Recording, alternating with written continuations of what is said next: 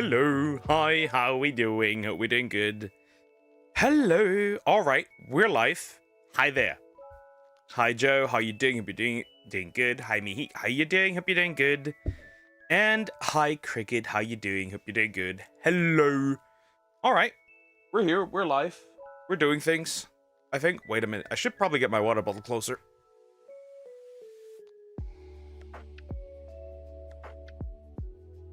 All right. Special for Yap streams. A good month. Well, here's Crockrock. Hi, Crockrock. How you doing? Hope you're doing good. Hello. All right. He is alive. To a degree, I guess. I think. Salutations, Huzz. Hi, Circus. How you doing? Hope you're doing good. Hello. Yeah, we've got some stuff to look at. We'll start as usual with the video that Croc recommended. That's the first one as usual. And then we'll work through whatever I've still left. Speaking of, I should probably still check again. Something new came in. Because that's important. Do I have this one already added? Because it appears might not be the case.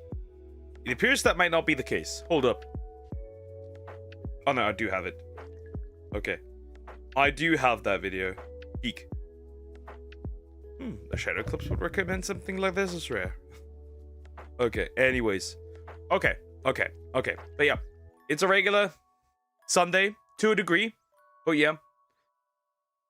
We must continue. The show must go on, as they say, right? Yeah, we've got a couple of videos. I don't have that much left today, actually, so we'll see. Maybe I'll run out of stuff. I really don't have that much left. Well, I do have the greatest insult confessions, so yeah. You want to see something horrible? I've got it. And a fashion one as well. I've got some things. But yeah. We'll see. Why do you sound dead? Because I am kind of dead. Unforeseeable, events happened. Well, to a degree, I guess. I gotta readjust first. I have to readjust first, Crocorock. Hello. Hi, Zoom. How you doing? Hope you're doing good. Hello.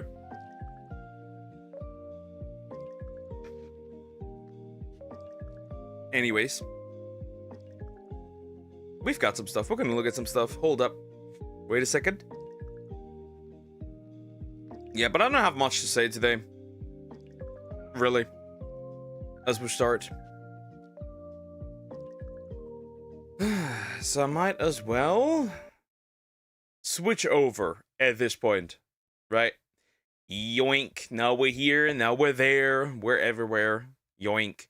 Yeah, we'll start with this one as usual. That's a new series, isn't it? It seems like it, at least.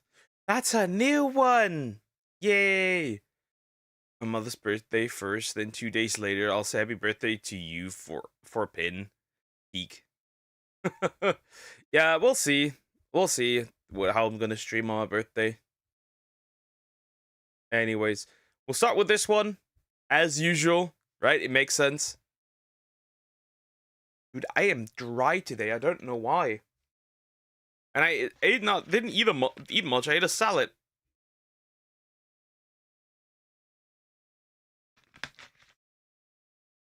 Granted, I ate so much I can walk. But still. Anyways, we've got this. Alright. First one. First of the day. The first peak video that we have to look at, right? You had one job and failed. Roast. Part 3 by Fresh Prince Youp. Interesting. So that's a new series we haven't had yet from this handsome man, but yeah, we'll see. We'll see. I wonder what I'm going to expect here. Also, please consider liking and subscribing. I appreciate it. But yeah, more than ever, in fact, if you knew. Yeah, we're gonna look at this. I don't know what to expect. I'm expecting fails of people doing something and messing up. That is what I'm expecting. But yeah, here we go. Girl, nerds as good as you? Yes. We can't cook our meat right now. Sorry for the inconvenience. Inconvenience? But what the fuck? But we still have chicken to sever. Sorry again, man. Okay. Okay, hold up. We can cook. I think there's supposed to be our meat right now. Sorry? I think they just shortened that, but regardless. For the Kevin. wait. In Kevin's. What is going on, bro? But we still have chicken to sever? Sorry again. Wait, what? I don't know what this one is trying to tell me. Unless they mean they just can't cook their meat. But still, I don't know what they're trying to tell me here.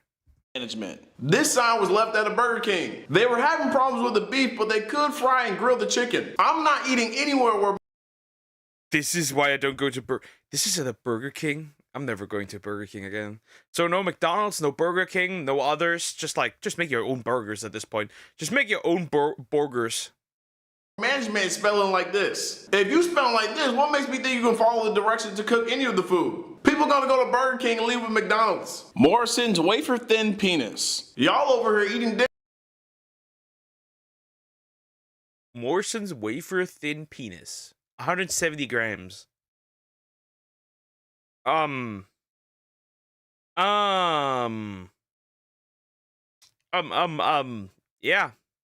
Yeah. That's... Who wants to eat a thin penis? For 1 pound. 170 grams of thin penis. I'm gonna have to pass on that. Rollback was $1.68, but now it's...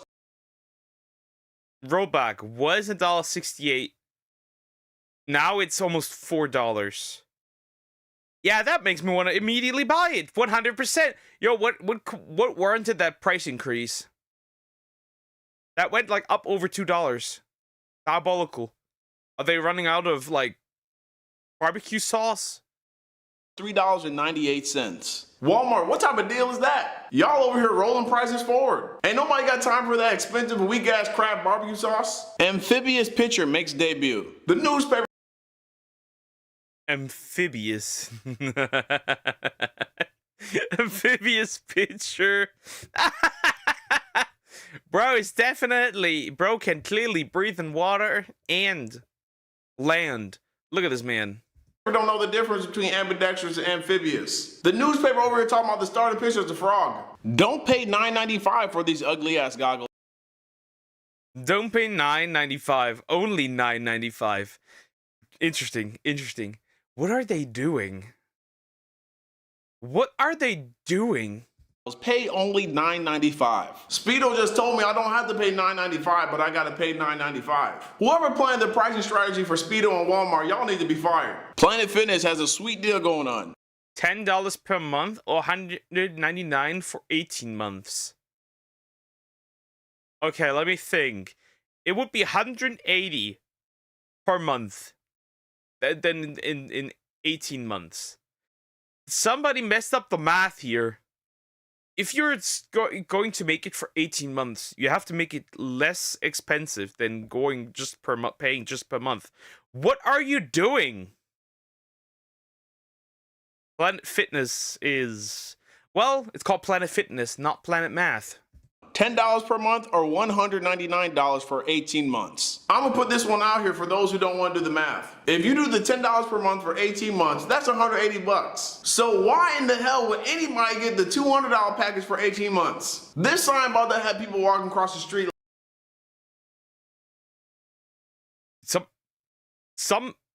Who built this? Who built this? Remember, these cannot be AI. This was before AI, so... Well... Would you look at that? Like, you ain't passed geography class, did you? This isn't it Africa?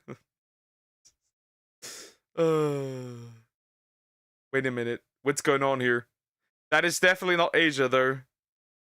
goes beyond the dumbness of the creator of the shirt. There was a store that actually put this in their inventory. So Doritos is just Hispanic food? I can almost guarantee you this store had an African aisle with some flaming hots and some nacho cheese. Hispanic foods. Yeah, Hispanic Doritos. Go slow, accident prone area. Now I've heard of accident prone areas, but if I gotta go slow to make a porno, you gonna catch me at a complete standstill. I'm gonna be like, Time freeze! architecture at its finest. I bet that classroom be hot as hell when y'all trying to watch movies on the projector. Burlington Code. Welcome for shopping with us. Burlington Code Factory. Where's the problem? Factory. Welcome for shopping with us. Burlington Coat Factory. The fuck is this? This message is like inviting someone over and then tell them to leave right away. Oh, what's up, man? Cool, that's what's up. Well, you gotta go now. You ain't got no choice but to waste electricity on this one. On and on. Doesn't matter. Doesn't matter. It's either on or on. Both ways it turns on.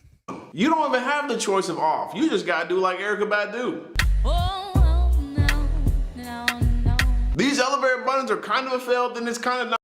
1, 2, 3, 4, 5, 6. Where is... See, I have a so it only goes probably to the first floor, which means you'd have to go upstairs. Welcome, please leave. Yeah, there's something. It feels off. Because now I have two options to close the door on your ass. Now That's the reason. Okay, I didn't even notice that there's two to close the door. somebody tell me who was supposed to park in this spot. Ain't nobody who can.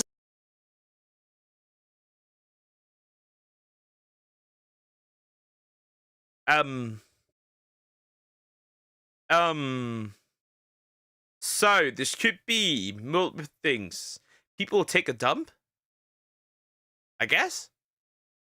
Sit on their head driving to a parking space anywhere. Alcohol purchased at W.H. Smith cannot be consumed anywhere inside or outside these premises. W.H. Smith, what type of alcohol policy is that? Where the fuck are we supposed to drink it at? Chicago Bears clinched Stanley Cup. Being from Chicago, I'm pretty sure the Chicago Bears are a football team. You're in America. Speak English. Whoever owns this car has a AAA membership. If you ever need AAA...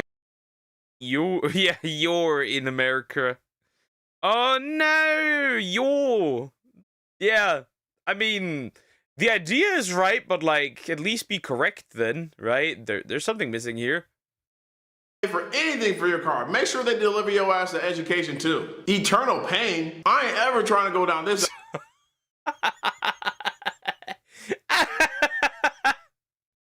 Okay, what do we have here? Thermacare. So that can't be. Like tissues? Like a kitchen roll or something? I'm questioning. Hey Puck, I hope you're doing okay. I'm alright. I live. How are you doing, Sit? How are you doing? Hope you're doing well, at least. Spoiled dad this Father's Day. Stay free, ultra thin all night. Hey, maybe they're for Hulith or whatever that thing's called. You know? See if you know, you know. Maybe they're for him. Well, if your father... I can't say... Can I say? Can I not? If your father has a rock pocket, sure, I guess that works then. Nights for $4.50. Now, why would any guy get these for his dad when he can get the super long maxi pads? What? Here's a picture of a girl running to a doorknob. Here's another picture of the little girl running to the doorknob with a cushion around it now. This must be reassuring that your kids can run into a doorknob. Is this like... First of all, is that like anti-children bumping into doorknobs, but like with door handles? But why would you do that? Then again, I'm absolutely convinced that there's 100% most certainly parents that would get this, just to make sure because they like to like make it so that not their children can never get physically harmed or in any way, shape, or form, right? Like helicopter parents. Safely with a smile on their face. This is a kid's book, and the characters are That's just a butthole. That's just a butthole with lipstick, not a face. I know it looks like a face, but like, bro, what's going on? I'm dealing with allergies at the moment, but I'm alright. Besides having to spam me with gifs of Marcus. He even sent me a video of Marcus to react to. I'm not safe either. Robert. Really exaggerated, but I'm pretty sure that thing's lips are a booty hole. Bruh. What we have here is a billboard promoting beer. Is that a sausage? Is that really a sausage? Why is there an anus with lipstick? That's what I'm asking. Republica. It's definitely a beer though, but I'm looking at what the problem is. Summer and barbecuing, but on the other side of the billboard. That's a BBC, and I don't mean the news channel.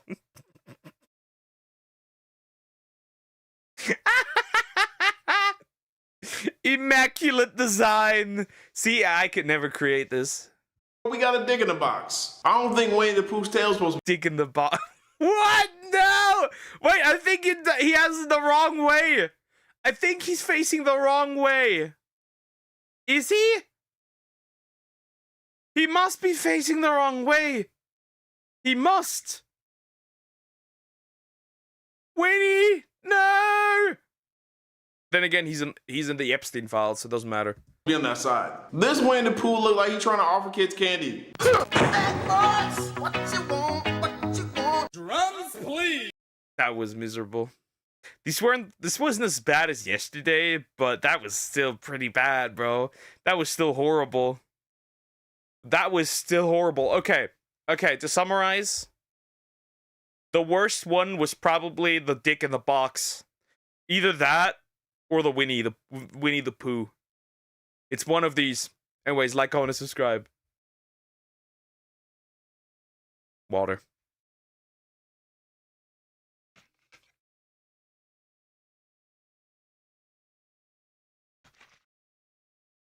That was... Lumi would have been happy to see that sausage for real. Oh no, not the blacked elf. Oh no. Oh no. We can't say that. We can't say that. Alright. Do we just get into the meat of the... like, comment, and sub. Do we just get into the meat today? Nah, not yet. Or should we? Cause I have something diabolical. I have something diabolical. I'm gonna do it. And we've already established he loves BBS after all. We're going into the thick of it, guys. First that, and then I have the Insel confessions. First the ref video, and then the Insel confessions, because I have those still. Hey, what's up, guys? Because it is, once again, time to see a company completely shoot themselves in the foot. And I need my daily dose of drama. I already have enough drama at home, but I prefer this drama. So yeah, we're gonna get ready for this one. Alright. So yeah. This is gonna be fun. This will be fun. Addressing the elephant in the room by ref. This will be very interesting. I wonder what he has to say about the whole advanced GG situation. Yeah, basically, is he gonna explain the full thing? Probably not. If not, I can fill in some holds, but like overall, this has been a huge disaster.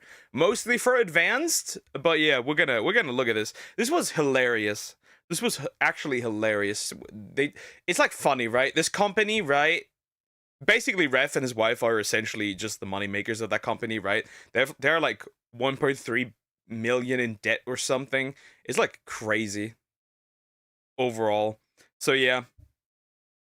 Also Vex, maybe. I don't know if he talks about Vex.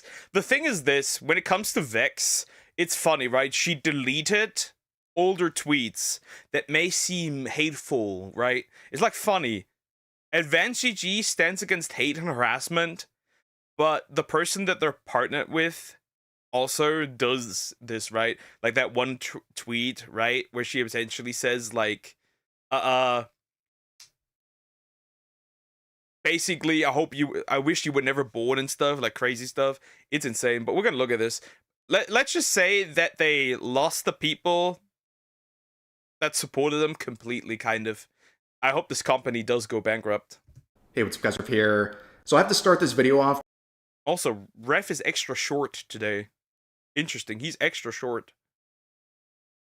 By addressing the elephant in the room, so to speak. So after nearly 5 years of countless successful campaigns and introducing thousands of you guys to their company, Advanced has terminated the contracts of both me and my wife, Darling Straub. Now, I considered many factors when deciding how to respond to this. Yesterday on Twitter, I said I was going to make a full video, but after reflecting on things... Audio issues. Those are very clear audio issues. Okay. I think it's in the best interest of everyone if I make a brief statement here and try to move on. Now, if you want additional context as to what transpired here over the past couple of days, there are plenty of YouTube videos already out there, as well as just general context on Twitter. All this was so public, you can figure out the narrative and why people like myself and countless others. So to summarize, basically there were a lot of VTubers virtue signaling, right? And Ref called one of those VTubers out, right? Pretty decently sized VTuber, Lala, which is like a 50s vintage VTuber, right? Basically what then happened is people started going after Advanced GG. They were massively quote tweeting. They were essentially harassing them into basically dropping Ref and Straub. That's essentially the full thing, right? This whole thing is really just criticism towards somebody who's retarded, and then all the retards started crawling over their holes and just like attacking the company, attacking Ref, attacking Straub. And now we're here. And now they've lost the support of both sides. The mentally ill that they were catering to, and the people that were supporting them initially. Now we're here. And I'm happy to see that, hopefully happy to see, that this company does in fact go bankrupt. Are not only shocked, but incredibly disappointed by how all of this transpired. Now, if you want to support me, and many of you guys did through Advance for years, that's not an option. My code doesn't work, my page is gone, and if you want to support the channel, continuing on from this moment, the best way is to watch my videos, like, comment, and subscribe. And if you're a Giga Chad, drop a super thanks. You will get a heart from me, and that's probably the most direct and best way to support this channel. On top of that, I'm currently revamping my Patreon. I'll put a link to that in the...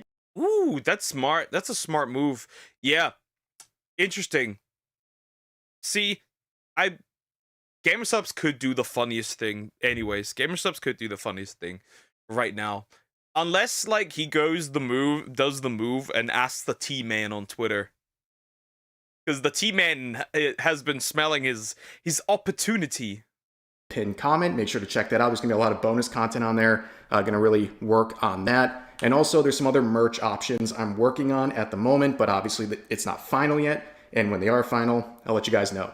But that is the situation. It's been a very disappointing and frustrating couple of days. Again, for the people who know the full context of what has transpired, you understand why a lot of people are upset about this, but I feel like it was in your guys' rights, as many of you are supporters of Advance, to understand what happened here and that I am no longer working with them, and that is a final decision. So, speaking of other elephants in the room, who's got to do that? Well, Highguard. Yes, let's actually transition into some... That's very random. Highguard. Okay, interesting. I did not expect that to go that way. Apparently that game is really bad, like really, really bad. But then again, there's like people who were like glazing this game, but it's not that. Hero shooters are dead We have so many hero shooters. They're just dead. They're oversaturated. There's nothing going on. He sent his fan base to harass Lala. When did he ever do or say that? He didn't. Those people are all just retarded. Yeah, I hope the company goes completely bankrupt. They deserve to be bankrupt. It's also like they stand against harassment and like hate, right? Yet they have no issue supporting people that do in fact do that thing, right? Vex is one of those people where I'm like, yes, that is one of those. I find that very funny.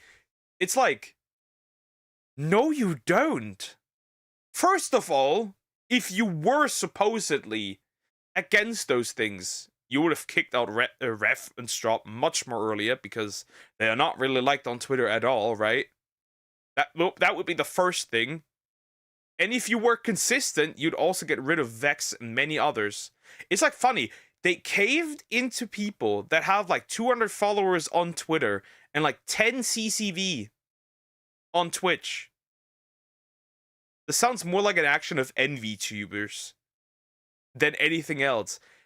It's like it's so stupid and silly, right? It is so dumb. There was no logic behind it. That's why that statement was just bullshit. And then like I feel like there's a lot of people who really do not want criticism at all whatsoever, right? It's like funny. You see it these, and it's like, oh, he covered this, and then a bunch of people came to harass me. Well,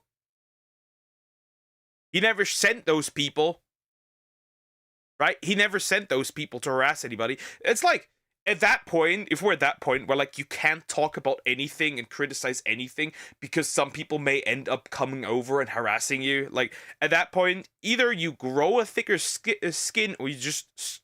There's three options, right? You ignore it, you grow a thicker skin, or you stop being retarded on the internet. Those are the three options you have. Or you just don't do anything at all on the internet at this point. It's like, it's just stupid. It's just, this entire situation is just stupid.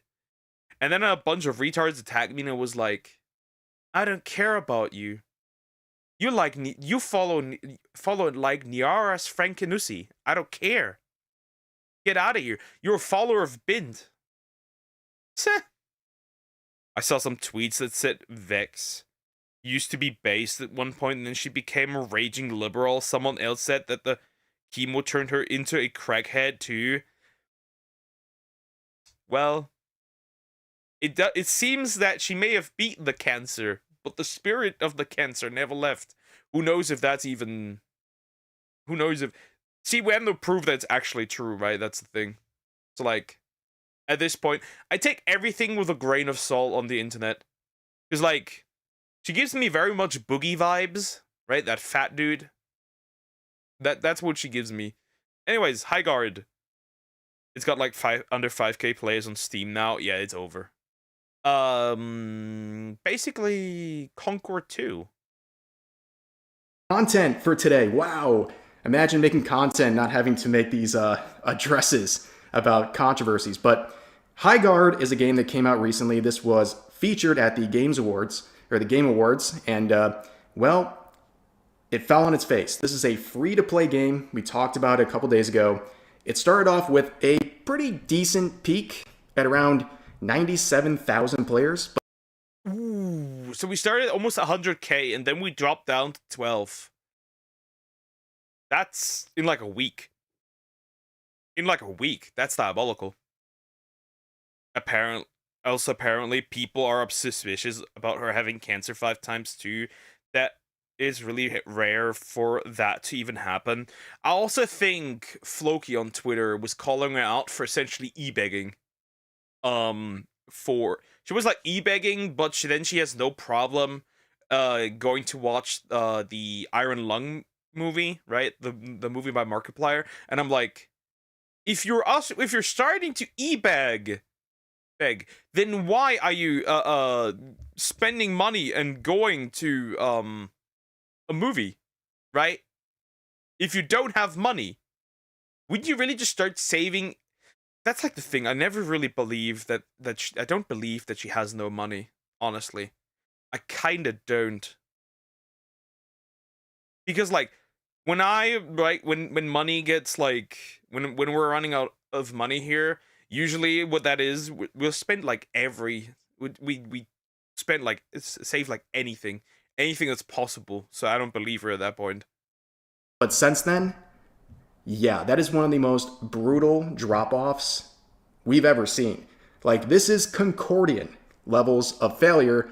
At least, of course, the game is still going, but it is not looking good. In fact, right now, it's sitting at around 12,000 in-game players, and that is an improvement. It's an improvement. And that is a drop. That is a drop practically, right? It peaks here and then goes down massively. Was the release on the 27th? Because if that's the case, that's diabolical. That's a diabolical drop.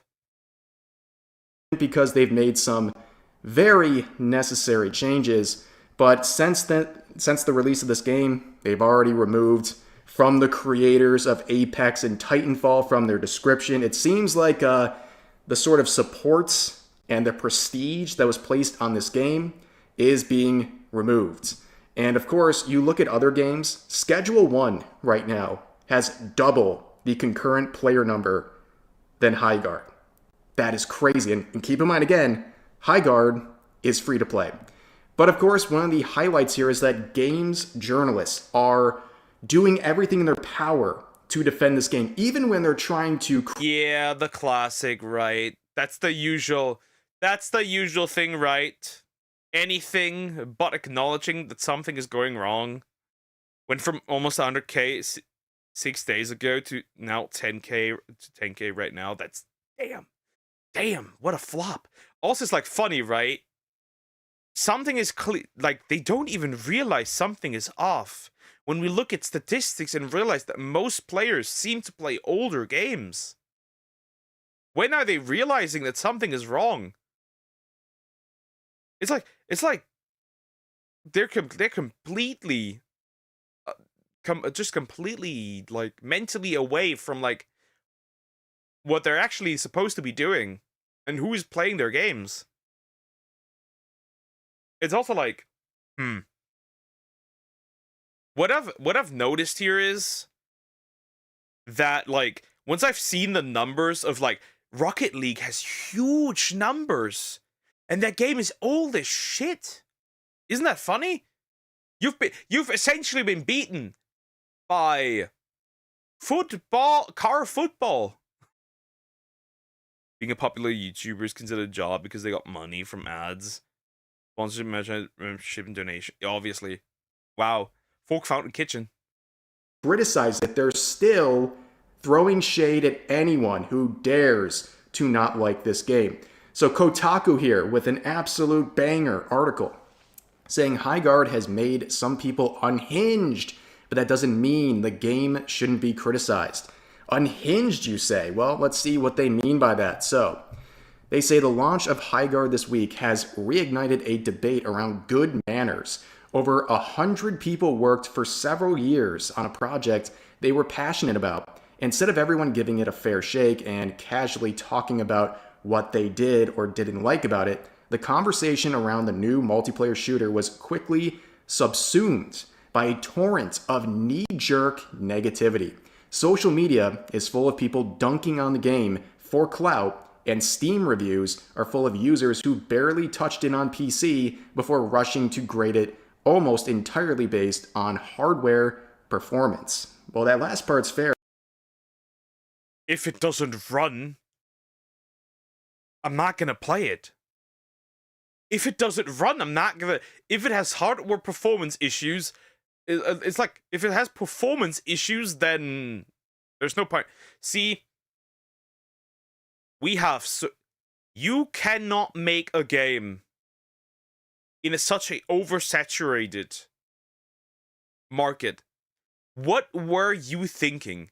This game could never compete with Apex. This game can never compete with Overwatch. I'm sorry, but it's just over. Right? And Marvel Rivals and all those things, it's just over.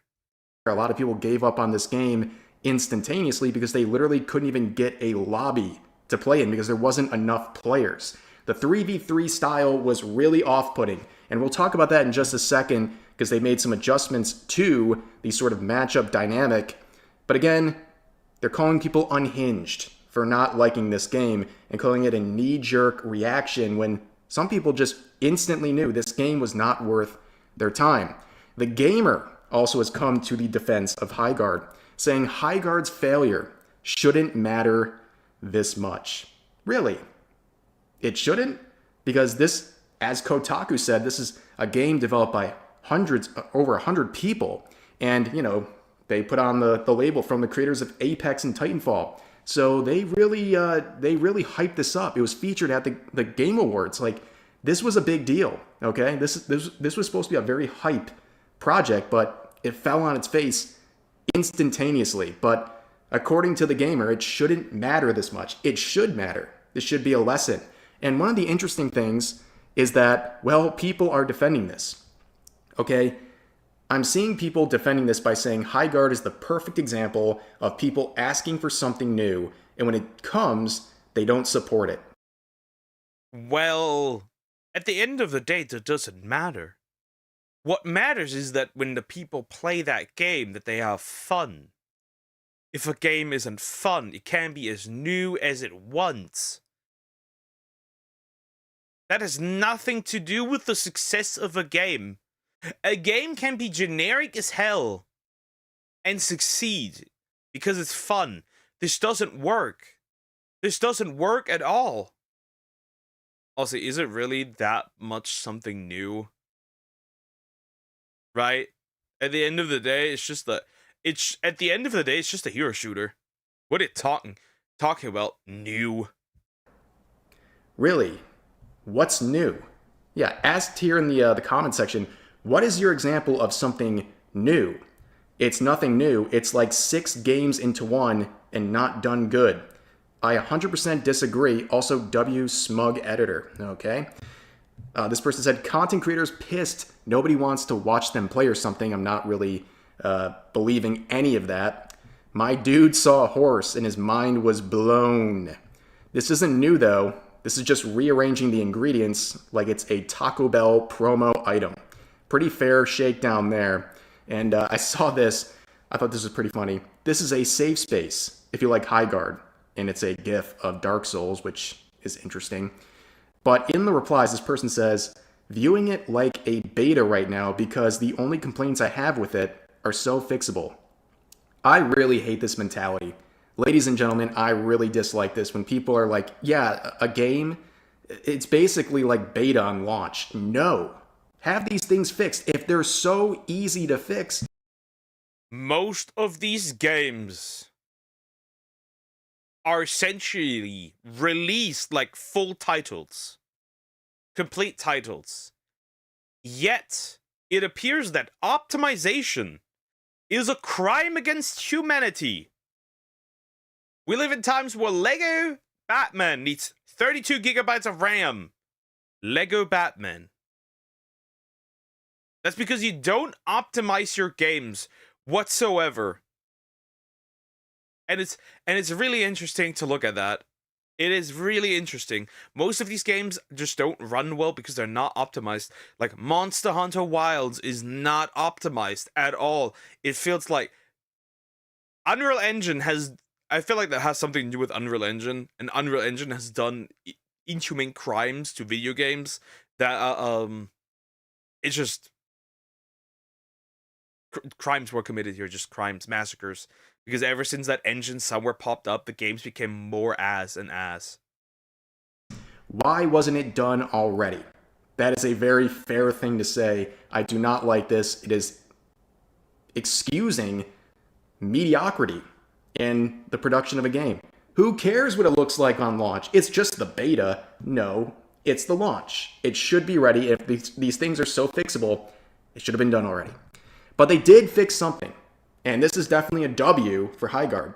So they added a new 5v5 limited time mode, which 5v5, from people who are experiencing it, they think this is a massive upgrade. Like if this was available on launch, things might have actually been different. See, that's the problem when you introduce a game as a beta. People are turned off and they're not coming back. This is being very well received, but the player number has not recovered whatsoever in any sort of meaningful way. This came way too late. And again, good on them for doing this, but there's a reason why. Right? There's a way to save this, right? We have like, right, one of the, it's rare, it's the super rare, but one of the examples is, for example, No Man's Sky, right? No Man's Sky really saved themselves out of the trenches. I don't know how they did it, but they did. And No Man's Sky is doing great. All they have to do is ask the players, change it to what the players want, and you're good to go. You may even get more new players. And if not, you at least are able to keep the players that you already have. Again, I don't know how you can do this. I don't know how you can release a game in such state. See, I love the times where you would just buy a game and there were just no updates. There were no updates, which means they had to make absolutely certain that this game would run, eliminate as many bugs as humanly possible to make these games run well, and it worked. And now it's like, oh, we can patch this. Sorry, but I don't want the 100 gigabyte day one patch because you were too incapable of making sure that this game releases in a playable state. Horrible. You watched food content on YouTube before, like some of them had 10 million subscribers. Yeah, there's a lot of cooks and food people, right? Mukbang and stuff, right? There's a lot of those, but I don't watch those. I really don't. The only time I watch it is somebody does like just shows like horrible dishes. People are not going to come back. It was just that bad on launch. And also, it is important to point out, limited time. So I guess they're going to see how it works out. I think they're going to keep this 100%, but I don't think it's going to be enough to bring back any. Well, that could depends on how you interpret it. Interpret this, right? Right, it could be like all new 5v5 limited time mode. That could be. It could be either limited to how long this mode is going to exist, or it could be like with a time limit, right? I wonder what they mean by this, but then again, maybe they're just like, it's just time limited, right? Because they just shove this in there and they want to see how people take it, right? But if people do in fact like it, then I don't see a problem. Substantial amount of players. And then you can see Jeff Keighley still trying so hard to prop this thing up. He's been shilling this game so much that you must think he has some financial interest in it. Like it's that much. And this game just hasn't panned Dick Rider out the way I'm sure he thought it would. But let's continue. It appears that the studio and its CEO are mad at the toxicity, saying the toxicity is challenging. Was there a different way? Was there a better way? And I don't know the answer to that yet today. I would not say that publicly. Basically saying I don't know how to make this game better. Well, we saw one example, 5v5. Should have been... Well, 10,000 reviews, mostly negative. Maybe you should read the reviews. That might show you what would you have to change. There on launch. But of course, talking about toxicity, there's plenty of people who have made valid criticisms of this game, but trying to veil it all as toxicity is, well, pretty expected. But there was some more from that interview where they're talking about dealing with the internet. And they say, unfortunately, the reaction to the trailer was, let's say, mixed. No, it was extremely negative. And they continue saying there were a few reasons for that. There's a general apathy towards online shooters today. People were perhaps hoping for Half-Life 3 or a God of War to close the awards. And we have plenty of online shooters. Plenty. There's an infinite amount of online shooters that you could choose. if you're not making anything new or unique in such an oversaturated market, you're not gonna last. That's just the truth.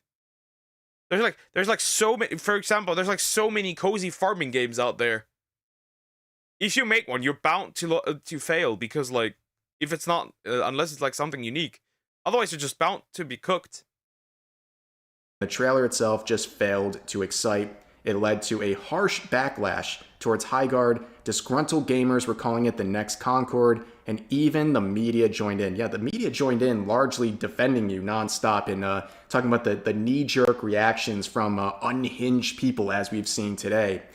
But also they say there's been a bit of a shift in the online mentality and sentiment around these games. I don't know that we really let it affect us. We've been successful in building big franchises that stand the test of time by continually surprising our audience and dialoguing with them, and that's the intention here as well. Ultimately, when you look top down from a 30,000 foot view, shooters are still the rocket fuel that is propelling the game's business, both in monthly active users, in playtime, in revenue. Yeah, but the players have started rejecting it. Look at the latest Call of Duty. Look at even Battlefield 6, who has problems. Look at other shooters that seem to have dropping numbers. I think the people are just fatigued, which isn't surprising, right? At the end of the day, you're selling the exact same thing, just with a different name over and over, or maybe not even with a different name, right? It is very clear. It is very obvious. The CAGRs are really positive, strong, and continuing to grow. 5 of the top 10 games on PC are shooters by MAU. We can go on and on with stats, but still, there's an undercurrent of sentiment and some disregard. I don't think you're going to change people's minds by basically saying everyone is being toxic and then turning around and also saying, well, there's so many successful games in this genre, we're basically in good standing. No. Those games didn't fall on their face instantaneously, especially as a free-to-play game within the first 24 hours of launch. This is a disaster. I think this is like crazy levels of cope. And they keep bringing up the old studios, the old labels that they had made. Well, guess what? You're so embarrassed by the connection, it's been removed from the description on Steam. This game, unfortunately, might have had some potential, but as you can see, it has withered away. People are not impressed. And can they turn around? Well, look at those numbers. Might as well drop an update and call it low guard. I think they can turn around a little bit, but all the way back to the level of expectations they probably had set for this game, I don't believe so. But anyways, that's going to do it for today's video. Again, thank you guys for all the support. So many people have been in my DMs and leaving positive comments, and I know a lot of you guys will support the channel, whether it's directly through YouTube or Patreon or the future merch drops I know we're going to have. But yeah, it's just been a crazy couple of days, and I'm glad to just open up a video today and just record something. That's literally the best thing you can do. Just move on and keep going, because what else can you do? Like, wallow? No.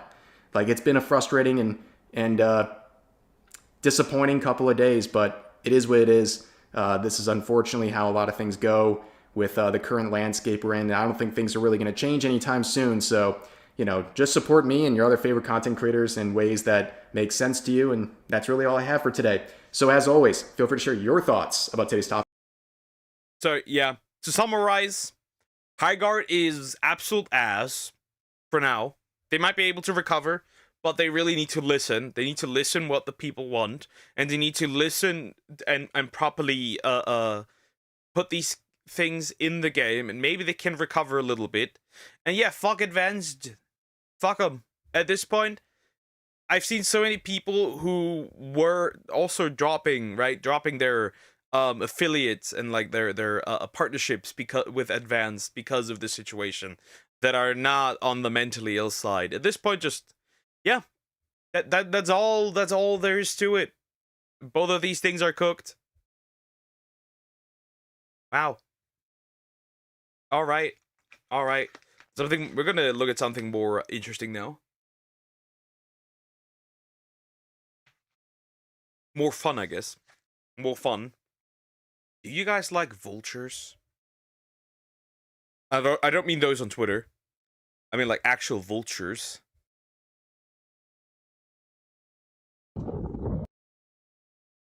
Ore farming already? Well, like barely in. That thing is already ore farming. Funny, isn't it? All right, we're looking at something more interesting here. Yeah, that's what we're gonna do. All right, vultures. Vultures are nice. Vultures are actually great. Why we a vulture on steroids?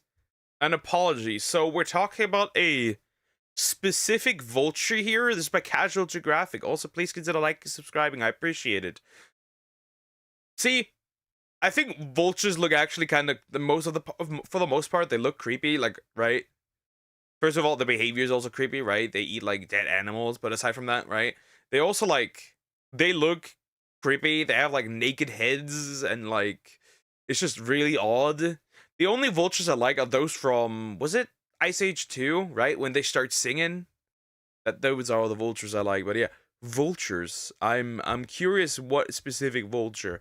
And why is this one aura farming? What is going on? What the fuck? He just is. Stand tall. Stand proud. You are strong. What is this aura?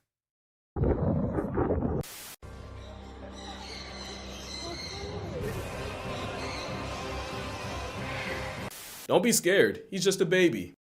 He looks very fluffy, that's for sure. He will get bigger. Close your eyes and visualize the most disrespected animal on Earth. Now open them and apologize. I mean, they are fluffy. I mean, you'd probably lose a hand if you get too close, but that's a fluffy big baby.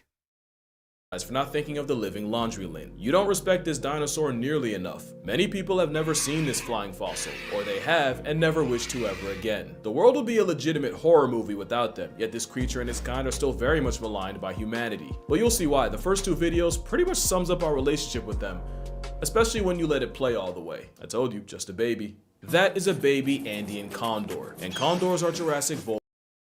So do condors fall into the category of vultures? Is that what they are? I don't know. Do they fall into that category? But regardless, I guess that's very pretty. Vultures on steroids. There's the Andean and the California condor. Andean condor, vulture. Okay, they do fall into the vulture category. Okay, because I thought they were like separate. But I guess not?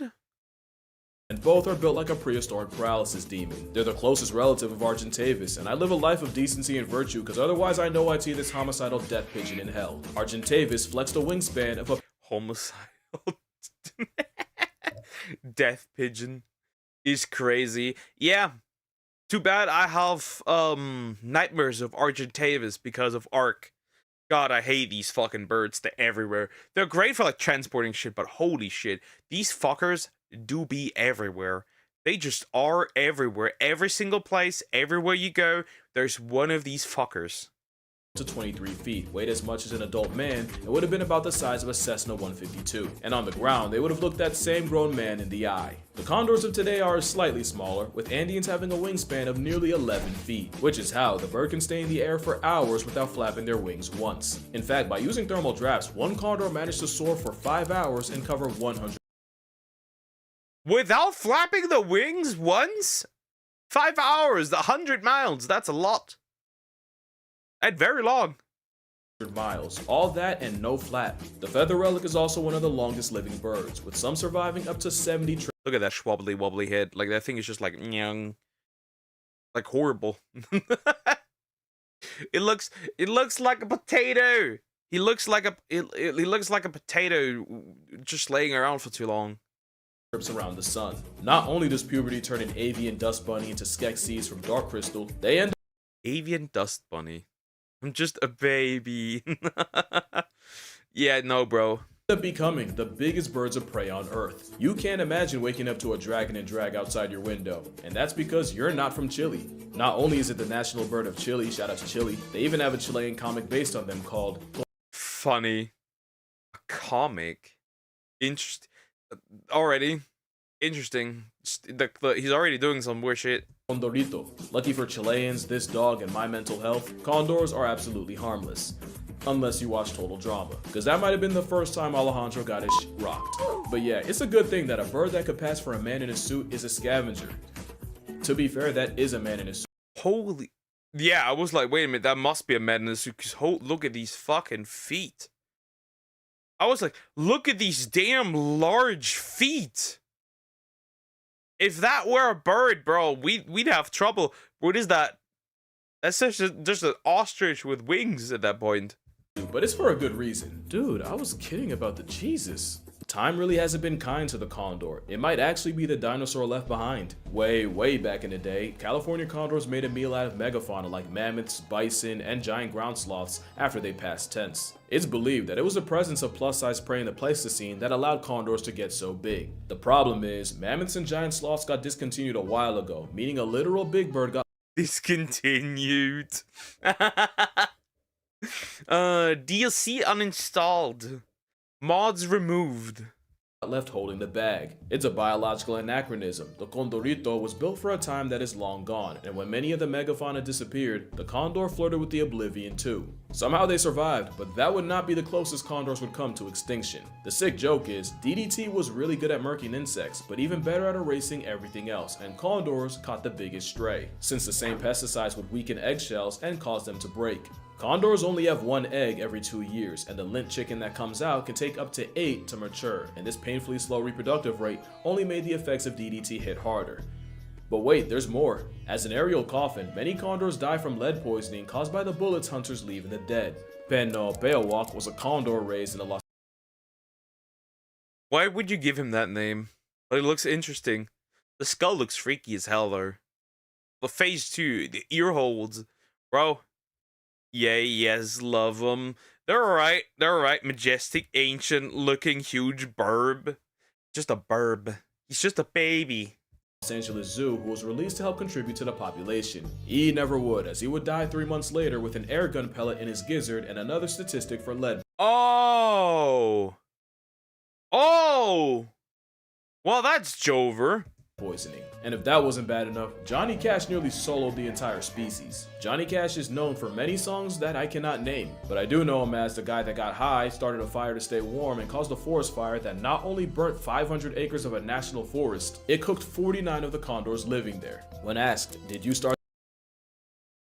49 condors dead? Of like 53 or something? Wow, that means 4 or so survived. Great. the fire? Cash said, no, my truck did, and it's dead, so you can't question it. Okay, Cash. When asked if he felt bad, Johnny said, well, I feel pretty good right now. Evidently, the forest wasn't the only thing that got blazed, and when the judge reminded him of his hate crime towards condors, Cash asked, why should he care? After the federal government took $125,000 worth of care out of his account. That makes sense. About 1.4 million in today's dollars. Yeah, I get fucked at that point. He got his answer. Also, I lied. I can name one song, Ring of Fire. No currency could bring the condors back though, and years of getting jumped by DDT, lead poisonings, and human hubris had the California condor population down all the way to 27 left in the world by 1987. The bird from a land before time was about to flatline. That is until folks finally decided to step up. For all the damage done to the condor, humanity came in clutch for the cause. They went all out, first by capturing all the wild condors left, and when they were done, every condor alive was in captivity. Then they really put in work. Condor eggs have a longer release time than a Spider-Verse movie, but a biohack is that condors will often lay a second, even third egg if the first one is removed. So the strat was to collect condor eggs for caretakers to raise themselves. They were farming eggs. That's cool though. Hey, if that works, hey, why not? Why not? Yeah, that was a smart move. So they do lay more eggs should the other one disappear. Smart, smart. themselves, basically doubling the output. This would save the condor population at the last absolute second, as condors would begin to be airdropped back into the wild in the 90s, and today, there's over 500 California condors, both in captivity and seasoned across the Southwest. There is one problem with raising condors, and it's that the condors can become attached to humans, and like we always say on this channel, the worst thing a wild animal Oh no. Oh no, can't be worse than the stork who fell in love with a human. can do is lose its fear of people. The Condor Compromise was raising these floof nuggets with hand puppets in their parents' likeness. This allowed keepers to teach baby condors how to condor while also retaining their natural fear of humans, which I thought was what was happening here, but I looked into it and this has nothing to do with conservation. This is just love of the game. Must be mutual, because if you look closer, that's also a condor in a man's suit. Convincing, right? But raising condors is more than just throwing meat at a panhandling puffball. There's a method. In the late 80s and early 90s, folks started raising kid condors in this daycare system, but with no older birds. But because they had no older birds to use as role models, when the condors were released, they basically acted like teenagers with their parents gone for the weekend. They do things like approach people, invade campsites, and even enter buildings. Things you don't want an endangered species doing, so we had to adjust. Instead, folks shifted tactics based on how wild condors come up and would have a baby sitting. So they just really are emo kiddos with wings, a fluffy airplane, more like a fluffy teenager with wings. Horrible. By itself most of the time, only occasionally being visited by an adult. Like, imagine you come home and then just you look into your kitchen, that's just a big fucking bird standing there. Raiding your home. A puppet. Later on, they'd be assigned an older mentor condor to show them the ropes, and in the final step, both would be moved to a flight pen for the fledgling to learn how to fly. And caretakers would teach stranger danger by using the business end of a water gun on any condor that got too friendly with humans to keep them appropriately people PTSD. They'd also use shock therapy to teach condors to avoid frying themselves on power lines. But the job's not finished once you have condors in the wild. I won't call them the pandas of birds because, well, one, pandas don't deserve that self-plug, but two, condors have an even harder time making more of themselves. 25% of California condor eggs are infertile duds that have to be replaced before the couple gives up. Side note, I just remembered, condors can pull a Virgin Mary where a female can lay and hatch a fully functional egg with zero male involvement, like maternal menaces. That's parthenogenesis, and I feel like... Ooh, I didn't know that. That's cool. So they have the chance to do that. Probably you need to meet actual specific conditions for that to happen. Having that move in your bag and almost never using it, even with your population halfway in past tense.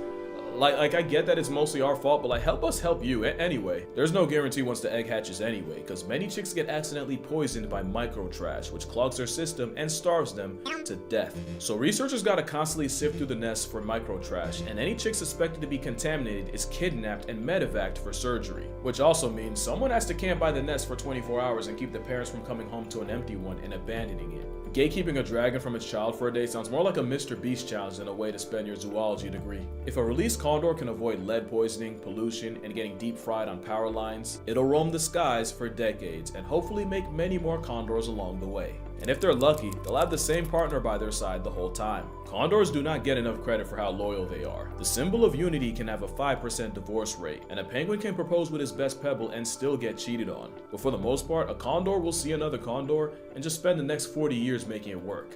Unless death really does them. Oh, that's cool too! They're loyal too! Monogamous big fluffy burb! But condors aren't just loyal to their mate. Believe it or not, an overgrown struggle vulture has a social structure on par with chimpanzees and wolves. Condors have a social hierarchy where every bird knows its rank, especially at the dinner table, where elders dominate, which is why those raised without other condors end up with avian Alzheimer's, as in they forget their place. But it's not just a hierarchy. Condors will have a friend group that they'll hang with, and if you're around long enough, you'll see them preening, play fighting, and even chasing each other. They'll even look after other injured condors and share food with those that can't do so for themselves.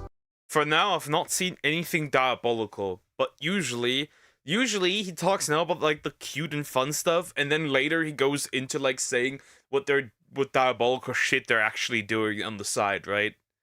What kind of bird of prey you know that's moving like that? The social butterfly nature is why we had to put on the hand puppets in the first place. When I said condors can get attached to humans, we're talking about a commitment lasting years. Eduardo is an Argentinian cattle farmer who found an injured condor on his property and helped bring the bird back to health. Now, every once in a while, the condor visits a man that saved him as a thank you and even tries to preen him. But to me, the wildest part is the condor didn't That's cute. That's so cute. He just pulls him and is like, "Can I have some pets?" And then he just flies away. imprint on Ed because it eventually went back into the wild instead of following him around, so this venti vulture is actively going out of its way to see him. Who'd expect that kind of emotional depth from a cloud casket? Well, anyone who's worked with them, because they'll tell you that vultures are sky puppies with personalities that'll even have favorite keepers that they'll run to when excited. They're also curious and will play with anything from actual toys to the socks and shoelaces of their preferred human. World Cup. Oh, they're cuties.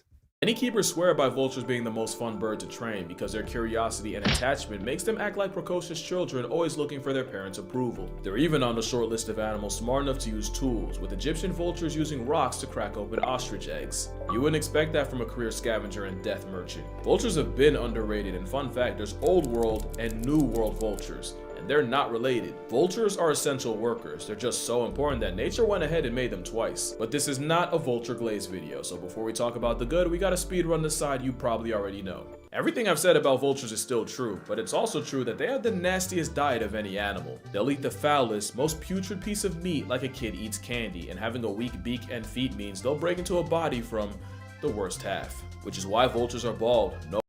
So they're going into the ass. Okay, understood. Well, you can see it like this. They're not really hunting that much. They're mostly scavengers in this case, right? So they don't even kill other animals. That's another plus, I guess. They just eat what others have already killed.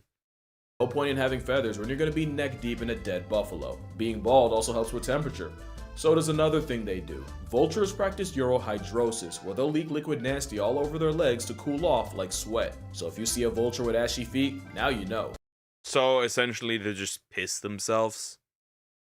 Damn. Also, some vultures will weaponize their diet, as turkey vultures will projectile vomit sewer-smelling foulness I can't even imagine.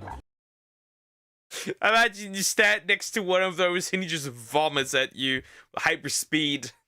Projectile vomit. Or maybe I just don't want to. Especially, it's not a big deal. Every breath attack is just projectile vomiting. An ice beam is just projectile vomiting. Godzilla's atomic breath is just projectile vomiting. if they spray you in the eyes, and if it hits feathers, the acid nerfs the ability to fly. That's not the most offensive thing vultures do. Contrary to popular belief, black vultures will camp out in flock around sheep giving birth and immediately swarm the newborn, gouging the eyes out and eating the blind lamb alive. That's not even mentioning what vultures do to the economy. You do know vulture vomit and dookie juice can cause power outages when they pile up on transmission towers, and that vulture curiosity can send your car insurance into the stratosphere, as necro-tweeties are liable to scratch paint, rip rubber seals and wipers off cars, and even tear the vinyl seat covers from boats and tractors. That's not as bad as the possibility of them contaminating water sources with their acidic feces, when the coliform bacteria from it invades water towers or reservoirs. Not to mention, being the highest flying bird can backfire when they join the Mile High Club after getting rear-ended by a plane engine, which makes vultures, in terms of damage, one of the costliest animals in America, estimated to cause about $3 million and $1.2 million in damages to military. So here's the thing. So in other words, where it's $3 million in military, $1.2 million in civil. Anything else we need to know? They seem like a safety hazard. Military and civil aircrafts respectively. When you add the dent they leave in infrastructure and livestock, vultures are capable of burning a multi-million-dollar hole in the economy. But the real damage is to the economy of your social life. Let a guest see, smell, or otherwise perceive a committee of vultures on your property, and that might just be the last time they ever come over. But most people would probably forgive all of that if they weren't so ugly. So it's not hard to see how people see a vulture and see nothing but a nuisance. Well, vultures have no business. I mean, they do look kinda ugly. I mean, yes, they do. That example, either lunch already waiting for me at the kitchen, or the lunch for the huge bird that's waiting at my kitchen. Yeah, pretty much. I don't know. The live action Skeletors is Jared Leto. He doesn't look like Jared Leto. More like Skull. Again, I don't really care about that movie. Like, goodbye. Please fail in box office. Being as OP as they are. Many animals have powerful digestive juices to eat carcasses, but no animal can match a Hades chicken's internal fortitude. Vulture's stomach acid has a Hades chicken, that's a new one too.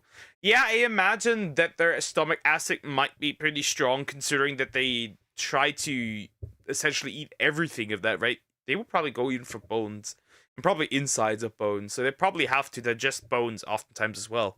pH lower than 1, meaning they can destroy toxins like anthrax and cholera that would one-shot almost anything else. Botulism is considered the most potent natural substance on Earth, as the toxins produced by bacteria attacks the body's nerves, causing muscle paralysis, difficulty breathing, and even death. Let alone the fact some people pay to put that in their face. The vulture's nervous system is resistant to that same bacteria, and can also tank the same bacteria that can cause tetanus and gangrene with zero effects. Not to mention, when they're knee-deep in death and decay, leaking liquid on their legs not only cools them, it acts as an antiseptic that kills bacteria on contact. Vultures are what that 0.1% of germs are afraid of, and pathogens like tuberculosis, salmonella, leprosy, and even rabies meet their end in a vulture's gizzard. I'm gonna say it. Glock glock. Yeah, don't attempt the vulturousy. Stop. Which is a big deal because if you watch this video, another plug, but you know rabies is the disease that scares me the most. The idea of a disease rewiring your brain chemistry for the worse while also making you afraid of water, something that is non-negotiable if you want to live, haunts me. Rabies buries an estimated 70,000 people a year, and with the most common cause of cases being dog bites, it's most destructive in areas with a large stray population, like India. But there's two things India did that gave rabies the green light. First was them criminalizing euthanizing stray dogs, but the main reason was a complete accident. Diclofenac was a drug used as a painkiller and anti-inflammatory for cattle, but that same drug also caused fatal kidney failure in the vultures that ate them. This did an absolute number on the vulture population, with many species cut down by 99%. Not only was it one Damn. From 6,000 to 60 in 2020. Wow, okay. Well, guys, I'm so happy today. Oh fuck. No fuck. Hi Sumex, how you doing? Hope you're doing well. Well, we can already tell you're happy, so there's that. Cool. That's nice. That's nice. One of the fastest collapses of a bird species, the consequences of the sudden disappearance of nature's cleanup crew was predictable as a number of rabies cases skyrocketed. And you remember what I said about vultures in the economy? Well, the free fall of the vulture population likely led to the deaths of 500,000 people and an economic loss of 70 million, ooh that's a comma, $70 billion. 70 billion? Now that's a nice sum of money. From 2000 to 2005. But don't think it's just India that benefited from a scavenger stimulus package. Anthrax outbreaks are a semi-common occurrence in places like Kruger National Park in South Africa and Virunga National Park in the Congo, especially in places where you can have pool parties that contain more hippo than pool, and these outbreaks can kill up to 100 hippos at a time. Not only that, but these outbreaks can reach humans, as in 2011, over 500 cases of anthrax poisonings in humans were reported after 80-something hippos died of the same. Now imagine the carnage if you didn't have bald-headed equalizers clearing the disease for the free. Like I'm the trash man. Well, if he cleans it for free, that's already a good sign. Again, lots of animals, people are like, oh, we can get rid of those. They're actually quite useful, quite important. I was a tall bish today. Okay, 5'8". You're not that tall. Calm down. The food. No wonder, miss, I sleep and eat a lot. I said, there's a reason nature thought vultures were so nice they made them twice. Vultures also contribute to society in less dramatic ways, as in the 1930s, the Union Oil Company of Texas started putting mercaptan in natural gas, and with turkey vultures often gathering around the smell, they'd use the birds as markers to locate gas leaks. Vultures also act as an alarm bell for illegal poaching activity, as them circling over an area is like a Batman signal to park rangers. Unfortunately, that has also made them a target for poachers, who purposely try to poison them. Evidently, the only toxin vultures have no answer for is humanity. Like I said, you do not respect vultures nearly enough, and I take back what I said about them being ugly. The griffin vulture mogs any eagle you can think of. The bearded vulture is like a Pokemon fire. Holy, that's literally just Moltres. That looks actually really cool. Too bad that the insides in their mouth look kind of freaky. Like the tongues and shit. Type come to life, the king vulture is just an ethereal specimen of a bird. That is, if you can ignore the chesticle situation. And Oh sweet baby. no. Oh no, don't. Please don't. Specimen of a bird. That is, if you can. It has a chesticle. Oh no, it has a chesticle. Taller than you, tiny man. I could say something, I won't. Ignore the chesticle situation. Look at this. The chesticle! It got that one's even worse. Shit, how have you been? Well, I'm alright. I think. Maybe. I don't know. I think I'm alright. At least you're doing well. And my sweet baby boy. If there are no condors alive, just know that I have died. And that's gonna do it for this video. Make sure you drink water, hug your mother. Wait, if there are no condors alive? No. Are you a condor? That does not Mama Mia. Put some respect on the vulture's game. Shout out to this comment for making me make this video. Acknowledge your father, and I'ma see y'all in the next one. Bad idea. We're not acknowledging the father. Anyways, we're not that one at least. Anyways, also, wow. Okay, that was a cool and fun video. I did not know that they were like this and that they were built like this. That makes me look at vultures completely differently now. They're cool. I like them. They're cool. They're cool. They're bald, right? They're very bald. But aside from that, they seem like nice guys. And they can get attached to humans. What more do you want? Anyways, like, comment, subscribe. Bye-bye, father. I'll miss you. Not mine. Ew. I was expecting that much. Yep. I found even more stuff. There have been a couple of DLC and updates. So yeah, it's getting more fun by the second. Anyways, all right, so we've got that one. Next up,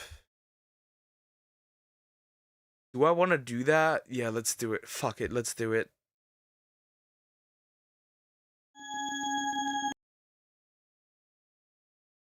Yo, hi GT, how you doing? Hope you're doing good.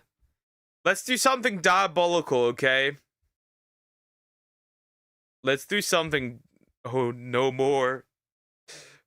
Unfortunately, no games today. But yeah, we got assassins. Also, hi Shadow Clips. How you doing? Alright. This one will probably... The emoji's just gone here. Okay, this one will probably be not so fun, but we're going in anyways. Get ready. We have already seen the trigger. We've already seen the trigger warning. How much family affection is too much by Danielle? I don't know what I'm getting myself into. It was recommended. We're gonna see man-made horrors beyond our comprehension, and that's what it's gonna be. You see the content warning? Also, please consider liking and subscribing. I appreciate it more than ever. Here we go. I am assuming that there will be... Definitely not winces, but some form of it for sure.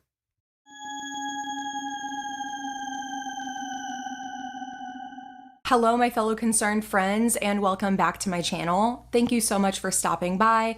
Thank you for showing up and supporting me weekly. It means a lot to me, and it is so very much appreciated. And if you are new to my channel, thank you so much for giving me a chance. I hope that you stick around, and I hope you find some sort of sense of community here with our fellow concerned friends. And if you heeded the trigger warning of this video, then you know that this is going to be a very concerning video and a very concerning topic. At this point, All right, boys and girls. Here we go. We're gonna hear some diabolical shit right now. I'm definitely gonna see family fun here. Without the fun. But you know what? I think everybody has seen or heard of the viral video that is going around right now on TikTok about the dad and son blanket video. Oh no. Oh no. It's that one? Microbangs, interesting. That's not good. Oh no. Oh no! That's not good. I was not going to address this so soon because I wanted to see what would come out of this, but at this point, I think I have seen enough, and it is just laying really heavy on my heart, and I really want to talk about it. I've seen people talk about this on TikTok. Apparently, the mom came home and the dad and the son were under the blanket. And we know exactly what was going on. I haven't seen the OG TikTok, you know, I can't be there. This is horrible. Oh no, now I know what she's talking about. This is family fun. I'm good. I had a boss fight yesterday. I had a boss fight yesterday too. Not the normal type though. Describe that boss fight, I'd say. Figure scare meets Dark Souls into Gatling guns peak. Have another video planned for today. It was going to be a more lighthearted, not serious or concerning video, actually like a give us like a breath of fresh air kind of video, but unfortunately that video is going to have to wait. I have been tagged in this so many times. Okay, and if you have no idea what I am talking about, congratulations. And if you don't want to know what I'm talking about, I suggest going ahead and clicking off now. If you've The Romans did indescribable damage to young boys. Been on TikTok at all in the past week, you may have seen creators posting videos talking about having seen people talk about a dad-son blanket video and thinking to themselves, it can't be that bad. People are being way too dramatic. Oh my gosh, family can't show family affection anymore because people see everything as too deep. And then they go and look at the video themselves and come back shell-shocked, not even believing what they just saw. And I got those videos too. And being in the line of work that I am in, I had to go see for myself what was going on because nobody was being very clear about what was going on. Hey! I'm sorry, you guys are.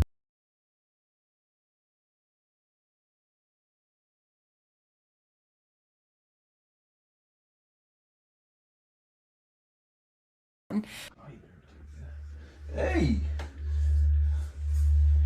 I'm sorry.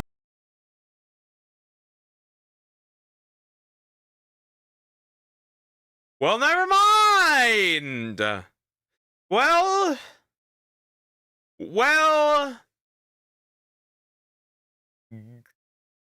gay incest. That is, well. Oh well. Want to see it again? Want to see it a third time? I'll give it to you a third time. Hey! I'm sorry, you guys are grown adults. I'm trying to look at his phone. Huh? He was over there smiling at his phone. Oh yeah? Nah, bro. Nah, that was not cuddling. There was no cuddling. The way he breathed, that was not cuddling. That was not cuddling. That was not cuddling. Why you want to smile? Huh? You don't need to smile. What do you mean? You're an old man. I know, man. Ciao, come. Bonding with my son. I miss this nigga. And all we as the viewers see is movement under this blanket. And you can hear what sounds like the dad saying something along the lines of, oh yeah, just like that, or oh yeah, take it.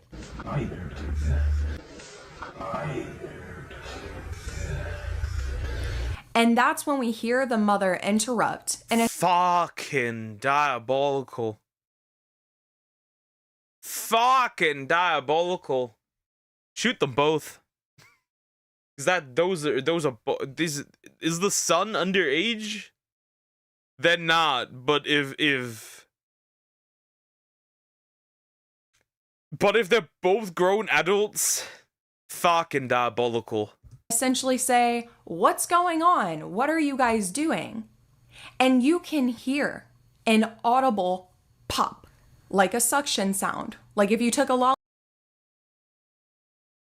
lollipop in your mouth and sucked all the air out of your mouth and then pulled the lollipop out, that sound that it makes, the sound that you can make with your mouth when you put your finger in the corner of your mouth and you just pull it out. I would do it, but I'm wearing lipstick and I don't want to ruin my lipstick. You can hear an audible pop. Oh, you can hear it! I didn't even pay attention! You can hear it! You can hear it! You can hear it! But you can hear it! You can hear it! You can hear it pop! Oh no! I mean, it was already obvious from the head positioning and the way he was laying down. But,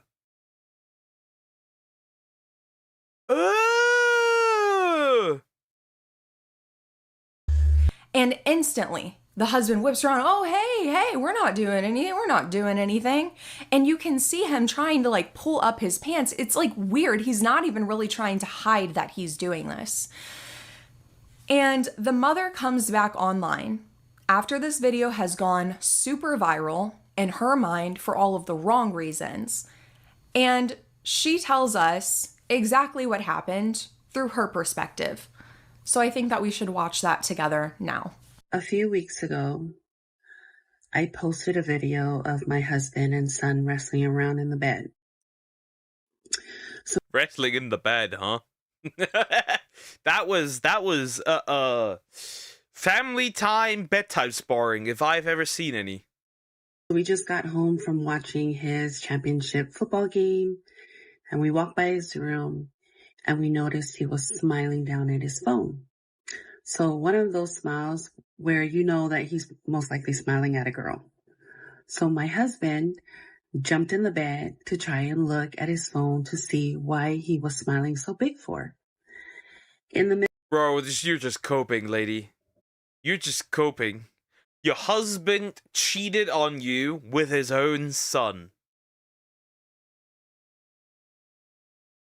Those are words that should never be said out loud, but I just did. In the midst of all this, I whipped out my phone because, duh, we're content creators. I started filming them. It was funny, it was hilarious, and it was wholesome to see my son and his dad just wrestling around in the bed, even at their big old age. Total fail, because not even 1 hour later, my video was going viral, but for the wrong narrative. People started commenting on my posts, how disgusting this video is, yada yada, the most horrible and disgusting comments, and people resharing, reposting with their own narrative of false accusations. Are getting hundreds of DMs, hundreds of tags. I've never seen this much amount of cope. I've never seen cope on this level. She knows that's not true. We know that's not true. Everyone knows that's not true. I'm sorry, but that's not true.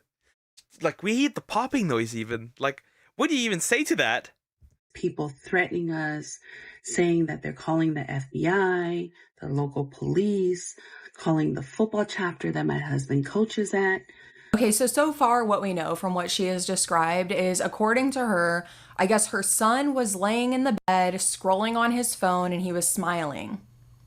Okay, so that must mean he's talking to a girl. So let's jump on him and embarrass him. Okay, first of all, I don't understand why parents do that. Like, let your kids, especially your teenagers, are going to have a social life. And it's weird that you try to intervene with that unless there's like a dangerous situation, right? Like they're hanging out with the wrong crowd or they're trying to get pregnant as a teenager or something like that. Yeah, intervene then. Sure. If they are doing something really, really stupid and you think embarrassing them is going to... If that were the case, it ain't that deep, honestly. It ain't that deep. If that were true, it ain't that deep. Like, I think that's pretty common where, like, somebody's smiling like they just, like, had the best day of their life, right? And then you'd, like, tease them about it. You want to take away the phone to check what it is. It's not that deep. Even siblings do that to each other. It really ain't that deep. It really ain't that deep. Make them not do the stupid thing, sure. But, like, doing this whenever your kid is just simply existing and you have to disrupt that existence is so weird to me. So according to her, they see him smiling on his phone and they feel the need to disrupt his peace and joy by the dad jumping in the bed with him. And according to the mom, just in the midst of this, she starts to record and pull out her phone. But what I don't believe is that this all happened like within a 1 minute time frame. Like if what she is saying is true and her husband were walking together and walked past his room and then the husband jumped in the bed, the only thing that makes sense to me is that she continued walking on and then came back later. You saw your husband shimmying his pants up. Like, and if you were there the whole time, he wouldn't have acted shocked that you were there. If you were there the whole time watching this wrestling happen, the whole time, and you just decided to whip out your phone to record it because you were there the whole time and this is just such a cute dad and son interaction, why did your husband seem shocked to see you? True. She's got a point here. True. She's very much got a point here. Just admit that your son is taking back shots, very likely, from his father, which is your husband. That is diabolical that I have to say this. Standing there. Oh, hey, we're not doing anything. Like, if you were there the whole time, he would not have responded that way. So I think that you're lying. I think the only piece of truth in this is that maybe you and your husband walked past the door together, but I don't think you stood there the whole time. I think that you walked away. The police even knocked on our door about 2 weeks ago and explained to us that they received many complaints about this video and that we need to be checked on. So they interviewed each one of our kids and asked us, where is the kid on the video? And both my husband and I started laughing, saying, you mean our adult child who is 20 years old? The police started laughing, saying the accusations were that he was a minor child. We had a good laugh with the police, sharing our thoughts and our concerns about this false narrative that's going. At that point, your husband's sharing a lot more with than just thoughts, bro. This is cope on a level that I cannot comprehend. This is such huge cope. What are you on about? That is not the truth. The truth is that your husband and your son likely are absolute weirdos. Going viral. They completely understood and they apologized for having to interrupt our family time and they left.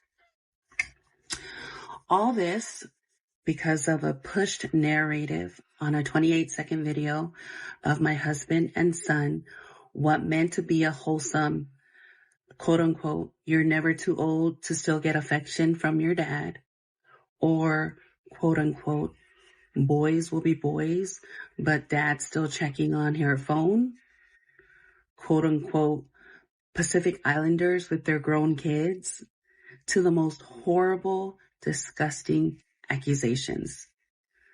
People have taken the time to find all of our social media, our TikTok accounts, our Instagram accounts, and our Facebook accounts. What are you expecting them to do? This is weird as shit. Illegal, weird, it's just odd. What are you expecting what are you expecting would happen? Good chance to ask, have you watched the anime fan made about Iran plus World by Sab Anime? No, I have not. Just to comment on our post with hateful comments and messaging us with horrible, threatening accusations. I had taken down the video for one reason and one reason alone. I realized that the disgusting narrative social media was pushing, my kids and my family would be reading these disgusting and horrible threatening comments. So because I'm a mother, and I'm a mother first before anything else, I protected my family and I removed the video and blocked the people that were cope. Insane cope by this mother. Insane cope. That were sending me hateful comments and reposting this horrible narrative. And I wanted to send this post today so that everyone can understand where we are going from as a Pacific Islander family. Some individuals have misunderstood or misinterpreted this interaction, but I want to clarify that as Pacific Islanders, our love and respect for our children know no bounds.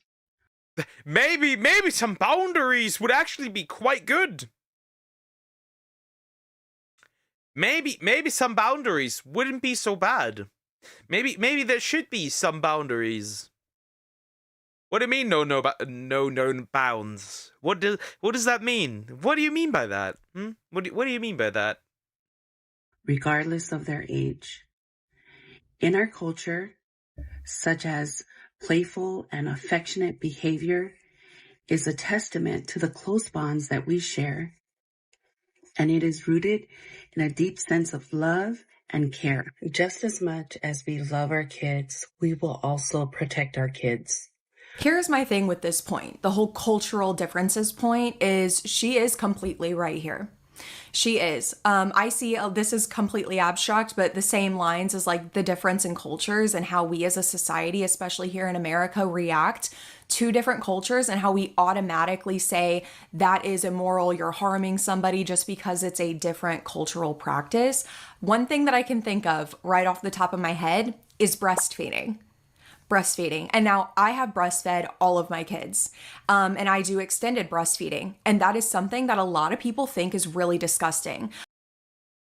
Yeah, but that's more so because the standard in society has changed. I don't think breastfeeding is weird. I don't think most people think breastfeeding is weird. Maybe in public people would probably find it weird. But honestly, go back like a few decades back and nobody would bat an eye. I think this is more so modern development. Particularly by millennials and Zoomers. I wouldn't use that as an argument. Also, definitely cultural aspects are definitely harming somebody or are bad, right? For example, making snips on your children's peepees, right? Shortening their hats. That, for example. Without the consent. A lot of people think that as soon as your child has teeth, you should stop breastfeeding. A lot of people think that as soon as your child eats food, you should stop breastfeeding. As soon as your child's 1 year old, you should stop breastfeeding. When in reality, across a lot of different cultures, it is completely normal and natural to breastfeed until 4, and in some cultures, even 6, 7 years old. 6, 7. And that was just not necessary. That was just not necessary.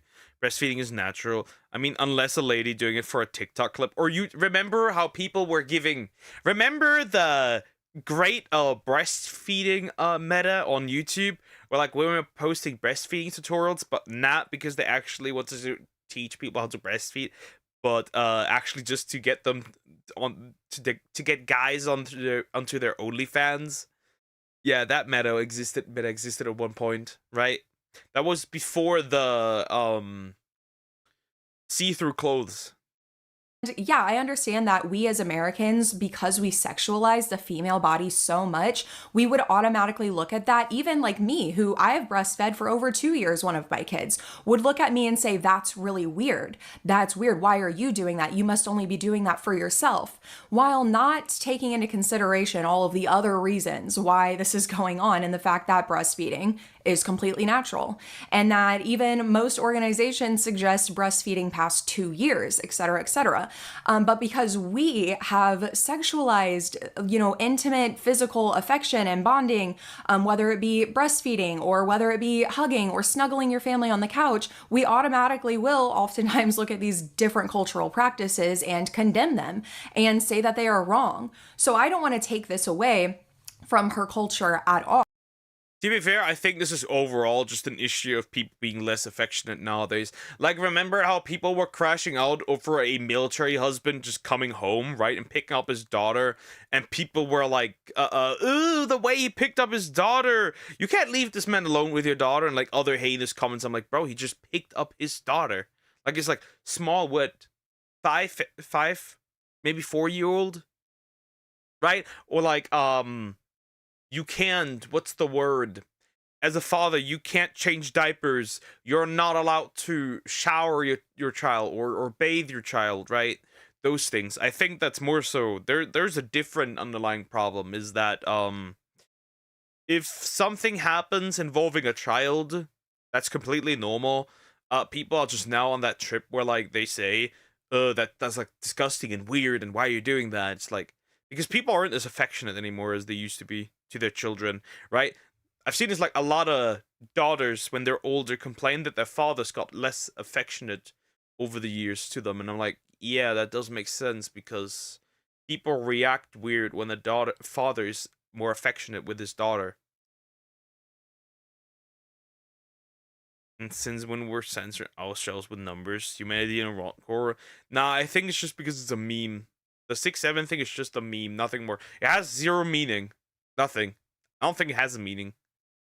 Because, yeah, in America, it's not common to, like, kiss your parents or to, like, snuggle with them and stuff. There are families that do that, of course, but, like, in general, if you saw a video of, like, an adult daughter and adult dad, like, snuggling on the couch and, like, giving each other kisses on the cheek and stuff, that would be looked at as really weird here in America. So I can understand that in different cultures, that is completely normal. Like, I think there's even countries in Europe, like, I'm thinking of Italy, which could be a complete stereotype. Sorry, my Italian viewers, if this is just an American stereotype we've given Italian people, but, like, I know, like, in the European countries, like, I think Italy, don't you guys, like, kiss each other on the cheek or something upon, like, greeting and leaving?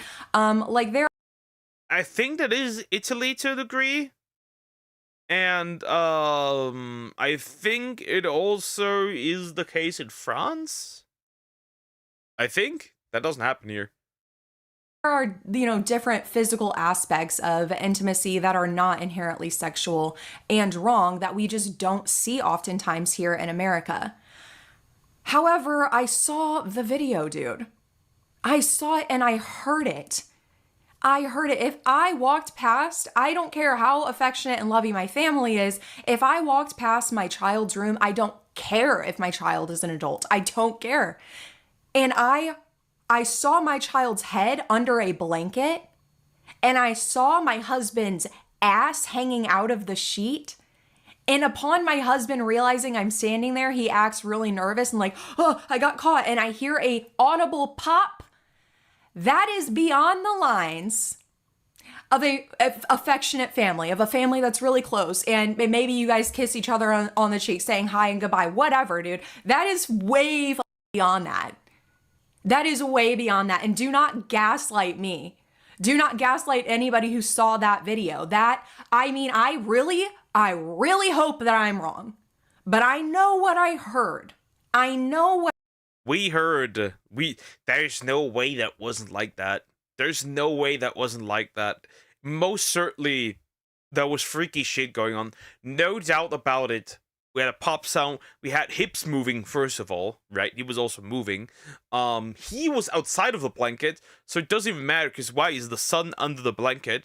Especially doesn't make sense. He could just, like, change to the other side. Like, if you tried to hide your phone, you would just, like, put it away, so it can't get it. Why would you do that under the blanket? It just doesn't make sense. It just doesn't. The harsh reality is that both your son and your father, your husband, are freaks. I saw, and I know how affectionate other cultures can be, and I'm pretty sure across the board, any culture would tell you that it looks weird to have your son's head under I would... Not every culture. Not every culture. Not every culture. We do have cultures out there that, absolutely do these kind of relationships. We absolutely have cultures out there that marry their cousins. Just careful. Careful what you say here. Got my new suit, boys. Not bad. Cool. Awesome. A blanket with your ass hanging out of the same blanket. I think everybody would agree that that goes beyond just familial affection. I should not have taken that video down, but because the world portrayed it one way and we realized social media was pushing a disgusting, horrible, and misconstrued narrative for the sake of our kids reading the comments, we took it down.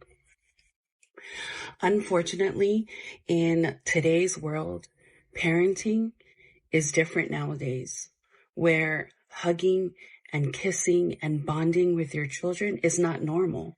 Again, I will give her this. She is not wrong. I'm going to validate this because I don't want my viewers or anybody watching this to think in your mind, oh, I'm not allowed to hug my parent, or that looks weird. Like, no, we should. Families should be affectionate to each other. I wish that I had growing up. Oh my God, sometimes I wonder what kind of person I would be if I got hugs and kisses by my mom, or if I got hugs and kisses by my stepdad, and my stepdad wasn't a total perv.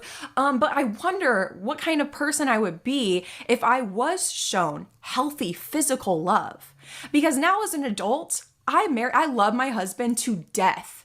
Oh my God, I love that man. By the way, he let me paint his nails last night and I accidentally burned him with like the gel machine. That was his first. Poor guy. I feel like she's reading it from somewhere. The mom's definitely reading it from somewhere. The absolute truth is, right? Well, you can say whatever you want, right? Like, the dad should be the more responsible. Yes, definitely. But I'm gonna say this too. The son is not innocent. The son understands that this is wrong. That's a grown man. That's still a grown man. Sorry. Heat spike, so hopefully he lets me do gel nails on him again. But anyway, I struggle with showing my husband physical affection. I really do. It's really hard for me because it feels like so robotic and weird to me because I was not shown that except for being harmed, right? And so I'll give her that. Again, like, yeah, we should be affectionate with our family. That should be normal to be able to snuggle up next to your dad or snuggle up next to your mom or the whole freaking family sit on the couch and snuggle up and watch a movie. That should be normalized. This though, again, it's not the same thing. I saw it. I heard the pop.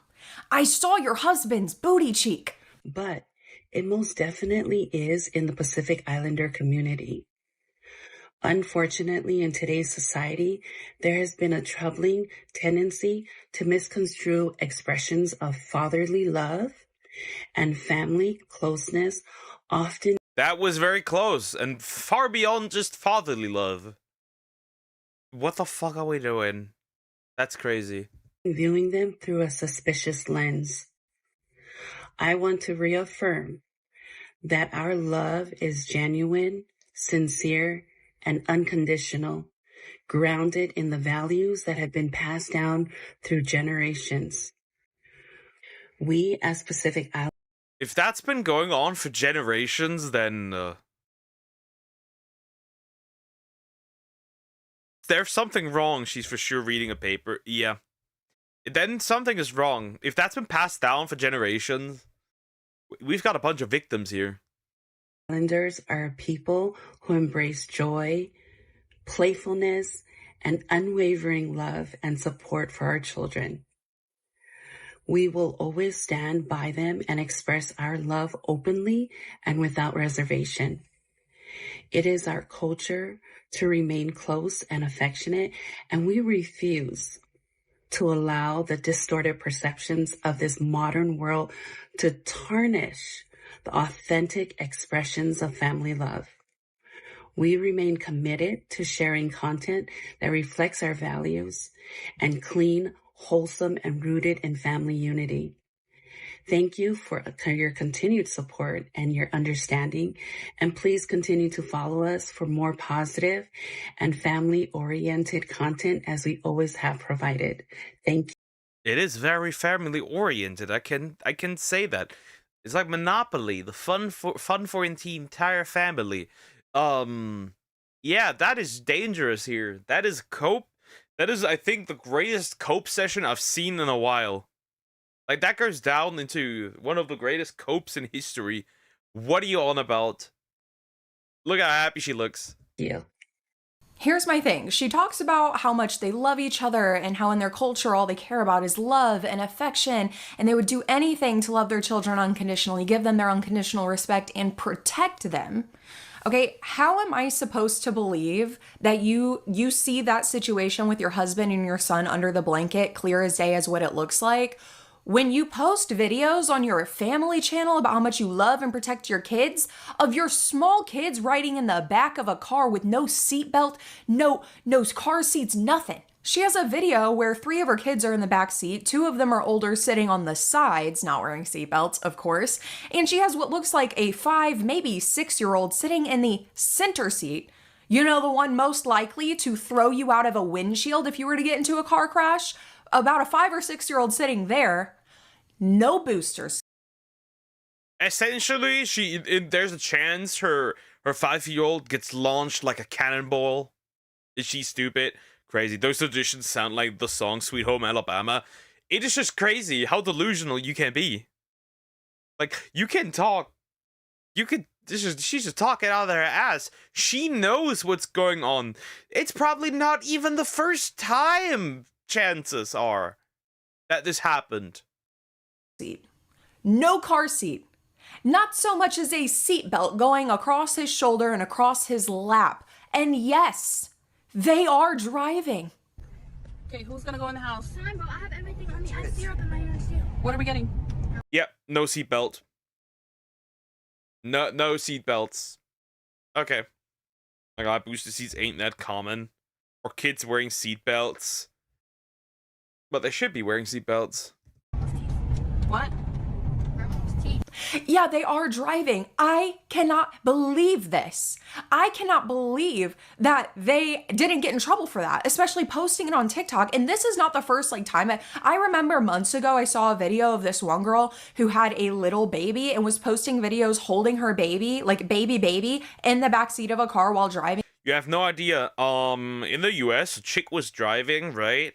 And somehow the passenger seat door opened and a kid just dropped out of the car mid-driving, right? She did slow down, but the kid dropped out of the car, and I was like, bro, if that kid was run over, it would have been over. Thankfully, she was immediately arrested after that one, and the child was brought into the hospital. But that's crazy. Like lip singing. I think she had the baby in like a carrier, but still. And did it multiple times because people were mad at her doing it. She just kept doing it. And so I don't understand why in situations like this, CPS cannot see these videos and use that as enough evidence to step in. You already have documented that you do not care about your child's safety. You miss an important part. CPS is probably overwhelmed. Do people forget to door locks exist? They seem to do. I am assuming, so here, our version of the CPS is also completely and utterly overwhelmed. You could literally grab your toddler, slam it against the wall twice, and film it, upload it, and nobody cares here because they are completely, utterly overwhelmed by the amount of people doing weird shit to their children. That's just the truth. They can't handle this because they don't have enough people. Because you are literally putting them in danger by not putting them in booster seats, car seats, or using seat belts. And you're driving and also recording at the same time. How do you expect your audience to believe you when you say this is... I think they don't really will come for like no seatbelts, right? I don't really think that is going to be the case. Like they're not gonna care. Like for them, it ain't that deep. They will probably come with like serious stuff, right? But seatbelts, nah. Hello, Screaming Eye. How you doing? Hope you're doing good. Hello. Is normal. Nothing wrong is happening because we all saw it. We all saw it. We heard it. In addition to that video, she has made a couple other follow-up videos, including showing how many message requests she's getting, etc., etc. And here's how I want to end this video. Is at the end of the day, we don't know what really happened under those blankets. At the end of the day, I heard what I heard. I saw what I saw, and I have my opinions and speculations based of what I saw on that video, but also other videos that she has posted, as well as the way she's handling this situation. So please don't go out of your way to go harass her, harass this family. Like, your harassment is not going to change anything at this point. She's been harassed by hundreds of thousands of people probably. But my opinion, this is my opinion. Well, it's not really harassment, right? Calling out somebody is not harassment. Criticizing somebody is not harassment. Harassment must be continued. I hope it is. I feel like telling somebody to go fuck themselves is not harassment. Like, calm down. Right? If it must be continued, otherwise I would never classify it. Clap under the blanket, pretty much. By the way, she has chopped hairstyle. Nah, it's fine. I feel like the front looks a bit odd, but that's besides. That's it. Also, do you hear the news that one streamer injured their dog? It's disgusting. Yeah, I know what you mean. That was another lady. The perfect girlfriend for Hassan Piker. I did check general. I will not cut off the peepee. Opinion based off of what I've seen that she herself has posted online, okay? My opinion is I feel like something weird was definitely happening under those blankets, which is why he made that, "oh yeah, take it" or something remark, and you could hear the audible pop sound. And I also think that she is a liar and thinks that we are stupid. Because if you really listen to the video, he talks about, oh, he was just on his phone, he was just smiling, when in who knows? Maybe she's not coping. Maybe she knows. And she just doesn't care. Maybe she's even involved. Who knows? Maybe this is Monopoly. in her explanation video, she says that that's what they already saw. And that she was walking with her husband, saw her son doing that, and that's when the husband jumped in. Well, when we look at the actual video itself, it seems that she just walks in on this. He says, "oh, hey. Oh, I was just looking at his phone." And she even says, "huh?" But she's just laughing. Because all she wants to see, in my opinion, all she wants to see is wrestling. At the end of the day, I hope that I am dead wrong. I really hope that I'm wrong. I hope you're wrong. I hope we are all wrong and we all have to write her a handwritten letter of apology. But I'm very scared that we're not wrong. I do not think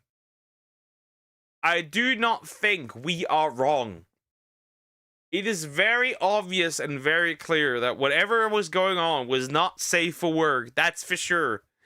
We heard the pop. We seen the movement. Why would he be scared? Why would he, like, if it was just wrestling, why was the son under the blanket but he wasn't? Especially when his head was definitely, most certainly, turned towards his private parts. This was Sweet Home Alabama. 100%. Gay Sweet Home Alabama, even. I am not. And if we are not, I hope that somebody in a position of power is keeping an eye on the situation to be able to step in and intervene when intervention is necessary. I hope all the children in this home are genuinely safe, and I hope that they are genuinely happy. But also my opinion is I think that she knows. I think that whatever is happening, I think she knows. But I think that she is choosing to just see it in a way that brings her peace. Yeah, she's just coping because she doesn't want to be confronted with the reality that husband and the son are freaks. And what's going on, by the way? Basically, a husband and a son were caught under the blanket doing Sweet Home Alabama. That's pretty much it. So that she doesn't have to disrupt her life. And that's really dangerous for those children, if that is true. I also have to say that I'm really proud of the way the internet handled this too, because it wasn't just a bombardment of hatred towards this family. People took action. They saw something that was very concerning and they did something about it. They went to authorities, and now it's not our job to make sure that the authorities do things the right way. Unfortunately, we just have to trust that they will be thorough. And unfortunately, we see oftentimes that they are not. But at the end of the day, the internet did the right thing. They gave it to the authorities, and now all we can do is sit back and hope that a proper investigation is taking place and that these children are safe. And if they are not, then hopefully they will be soon. But there you go. That is the Wait, see, because they have an older son, another old, like decently old, probably teenager age son, a little boy, and then a daughter. I am very concerned. dad-son blanket situation and my opinion on the situation. I hope that my opinion is wrong. I hope that all of our opinions are wrong. And I hope that there is a proper investigation being done so that it can be determined that these kids are in fact safe. And if they are not, then something can be done to get these children to safety. If you enjoyed this video, don't forget to let me know your thoughts down below in the comments. And if you're not already, go. Yeah, that's pretty much it. So, basically, the conclusion is, I give this a video an Alabama out of 10. And yeah, if it is the case that something freaky was going on, obviously the father needs to go to jail. Depending on who, depending on who is the culprit here, deserves to go to jail. The kids need to be brought to safety. It's just crazy. I don't think authorities are doing shit because of the thing that happened recently, the files. Probably not. The files are also crazy from what I've read so far. Some of these are the yellow parts are though speculation, so we need to take these with a grain of salt. But some of these are straight up diabolical. Anyways, yeah. Don't live in Alabama, I guess, or don't do Alabama. Anyways, like, comment, and subscribe. Yeah, that was interesting. That was interesting. I expect worse of the situation, but how much worse can it even get someone into scat? I wish it was scat. Quickscope, but hi, how are you doing? Everything good? I wish it was scat. It was not scat. I wish it was. That'd be less worse than whatever this was. This, unfortunately, my dear friend, was a son and his father under a blanket doing nasty shit with a pop sound. Fashion vid. Yeah, we can do that, but first I need to take a break because I need to feed my cats. So that's important. I'm not trusting authorities. Yeah, because of the files. You want to know Bill Gates once you get in. Yeah, apparently apparently Elon's autism saved him from ending up there on the island, but that's another topic. But yeah, I'll be right back. No scat. Nope, no scat. Oh, they are Alabamaing it. Yep, they are Alabamaing it. Alabamaing it. Yeah, they are. They are. So yeah, I'll be right back. I need to feed my kitties real quick, but then I'll be back. So yeah.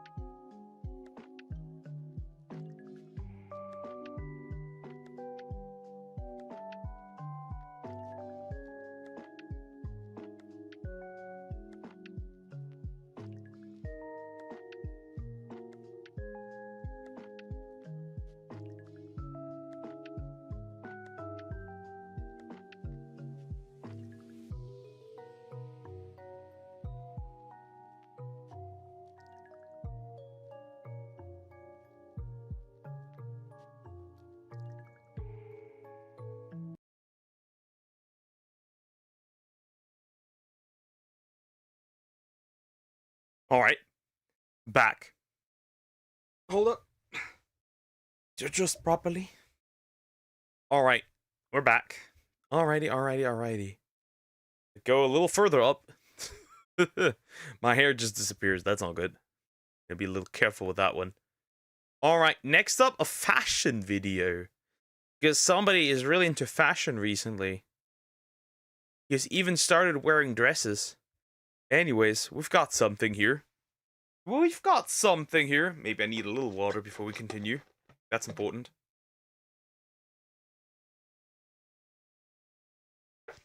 A little bit of water, my friends. All right.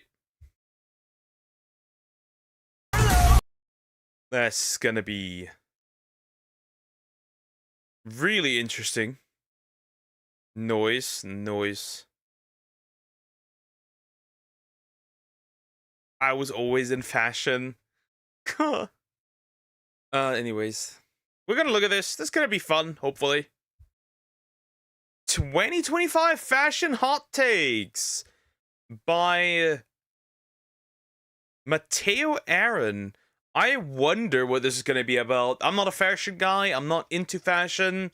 I dress myself fairly normally. So, yeah, I'm seeing this so you learn something too, I guess. Probably not. Knuckles. Yeah, it is Knuckles with, Knuckles from the Hood. Anyways, we're gonna look at this. I got no idea. Also, please consider liking, subscribing. I appreciate it. Let's see. Let's hear it.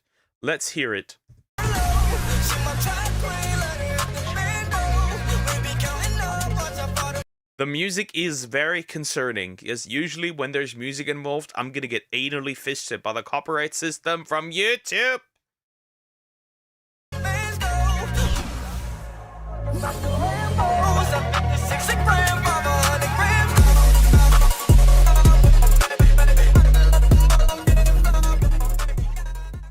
I'm probably gonna get fucked.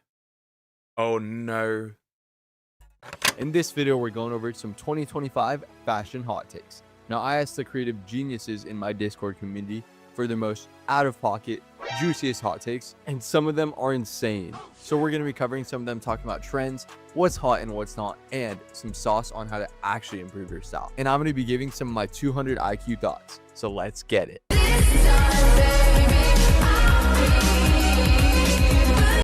Roy's using too many potentially copyrighted songs.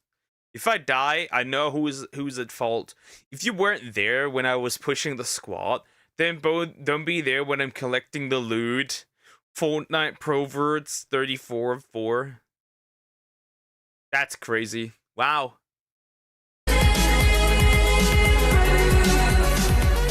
First up, we got not liking a trend is a trend in itself. This goes directly.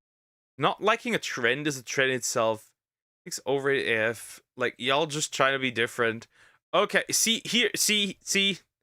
Yeah, technically, right? Like, when stuff is popular, you just don't like it. Like, those type of people. Yeah, okay, I get that. That makes sense. Along with the take right after it. A6 is overrated AF. Like, y'all just trying to be different. Now, right off the bat, I'm not gonna lie. I agree, it is pretty trendy to be anti whatever the most popular thing is right now, but I feel like it's always been a thing. Like, counterculture is a trend. But with this A6 take, I'm not gonna lie, this is exactly how I felt when A6 first started getting popular. You know, the way I viewed it is like Nike and Adidas were like the big dogs. It ain't that deep. They're just shoes. Am I the only one who looks at fashion and is like, it ain't that deep? Like, I kind of don't care. Like, I look at this, it's like, I only care if it looks ugly, okay? Or if it looks stupid, then I guess I kind of care. But, like, overall, I don't really give much of a shit how somebody dresses. I'll be so for real. Either a Nike's guy or an Adidas guy, but I lived in SoCal, so I was a Vans guy. But I always thought that A6 and those more like running type of shoes were always kind of ugly. So when they first started getting popular, I was just like, I feel like people are really they're just trying to be different, not going on the Nike or Adidas path, which is kind of how I feel about MFs talking about Puma Speedcats. Like, it kind of just seems that's literally what is it called? I mean, they kind of do look ugly. It's the red. It's the red shoes. In the end of the day, it's hose, shoes, my bad. I think the first one might have been actually correct. Regardless, I hate chunky shoes. I don't like these one either. I think like that could be the color though. They're fucking red. Industry plan. That's literally a failed industry plan. The only time I've ever seen that shoe is on Instagram, and like especially 1 week a couple of months ago when it was like all the influencers trying to push it out in Paris Fashion Week, Puma Speed. Shut the fuck up. Shut the fuck up. Stop trying to make Puma Speed Dog happen. It's not going to happen. Failed industry plan. Look at it. But now with Asics, it kind of opened up a new path for people. Like there used to be two, Nike or Adidas. Now you could be. And it's also like, I've never heard that these shoes are even called like that. I don't even pay attention to people's shoes. I'll be completely honest. I don't pay attention to people's shoes. Ever, at all. I don't even pay attention to my shoes.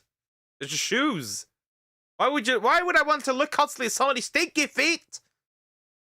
A Nike guy, an Adidas guy, Asics guy, a New Balance guy. It's kind of all the same, but like we got more options now. And I don't know how to explain it, but when I see an Asian, nah, buddy, that's just the illusion of option.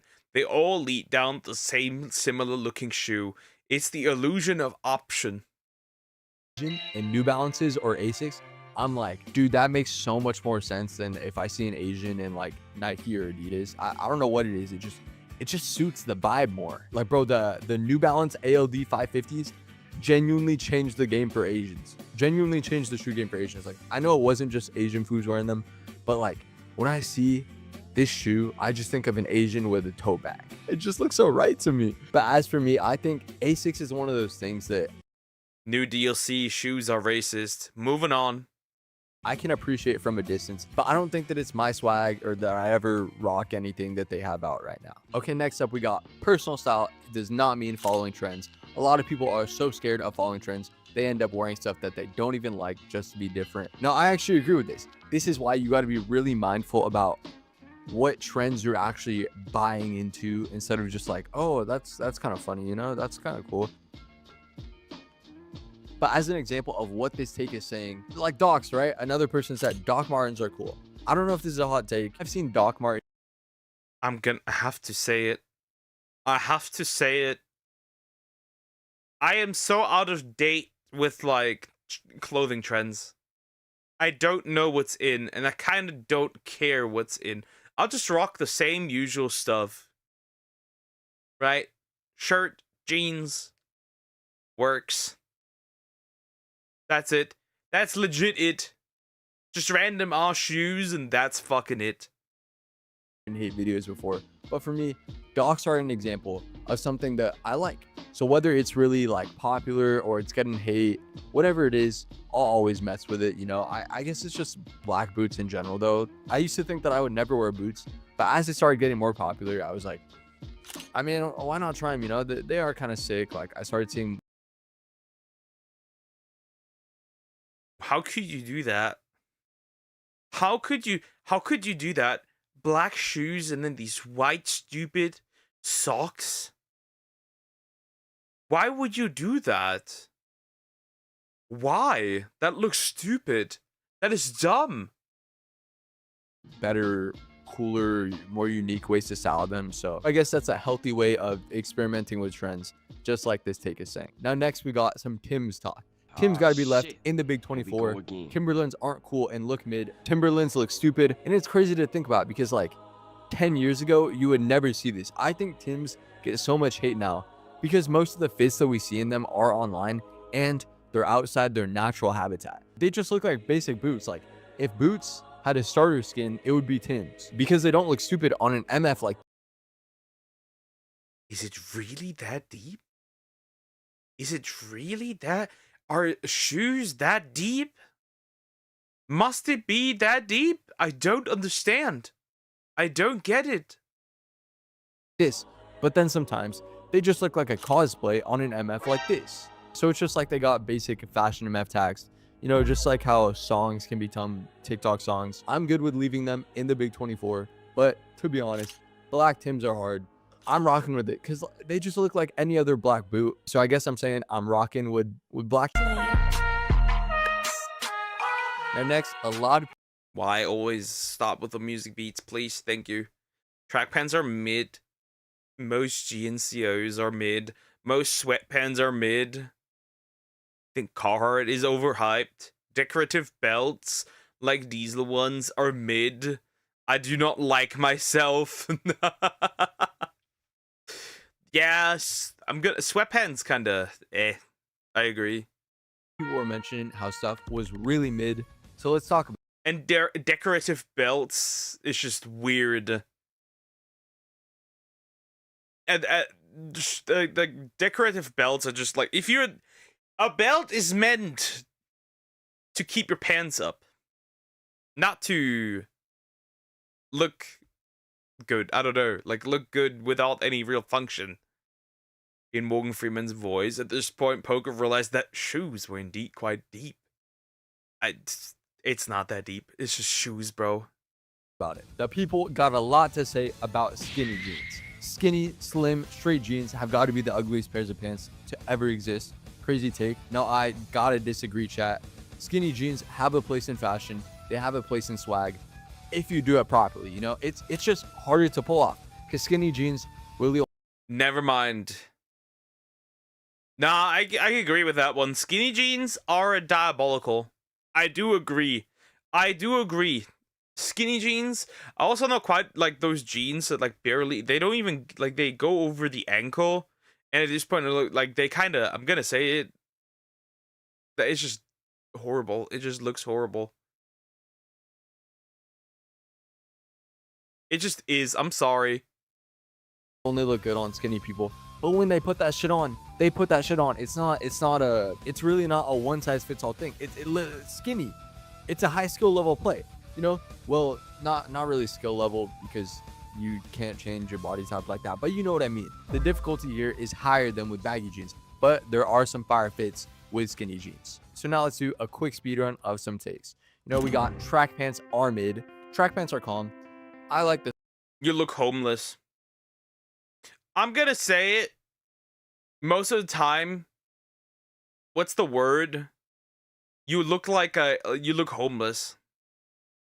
Not gonna lie. I'm gonna even go further. You look like you're you look like you're kind of broke. It's just, or you are Turkish. Here that means you are likely Turkish. When people wear these, that's what it means here, at least. Sportiness of them, they're perfectly rated in my opinion. Next up, most Jinkos are mid. You know, I think Jinkos are overrated, but for what they're going for, like the That's the male equivalent to a skirt. I'm sorry. That is literally just the male equivalent to a shirt. Moving on. the baggy To a skirt. That's just the male equivalent to a skirt. baggy type of style. I think they're good. They're like B tier. They're all right. Overrated, but you know, they got their place, I guess. And with this one, I agree. Too many brands are making the same faded wash baggy jeans for like $100. Bro, the world does not need your faded, distressed denim, blah blah blah baggy jeans. The world does not need more of this, you know? Keep her. She's yours, bro. Keep.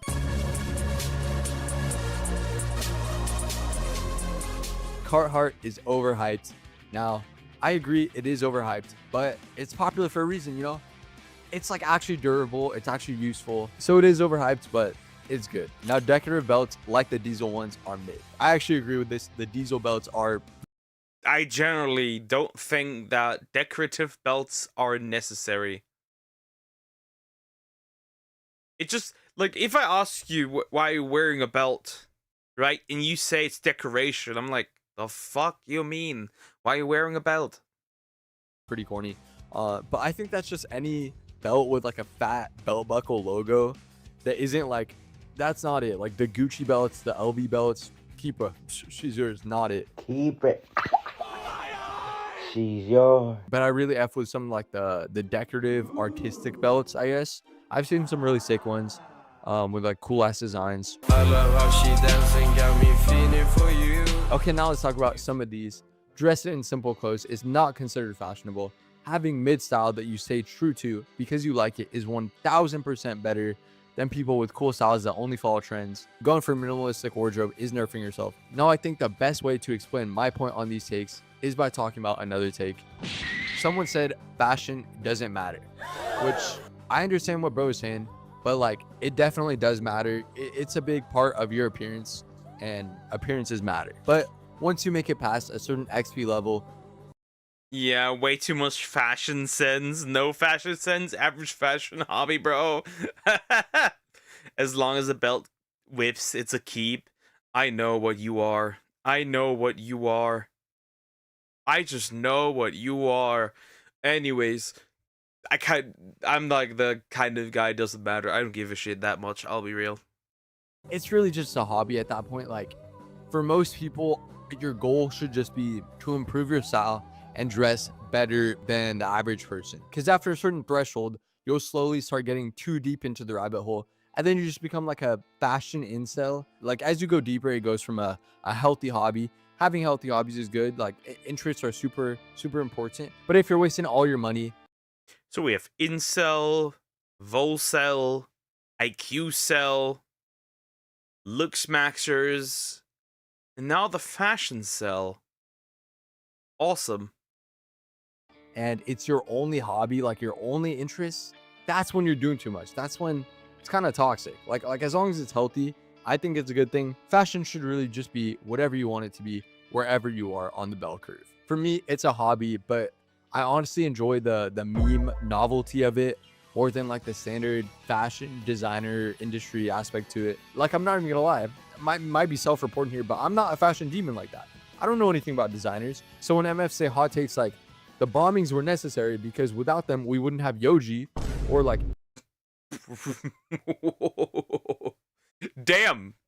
Well, that's a statement. What is fashion to you? Nothing. I don't care all that much. I'll be real. I don't care. If it fits, I'll wear it. It's that simple. If it's just like something to serve a purpose for, right? That's it. Issey Miyake is the greatest fashion designer ever. That's sick. But I wouldn't know, gang. Like necessary is a crazy statement too, though. But like there might be some truth to this, because Michael Jordan would have never been Michael Jordan if he didn't get cut from his high school basketball team. You know, maybe Yoji would never be Yoji if Japan never got bombed.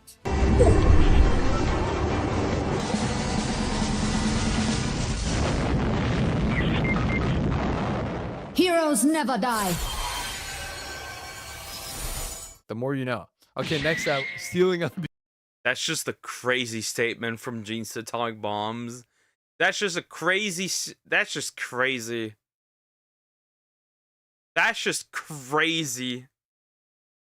People's styles is the best way to curate your own original one. I wouldn't say it's original, but I do think it's the best way to improve your style. But the thing is, steal like an artist, because otherwise, if you do it too much, then you just walk on the street and someone sees you and all they're thinking is like, oh man, this guy's a TikTok fashion NPC clone. Like, damn, bro, this guy thinks he's him, but in reality he's not. Like, that's all they're thinking. Or at least I'm not gonna lie, that's kind of what I'd be thinking.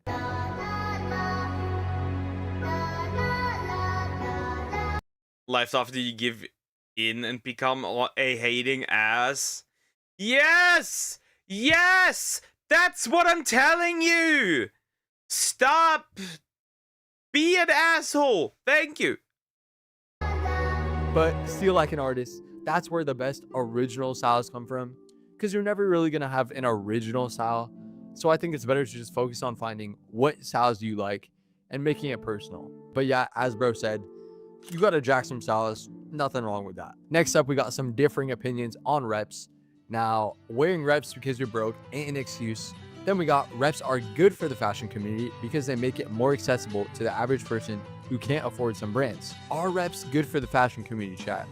Now, I think this is actually very interesting. You know, I like that these people are saying it because it creates a bunch of conversation and you can really argue for both sides. Like, I've never worn reps, but I don't really mind it if someone else wears reps. But like if you're wearing reps and you're playing it off like they're real, that's so corny. Like, bro, just get your money up, I guess, because I don't think you need expensive designer brands to have good style. I don't know, it's really not that deep, but I don't think that fashion should be pay to win. A good style will always mog a designer pay to win fit. See, I agree. The problem is just like when people run around and use these fake brands and want to like these ripoffs and want to, you know, say that act like they're the real thing. It's just, I don't know. It's silly. Reps are good. Reps are great. I have 2 Nike. Both are reps. I don't see really the use in those. Like, it feels silly. It's just like, you're broke, but you want to be part of the team. It really is just, you're broke, but you want to be part of the team. It's that it. Morgan Arg anime series will change Dragon Ball Super forever. Not really. It's still the same shit. Like Ultra Ego Vegeta, not really. The Sudasano Ultra Instinct Goku will only appears once and that's it. And Black Frieza will also not do much. They're just recolors. All are just recolors. Every single one is just recolors. How would it change anything forever? It's just recolors. Dragon Ball Super is just recolors and reused characters. That's what Dragon Ball Super is slop and you piggies are eating it.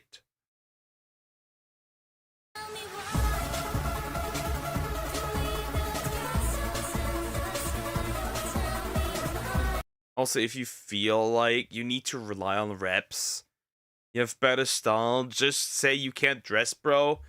I don't know. It's just like, personally, I don't see much of a reason to just wear like ripoffs. I don't see much of a point.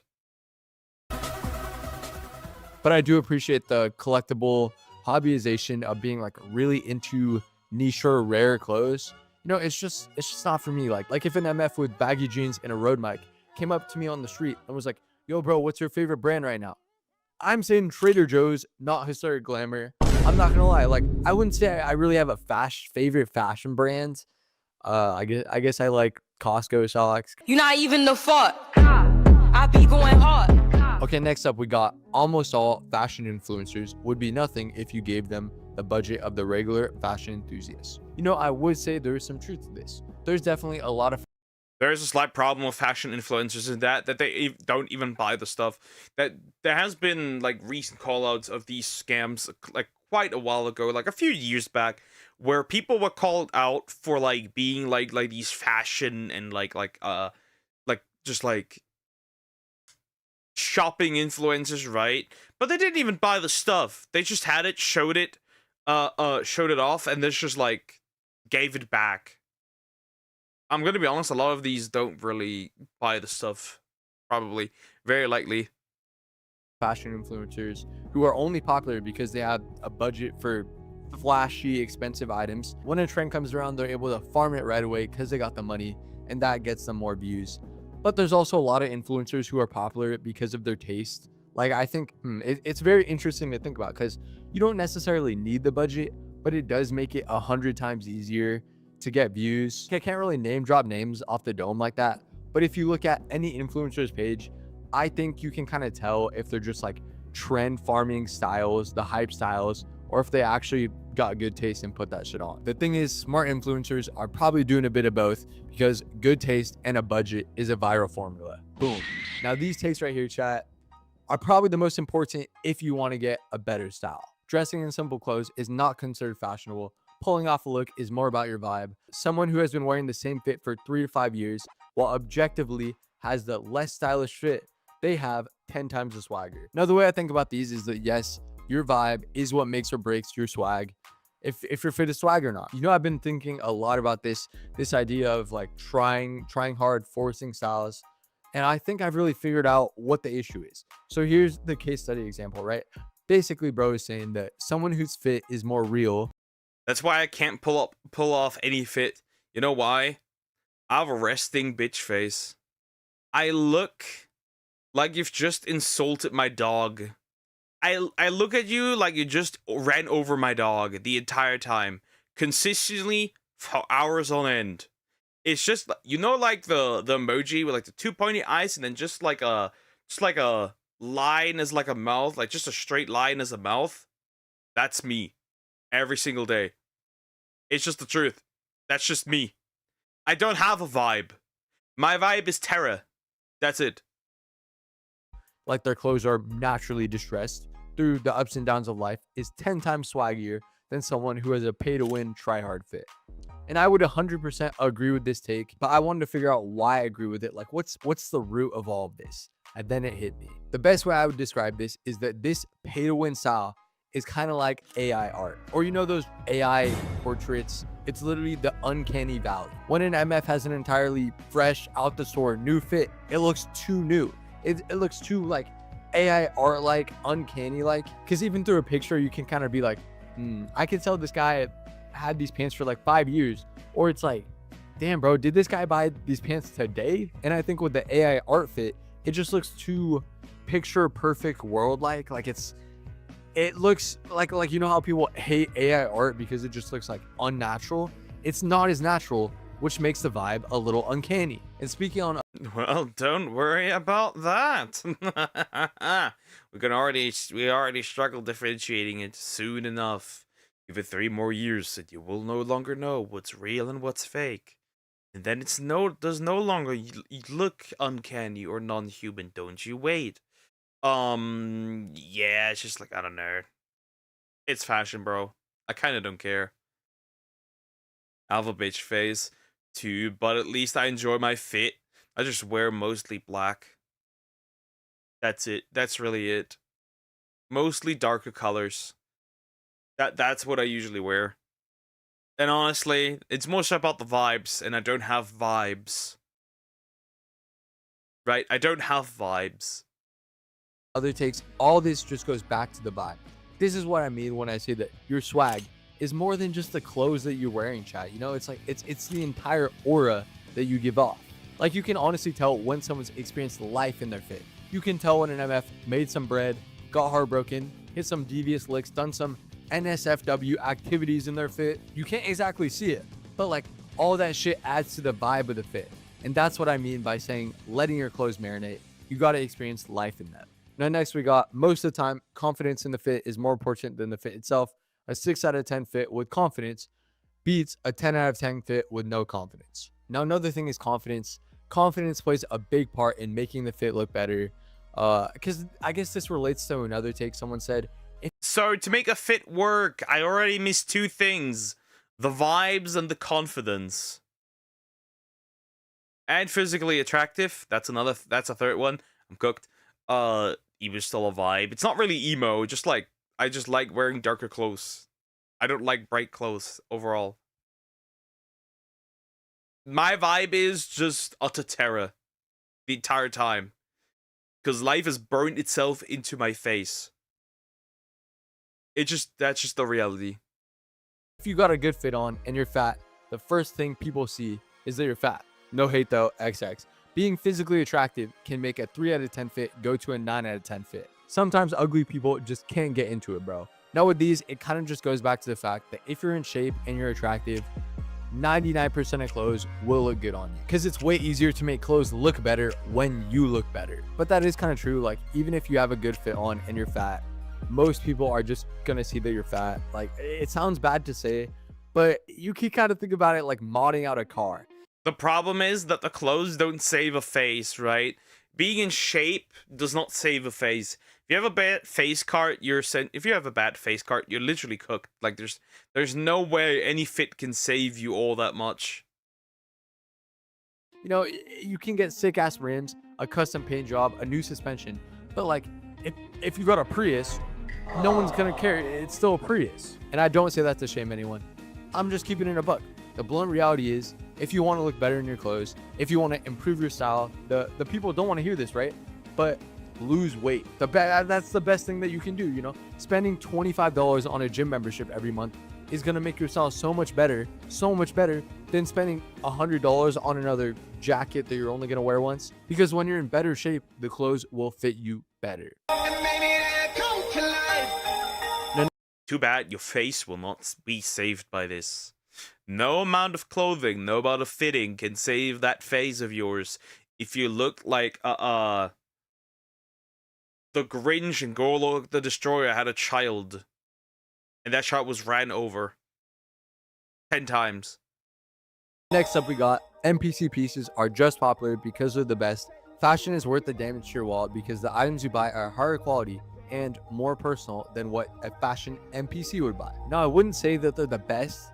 I think they're just the trendiest at the moment. Like, think of the Stussy A-Ball fleece. That was an NPC piece, but looking back, it's pretty mid. But then there's also the Carhartt jackets, which are very trendy, but they're good, stylish, durable jackets. And I'm sure there's dozens of other durable, stylish jackets that are just as good. But the thing is, the brand and vibe around the pieces carry the weight of why it's so popular. Not necessarily that they're just the best quality. Okay, now we got one that I honestly don't really know how to feel about. Okay, here we go. That's going to be interesting. You go to the gym today? Today I had pull day. Yay. Which is why I can't really feel my arms, which is cool. TikTok has done more bad for the fashion community than good.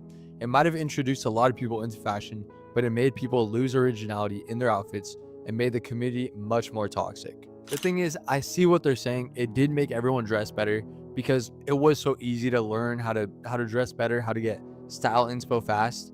It's kind of like how when something gets more notice, it loses the specialness of it. But then I think about The right respecter. That's a performative male right there. Pull, rip. It's okay. It's okay.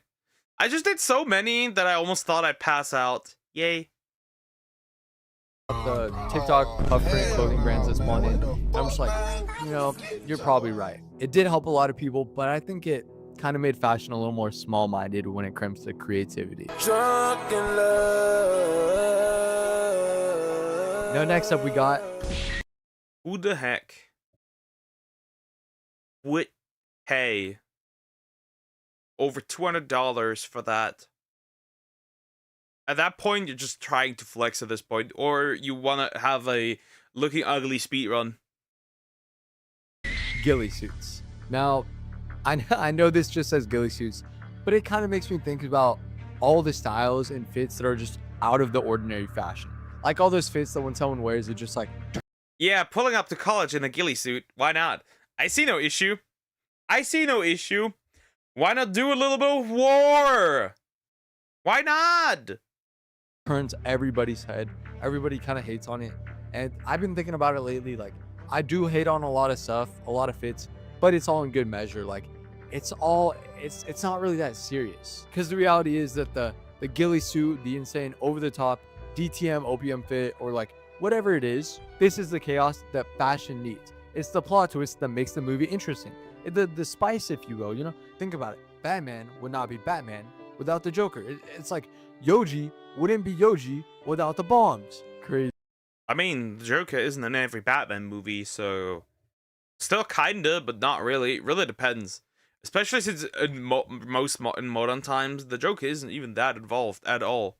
Really, so It's the necessary evil that holds the harmony, holds the balance in the fashion world together.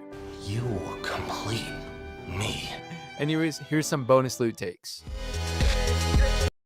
Yeah, I got Acne Studios is gay. Got no idea. Loafers are the most overrated shoes at the moment and are the 2025 version of Tim's. People are doing too much and need to realize simple clean fit is enough. Don't know about that. Uggs need to be deleted.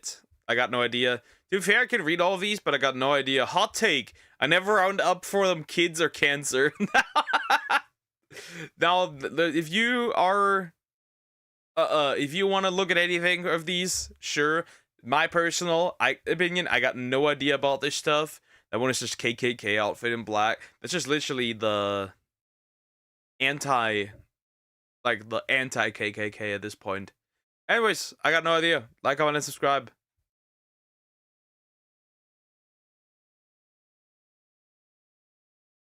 Water. Okay. Crock-a-rock. The only loaf I prefer is a loaf of bread. Anyways. That's that. That is that. That's the only thing I need. Anyways, what other thing do we have still? Huh. Is it time? I think it is time. Unless Croco has another video that he really wants to see. Let me check, actually. Otherwise, it is time. I'm already looking at it. I'm already seeing it. I'm already seeing it, guys. And I think you see it, too.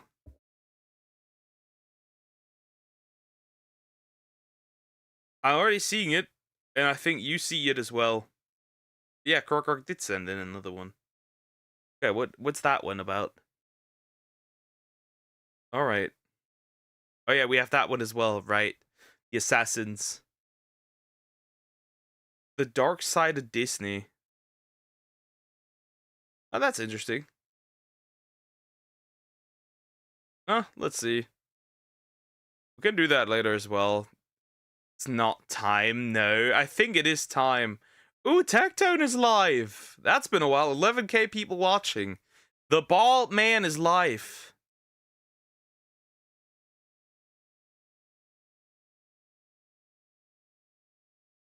The Bald Man is live.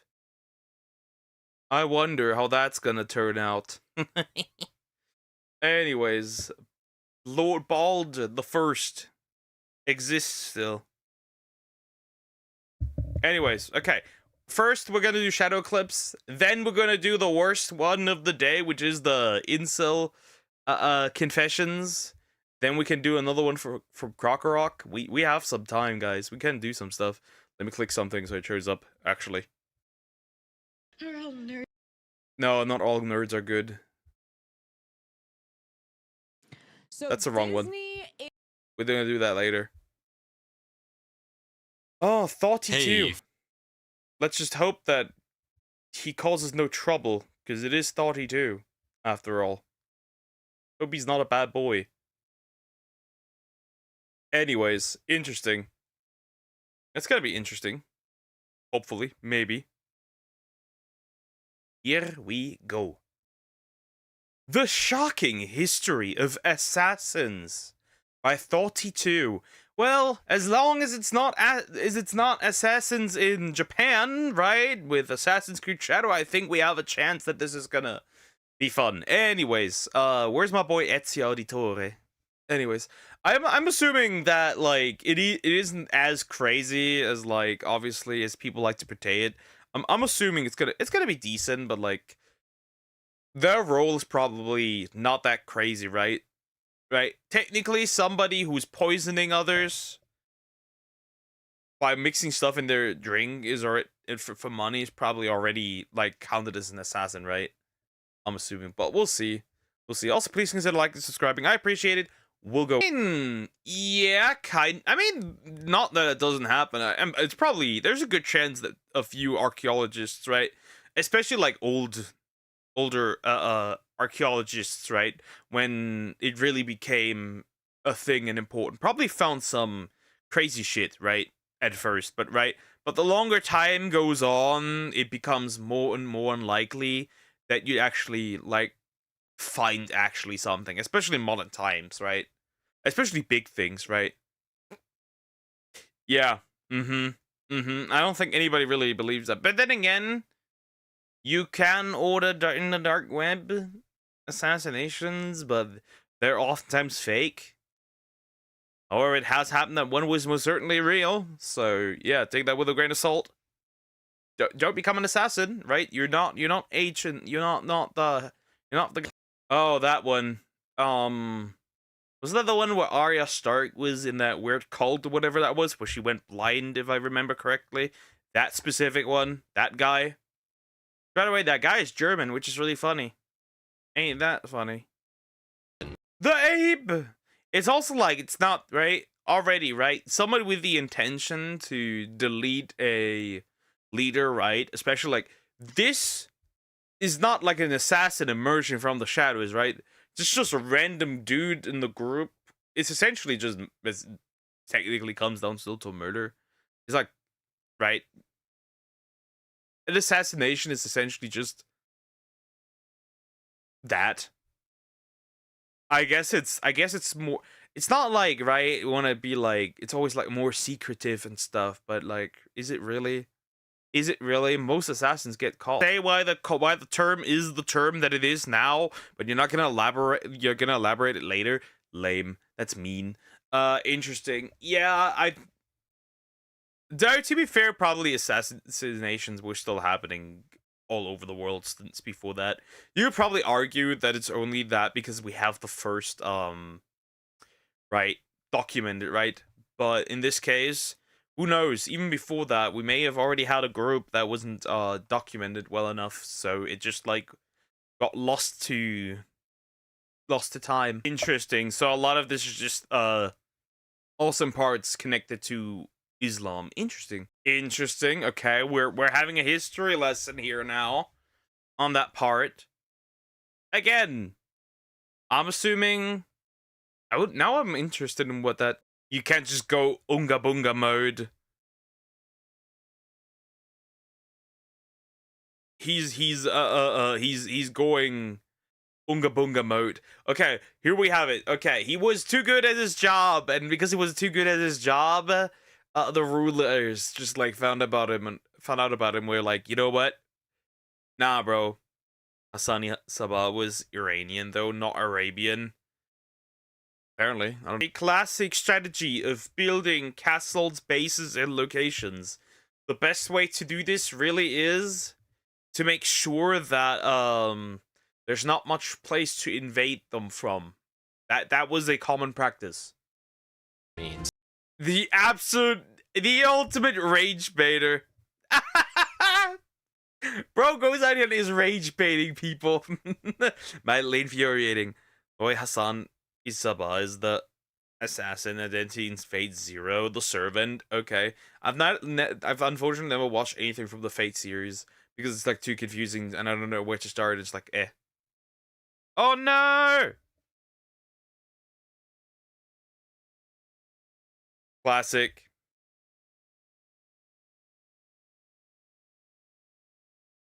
And that's that. And that's that. Anyways, insults.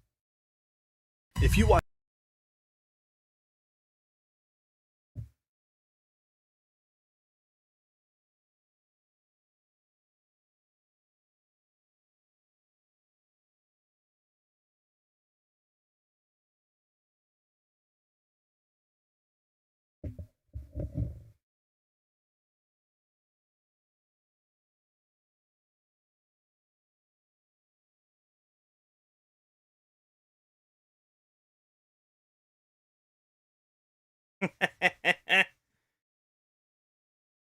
We gotta wait. We gotta wait. We have to wait. Anyways, waiting. Waiting. We got to wait. Yay! Well, the section is gone, so we should be fine by now. Again.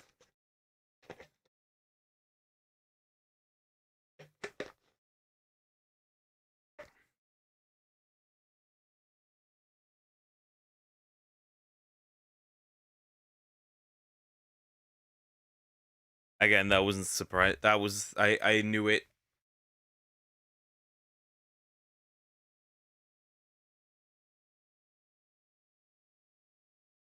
Hello. When are we back? Hello. Hello.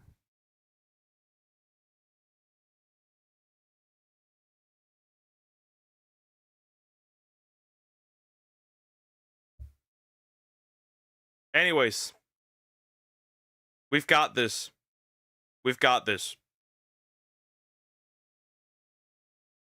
All right. Right into your ears as a punishment. That's diabolical. Okay. Fully acknowledged, 32 videos are off fucking limits. That's the reality of the of everything. 42 videos are off limits ever at all times. That is the reality. Okay. Acknowledged, they're always off limits officially, which means you're now going to suffer as we are finally going to look into incel confessions. He lives, he lives. Yay. Anyways, yeah. We've got this. We've got this. How's everyone's day going? Actually, the boy who lives. My day has been interesting. I got DLC after DLC after DLC. It's crazy. The events are eventing, if you want to say that. It's interesting. I may need a new father. Crazy, huh? Anyways, we're gonna look at this. Suffer. Y'all gonna suffer with me, right? Will ya? You will. Greatest Incel Confessions by Please David. Get ready. These are horrible, diabolical, mean, and just straight up it's just horrible. That's the only thing we have here. They are usually horrible. They cannot, if they are as bad as the other confessions, yeah, we're gonna get demonetized. But anyways, also please consider liking and subscribing. But yeah, we'll look at that. We'll look at that now. If you watch this channel, you are a fake cell. A true cell only watches VTubers Why? While eating the ends of cured meats. Today, we are... Why? Why am I being attacked? Why am I being attacked? I haven't even done anything. I'm not even... What? Back on kitchen cells. I had so much fun making the last video. That is probably some of the most fun I've had recording a video in a long time. So I had a lot of other stuff playing, but I was like, you know what? I just want to do kitchen cells again. Real quick, if you don't know what kitchen cells is, it's a place where incels... Okay, the kitchen cells are pretty decent. Usually, it's not that bad. The last time also wasn't too bad. So we'll have to see, though. It could be a step up from the last one. But yeah, back to the kitchen we go. Make confessions and then post food that they've cooked to go along with the confession. Sometimes the food's really good. Sometimes it's purposefully embarrassing. But most of you probably already know what we're getting into. So we're just going to get right into it. But before I do that, I just want to say, hey guys, how's it going? I am so happy to see you again. And if you're new here, also don't forget to join the Discord server. Link is in the description down below. That was oddly random. That was not needed. You looked a little bit like Keller Hammer right there. But just a little. And follow me on Twitch.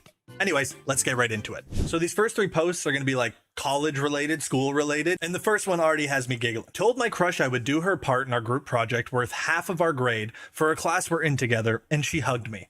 Today, the grades came out. I earned us a 36%. She blocked me on everything. Bagel with disgraceful hole.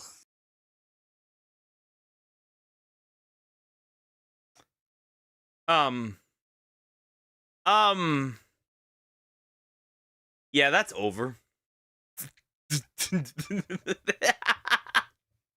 Yeah, well, there is no disgrace. There's not even a hole. What do you mean disgraceful? There's no hole. And you're definitely, most certainly fucked.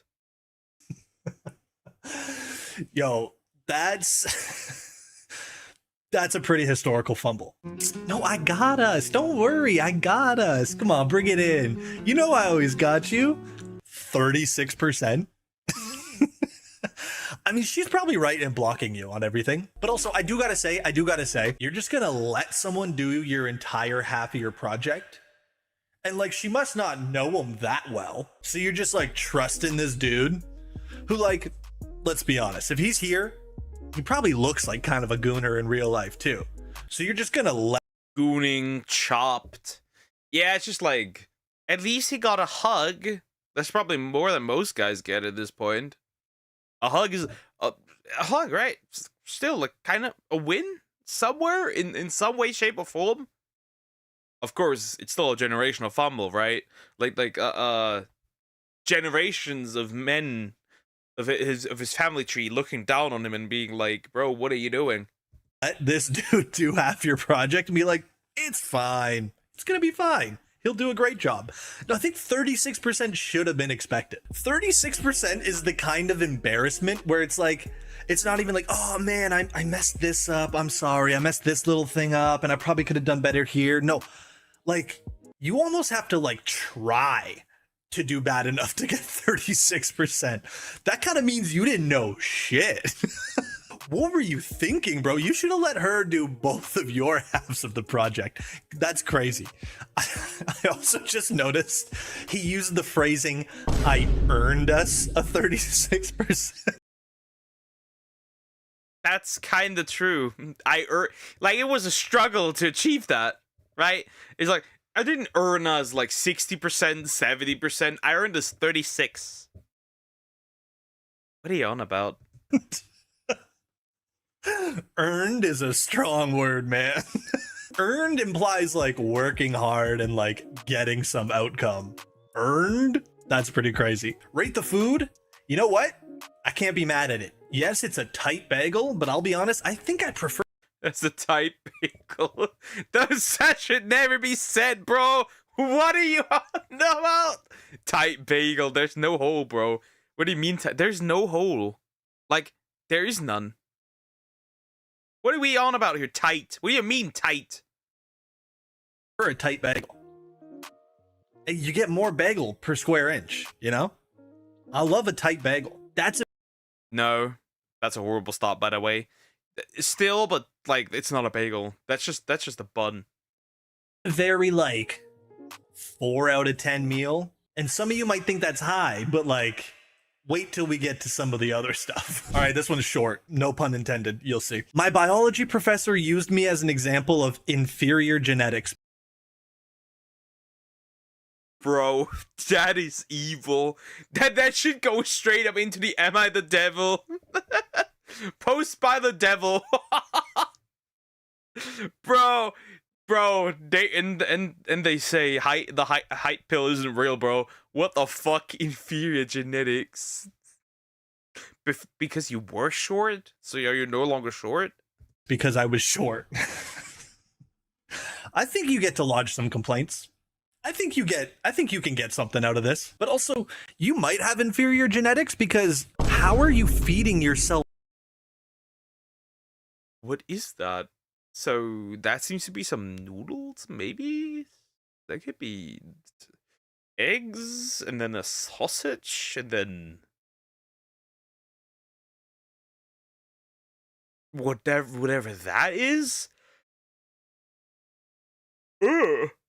And then a Coke, but like, what? That's horrible. This. What is this? So there's pasta noodles, scrambled eggs, a hot dog. Are these rockets?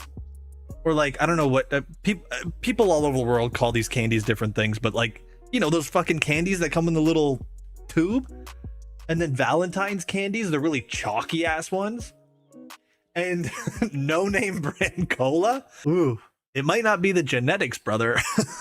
Might be the diet. Also, maybe I'm overanalyzing this way too much. Is this your floor? Is this your countertop? Did you put your meal on the floor? This looks like the floor. This is the floor. I mean, it could be a table. Like a really old table, right? They sometimes do look like floor. Well, this could be the floor. It could be the floor. Did you put this on a table, a countertop? Because, like, either way, why are you cutting so much shit on this surface that clearly isn't a cutting board? That's a lot of cuts. You also, if you're eating like this, you don't have to cut anything ever. If these are your meals, why are you cutting anything? Rate the meal, dog. This might surprise some of you, but I'm only putting this one level below the bagel.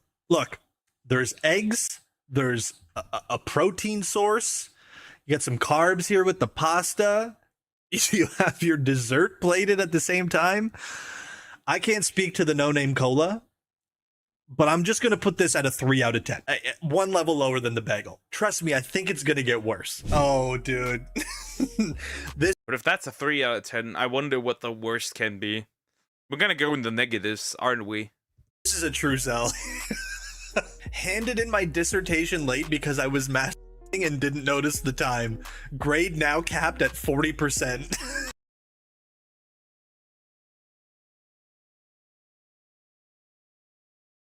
Man-made whore.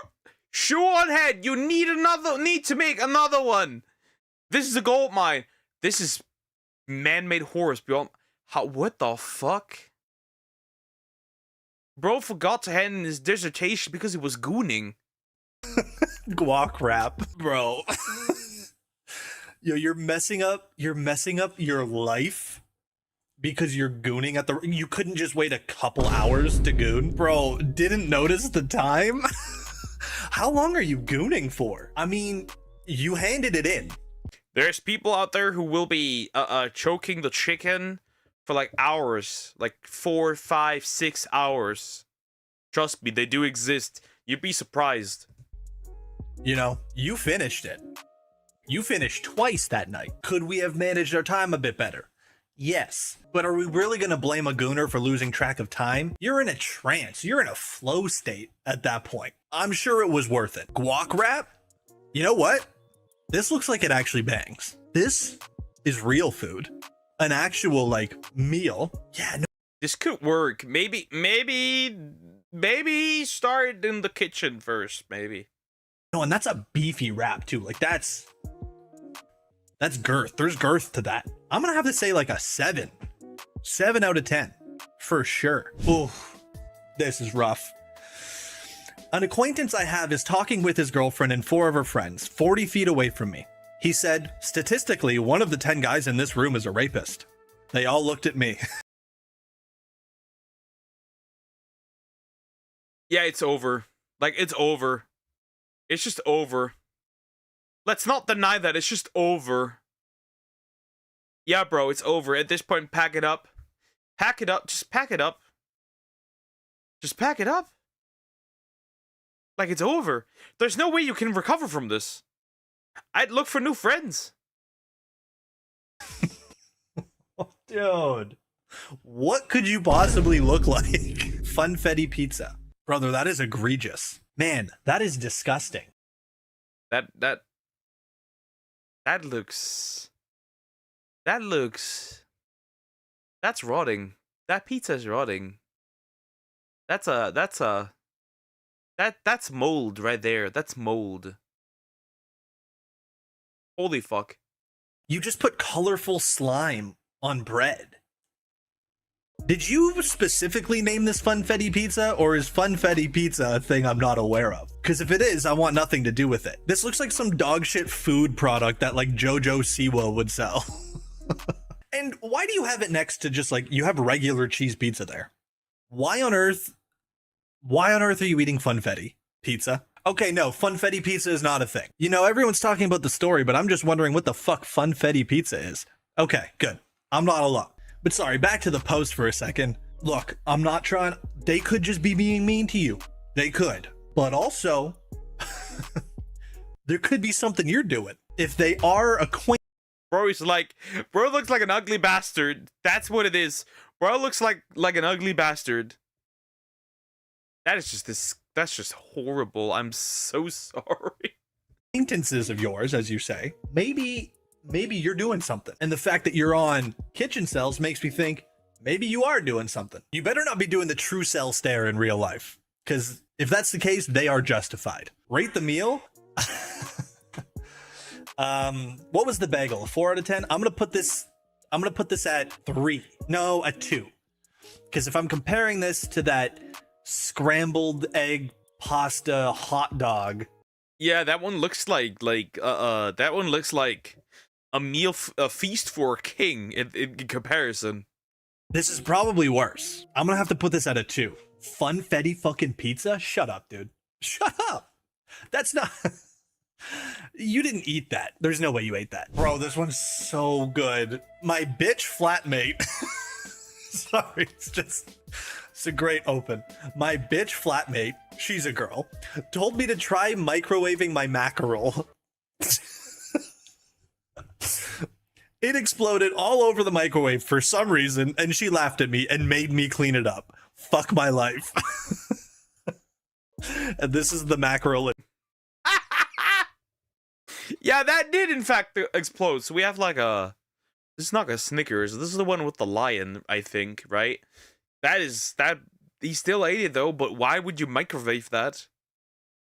But it did fucking explode, that's for sure. There's like everywhere. There's like dirt and everything, and like the keyboard is also like kind of. Question. Bro, dude, I love this picture so much because yes, you provided the evidence of the exploded mackerel, but the teeth, the teeth marks. True. Hi Jacob, how are you doing? Hope you're doing good. Okay, interesting. Yeah. Don't zoom too deep into that. In the chocolate bar, and how fucking wretched your mouse pad is. The keyboard, look how greasy everything is. Oh, dude. Straight out of Asmongold's basement right there. Dude, you cannot convince me that, like, this fork is just for show. You eat everything with your hands and then touch your keyboard after. There's no way. How do you make this much of a mess on your mouse pad? Those are blood stains. My bitch flatmate told me to try microwaving my plate mogged? Plate mogged? Wouldn't that be if the food it looks actually good? Like, then you plate mock somebody? Mackerel? You don't have to listen to them. Also, when are you... Like, was that your main method of cooking, or were you reheating the mackerel? Also, oh man, there's so much to unpack. I'm just realizing you're only eating mackerel and a chocolate bar. Clearly at the same time, too. Why are you eating mackerel and a chocolate bar at the same time? Yo, you deserve. Well, sometimes you gotta... maybe he tries to, flush down the... mackerel with the chocolate bar, right? Because the mackerel tastes so disgusting. Honestly, you deserved it. Your flatmate rocks. You deserved it.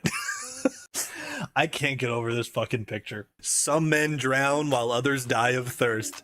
Yeah. This is a fake cell because his roommate's a girl. So not only is this the funniest picture I've probably seen on this subreddit, but you're also a fake cell. You got double fucked. Triple fuck, because you had to clean up all that mackerel. This is also the most times I've ever said mackerel in a day, probably. Gotta be. Maybe even my life. I don't think I ever talk about mackerel. Banger post, though. Developed a maternal instinct towards my close friend after we took acid together. We're both guys. Spring. What is that? What is that? Hey, that's just cum wrapped in plastic. What is that? What is this? Is that food? What is that? What even is that? Rolls with nothing. Good for you, I guess. Developed a maternal instinct towards my close friend after we took acid together. I don't know, the bond grows, bro. The bond. Me and bro after dropping acid. Bro just became a father. That's crazy rice paper poker. Sorry, but that just looks like sorry, that just looks swimmers in a plastic bag. I'm sorry.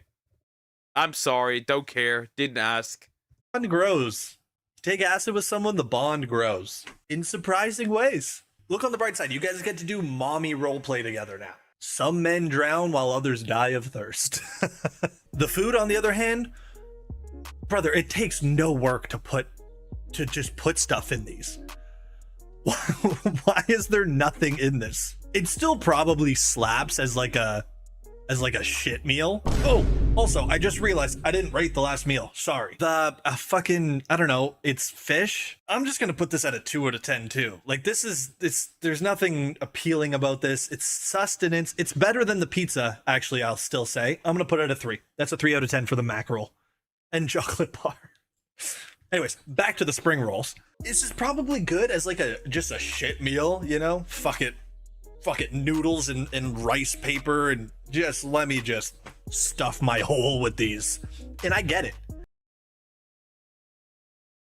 Bro would make a great out of context channel. Jeez.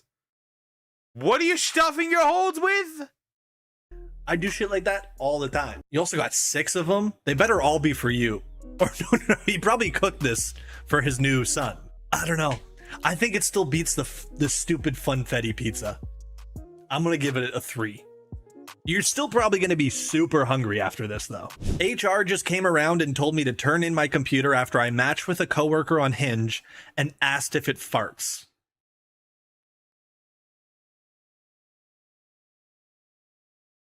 HR is right. HR is right. The HR department is correct. No doubt about it. You can't be doing that. You can't be doing that. Does it, though? Does it fart?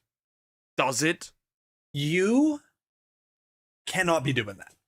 You probably can't be doing that. Back of freezer slop bowl for the last day at the... Actually, that looks fine. That looks fine. Come on, that's actually okay. You know what? Could be worse. Desk. Matching with a coworker on Hinge, if you're working like a job, you know, like there's a difference between like just jobs and then like careers, right? This guy's working like kind of a desk thing. Like he's got like a setup, he's got his own space. This makes me feel like this is like a career, not just a job.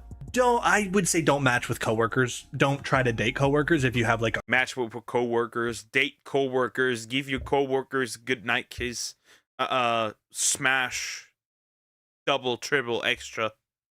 A career. If you have a job, no one cares, right? Nobody else there cares. Your managers don't care, anything like that, right? Nobody gives a shit. Career like this, probably don't match with your coworkers. And if you go so far as to match with a coworker and you want to keep it a secret or whatever, probably don't ask if it farts. Does it fart though? What did she say? Does it? Detailed. Does it? Exactly. Manga, the reborn version of manga. Mangaka got shut down again. Yeah, I'm not surprised. They're trying to get rid of all these pirating websites. They're currently working on it hard. So yeah, they'll all be gone eventually. Back of freezer slop bowl. I mean, I'm gonna be honest, I love a slop bowl. This does look like slop. I also hate square containers, but it does look like slop. You also got the little protein shake over here. Clean desk.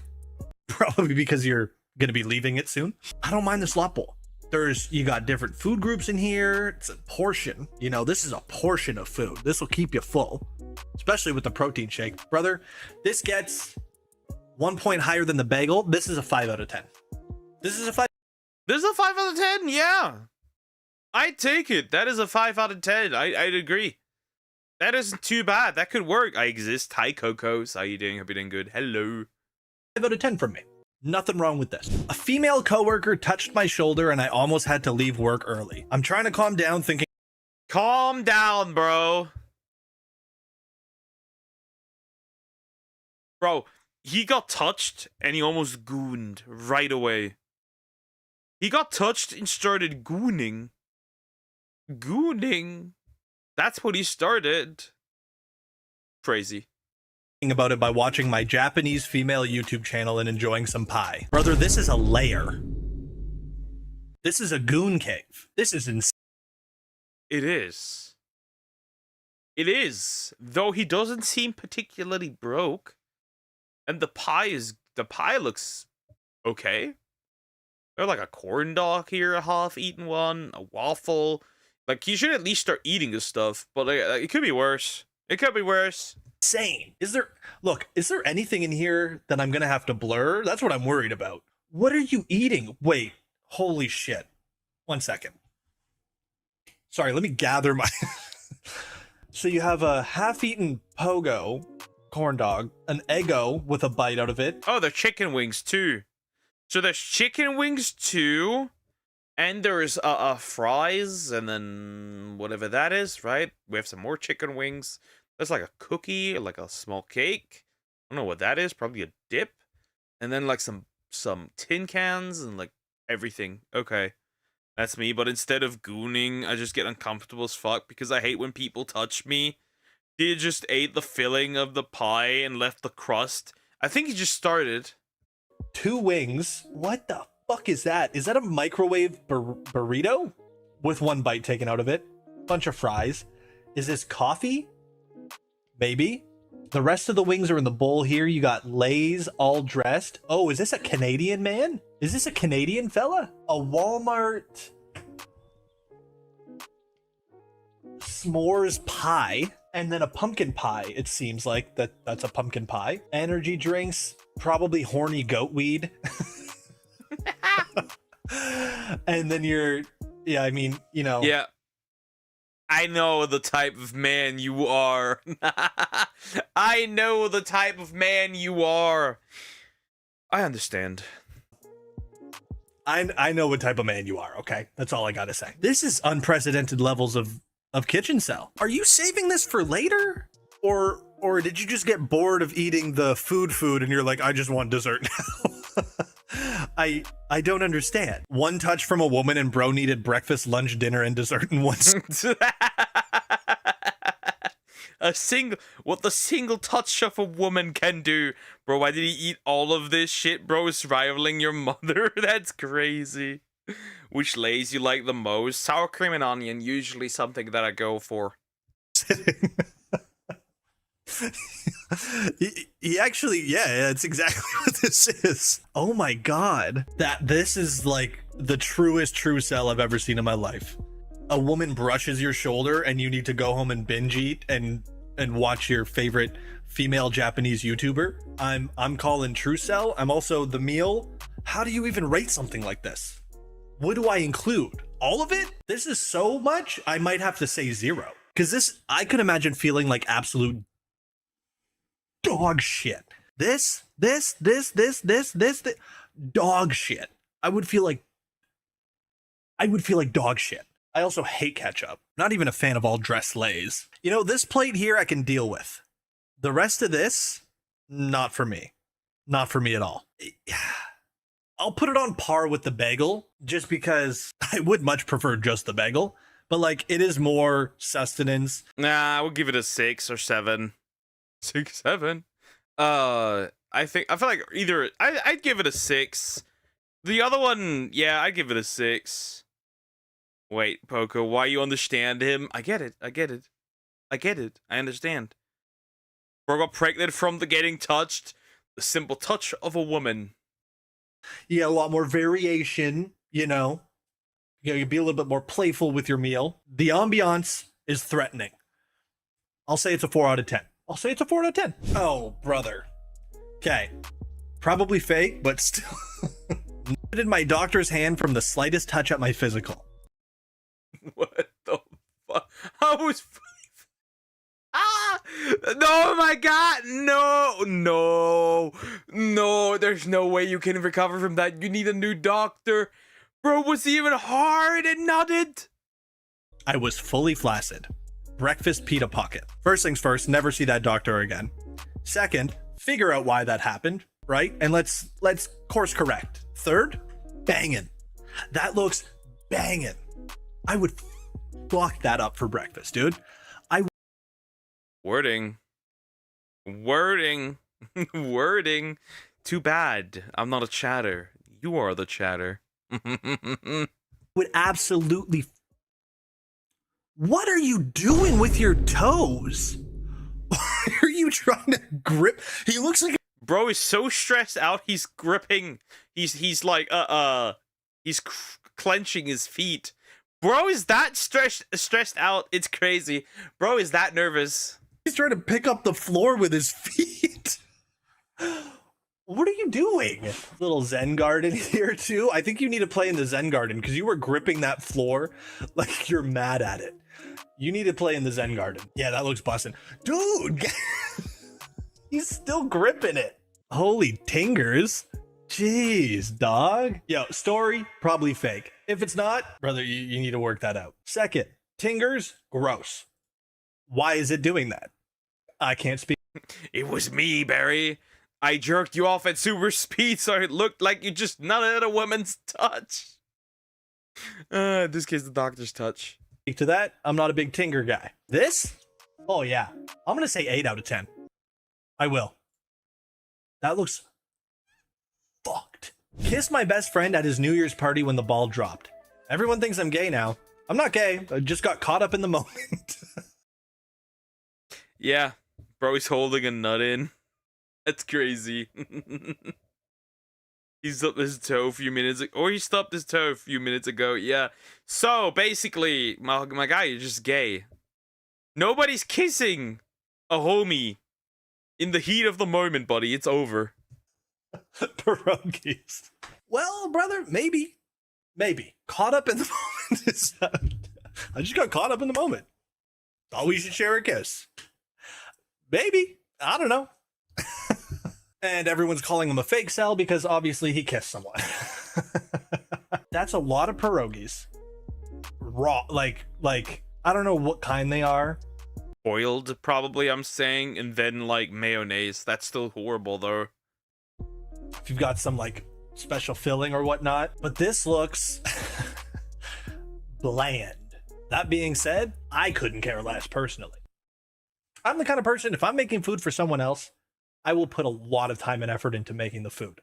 If I'm making food for me, I'm gonna have, what is this, like 19? That's a 4. That's just a 4. Good evening and night. I'll go to Roundy updates. Take care, Cricket. Bye-bye.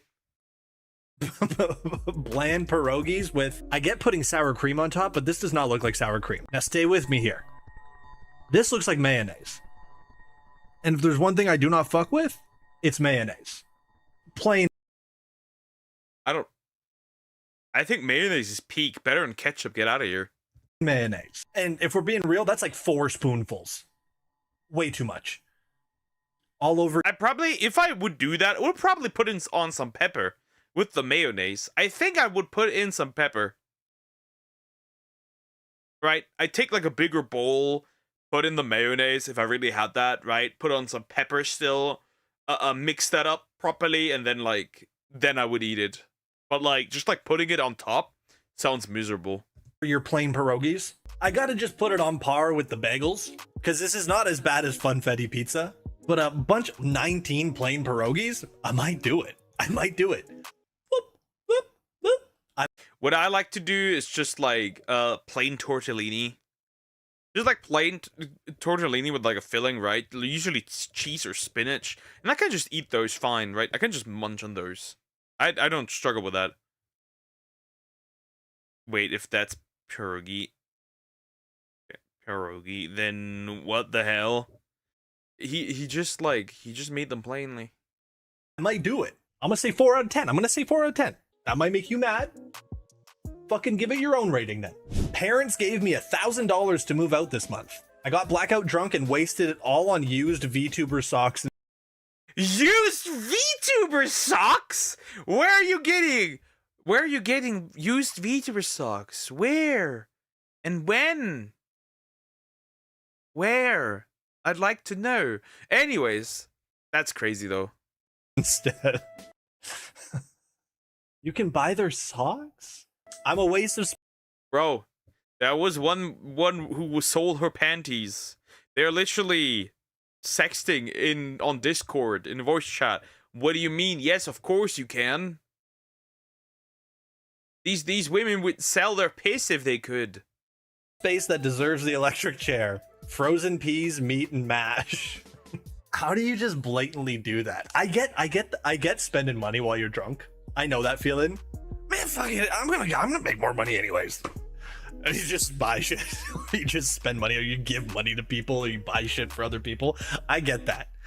But like, your parents explicitly give you $1,000 to get the fuck out. And you buy a bunch of used socks? Oh. Yo, somebody posted in the comments from this dude's post history. So the same guy that posted this also posted in r/advice. How do I encourage my girlfriend to lose weight without hurting her feelings? That's a good question. You don't. 1K on VTuber socks. Pokemon. I don't have a brain, but I have an idea. I am not selling my socks. I'm not selling feet pics. I'm not doing any of that. You can have my you can have used toothbrushes, I guess. So not only, oh dude, you're in for it, buddy. Not only are you going to Reddit for advice, not only are you a fake cell because you have a girlfriend, not only are you not happy with that girlfriend, not only are you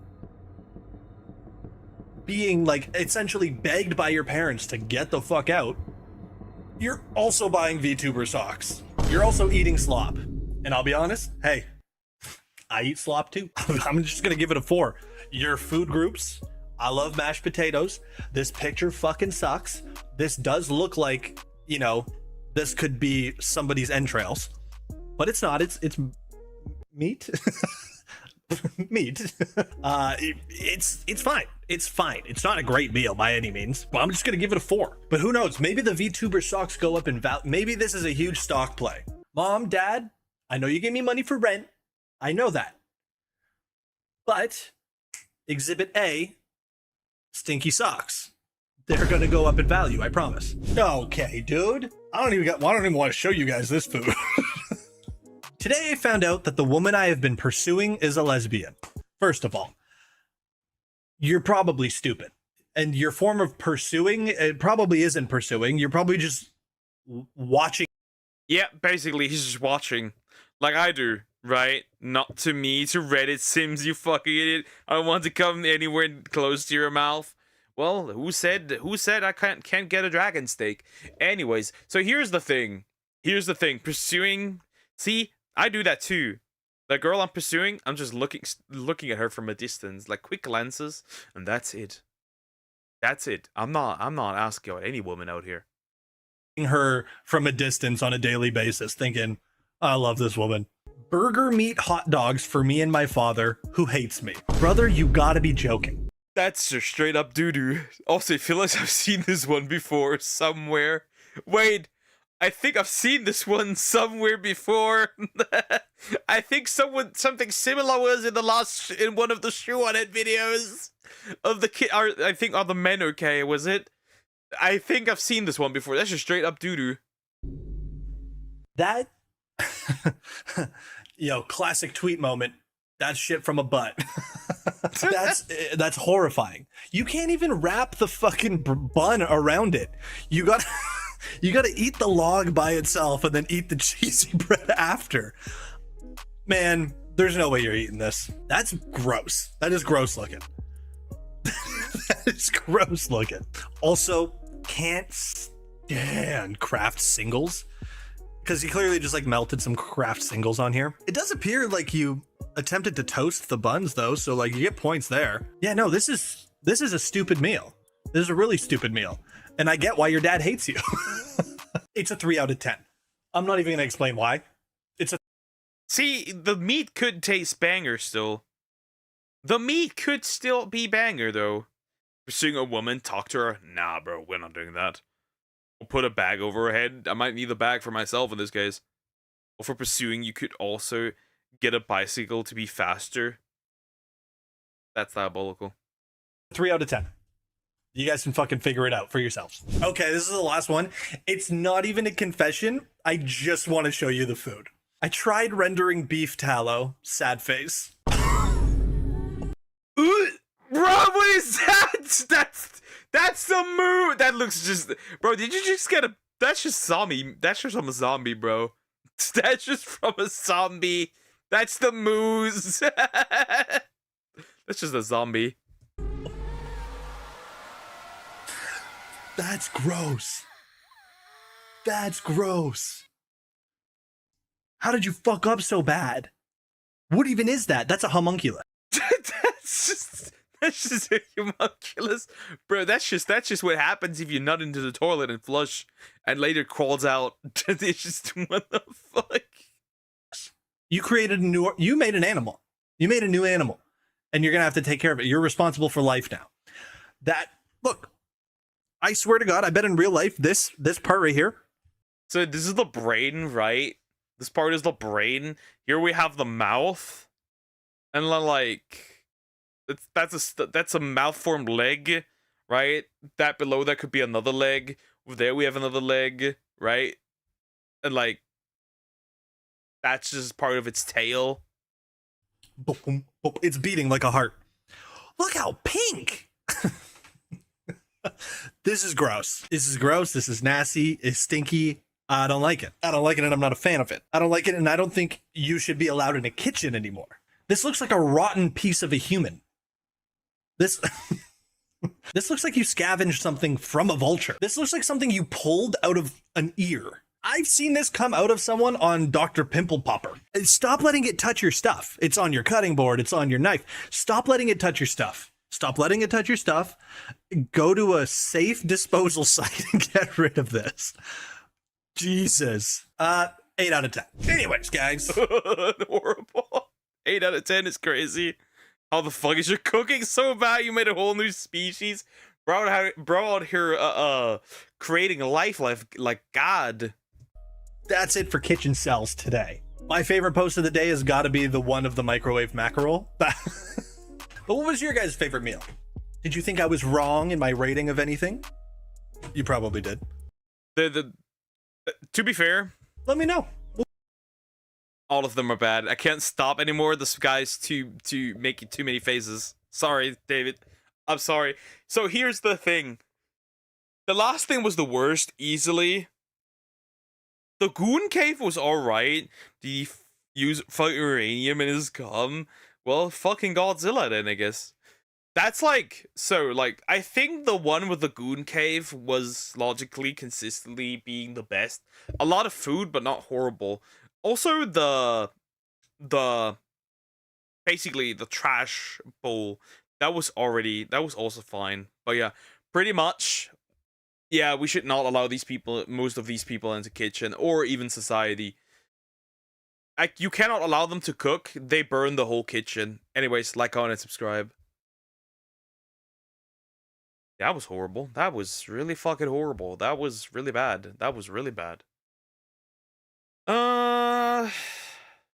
Another video that I do want to watch. Want to find out if animals are religious? Nah, we're doing Croc Rocks now if he's still here. Which I do not know. We're gonna do Croc Rocks now. That guy isn't too mad about me. Right? Little Croc Rock. Little Croc not being mad, right? We want that. We want that. We need that. Right? So we're gonna do that next. We gonna be doing it. Anyways. Loading issues. Interesting. Interesting. I got no idea what we're getting into. Her dress looks interesting. Probably gamer subs. It's that is what happens if you drink advanced GG.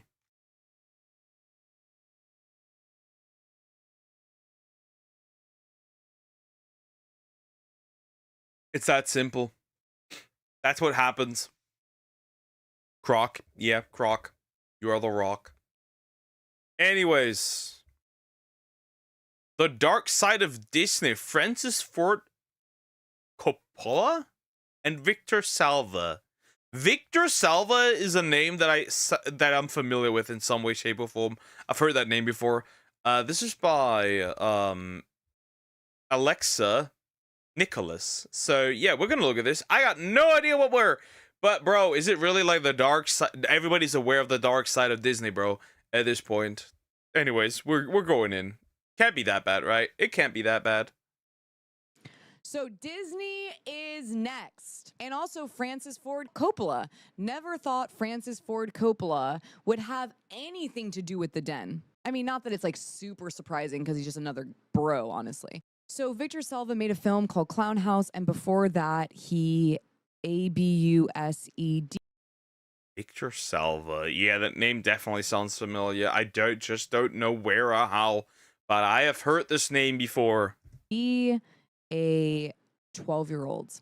And so apparently Victor Salva had a thing for monsters. He had sympathy for monsters. He, I guess, was quoted a bunch of times saying that he, felt the most interesting character in a film was the monster. And he wanted to know what they were thinking and feeling, probably because he's a monster himself. And so I want to show this Clown House trailer. No. The clowns, Randy, they're here. I'm pretty sure that's the victim, by the way. That's the young boy. That's the victim. Oh my God, this clown hand. What is with these convicted PDF files with clowns? What? Because clown, probably something to do with children. I'm assuming that that's the case. Hi, Ring of Glory. How you doing? Hope you're doing good. Hello. I'm all right. We live. Is this? You never know what they really are. You never know what they really are. This music. The circus can be the main event for many a young boy. But That's just weird. That's just weird, bro. That is just weird, dude. That's crazy. That's crazy right there. That's just weird, dude. I'm honest, that's just weird. Why are they making these weird movies? for Casey, all this clowning around is about to come. And why the fuck is he shirtless? Huh? To an end. Clown House. Now available on video That thing cassette. is terrifying, though. Let's maybe listen first to what the survivor has to say about his experience with Victor Salva and Francis Ford Coppola, and how Francis Ford Coppola enabled Victor Salva and protected him. Now, tell me something. Take us through the steps of how Victor Salva was held accountable for you as a child. Let's see. It was when he was arrested, it was a sting operation, first of all. And so after we finished up principal photography for Clown House, because of the cameras we used, were literally the ones that George Lucas used for American Graffiti. It was basically a month of shooting and then a month of overdubs. And it was right in between, like right in the first couple days of doing the overdubs that the police did the sting operation away from his house. And then, I mean, they found, like pretty much a den, just videotapes upon videotapes and photo albums full of like boys modeling for, Macy's or Sears. Interesting. Okay, so basically he's just a predator. Pretty much, that's what it is. That's pretty much what it is, right? Walt Disney will be spinning in his freezer at these revelations. True and real. Yeah. Pictures of countless little boys, and all sorts of just really... Why does he look like this? He looks smiling and shit. Really disgusting stuff was found, and Victor admitted to all of it. He admitted to all of it until there was an attorney involved. And Just like Brian Peck also recorded, admitted to it. Coppola is where the attorney came in. Like that's where the money came from for the attorney, for Victor's attorney was. So Coppola gets him this really, expensive lawyer, and then it turns into where he, because the police already had on file. Francis Ford Coppola hired a good lawyer for a PDF file. Someone who admitted they were a PDF file. Can you believe this? Francis, I want this to be shared. Francis Ford. Get his ass, not gonna lie. Me, Kogo should watch it. Yeah, sure, buddy. He made Jeepers Creepers. That's what he is famous for. Well, at this rate, you really gotta separate the art from the artist, because that's demonic. Ford Coppola defended publicly a PDF file, quoted Los Angeles Times, quoted protecting a PDF file, financially rewarded this person who was convicted. stood behind him for many, many years. This is Hollywood in a nutshell. And then everyone's like, oh, Francis Ford Coppola, what a genius. A genius? What genius protects and supports? I wonder what you would think about the recent releases of the Epstein files. How interesting that would be for her. She'd probably lose it reading those. Of course, some of these aren't properly confirmed because, well, the yellow text, right? The text color in yellow, but still interesting. A PDF file. So, Coppola, about the case, you have to remember, while this was a tragedy, that the difference in age between Victor and the boy was very small. Victor was practically a child himself. Ah, yes! The 29-year-old child! Sure, buddy. What's next? What's next? He was only 60! He couldn't have made... He can't consent. What are we doing, bro? Was practically a child himself. 29. This is what Francis Ford Coppola said. And Selva was 29 years old and the boy was 12. I'm going to repeat it again. The age difference between Victor and the boy was very small. I'm sorry, what's small about 12 and 29 years old? That doesn't sound like a genius to me. Does it? Yeah, that's just like a measly 17 years. What could go possibly wrong? 29 as a child, yeah. Yeah. Yeah. Yeah, but we're only acting that for women, right? 29-year-olds are children. Or like adult women are children, right? That's what people want to say. Like here we have the reverse. For a boy, it's not that bad. And for a woman, it's like all hell breaks loose. It's really continue. On record, him admitting to all these things because he was arrested on 11 counts of child, including oral on a child under. Did I hear just 11 counts? Fucking diabolical. Hello again. Welcome back again. 14, you know, a child under 14, videotaping these things. Like, I mean, and then, you know, several charges that had to do with the production of Clown House and being during that production.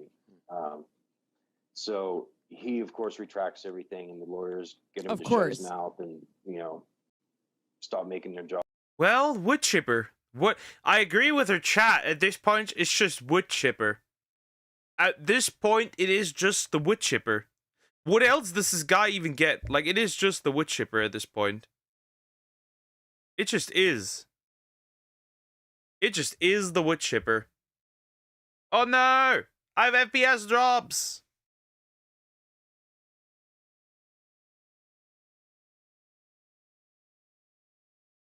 Oh no. Internet gone. That's not good.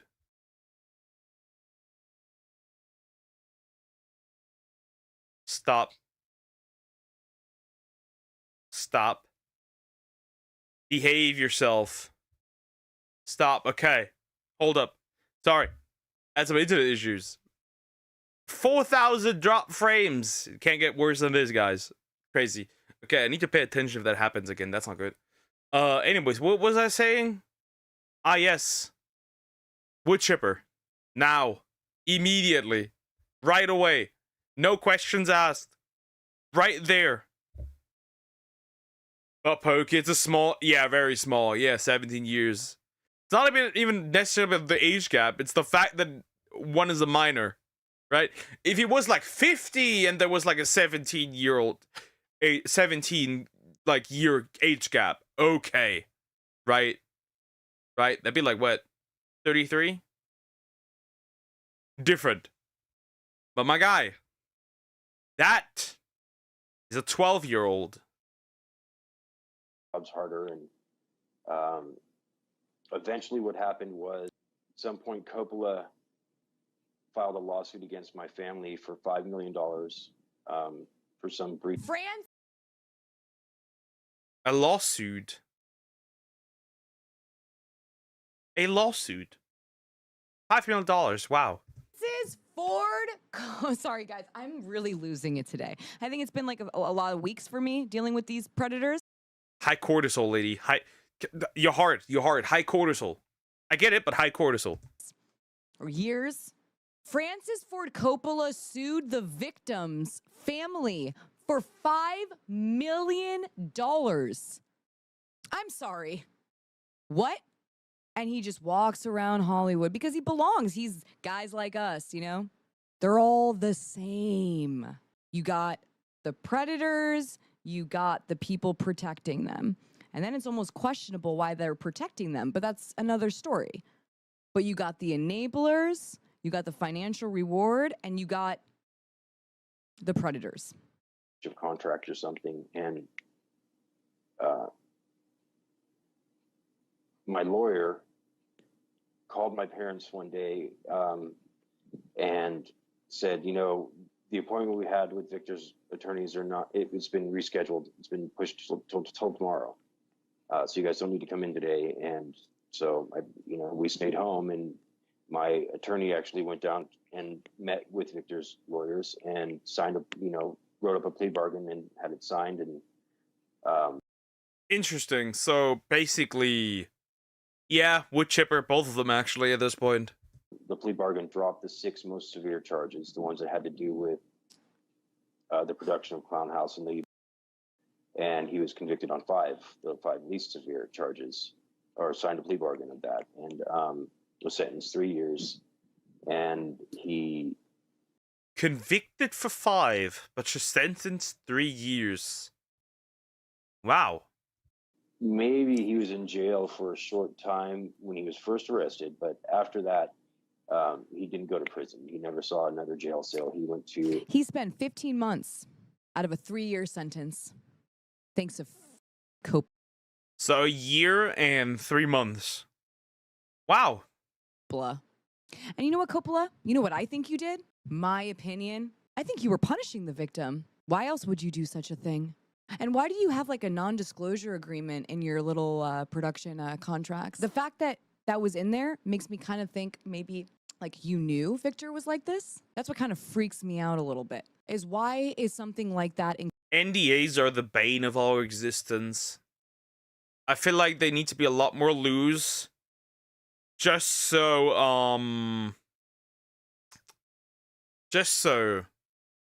victims can speak out easier. Francis Ford made The Godfather. I can't hate him. Well, that doesn't matter, it appears. included in a contract when it comes to a child? And you were shameless, Coppola. Shameless. To the point where even years later, you legit produced Jeepers Creepers 1 and 2? Wow. Look at how Victor Salva was able to skate on through Hollywood. Coppola. So sad. A treatment facility in Napa. Oh, and what a retreat. How lovely. Napa. Right. Yeah, he did 15 months. So, I'm basically sorry. He had movie deals waiting I'm for him. sorry, too. Like it was like, warm reception when he got out of his treatment, and was right back to work, shortly thereafter. All right, so Francis Ford Coppola stepped in to not only help him, but then he sued you. Yes. Yes. It was slime bag. Are you kidding me? What a slime bag. This notable, legendary Hollywood. He's being too nice. I wouldn't use the word slime bag, that's for sure. He's a bit too nice. Separate the art. That's like the only thing you can do, right? Because like you can't really punish the actors for what the director did, right? That's like the thing. Hollywood director stepped in to not only throw sand in your face, but to help someone that had been arrested on unspeakable charges. Mm-hmm. Yep. Freaking believable. Once the film was, because I still had to go and do all the overdubs. So after he was arrested, so I still had a month's worth of work at Coppola's house every single day for 8 or 9 hours every day for a month. Which time I was like blackballed, told I'd never work in the industry again, and sure, of course, like all sorts of stuff, and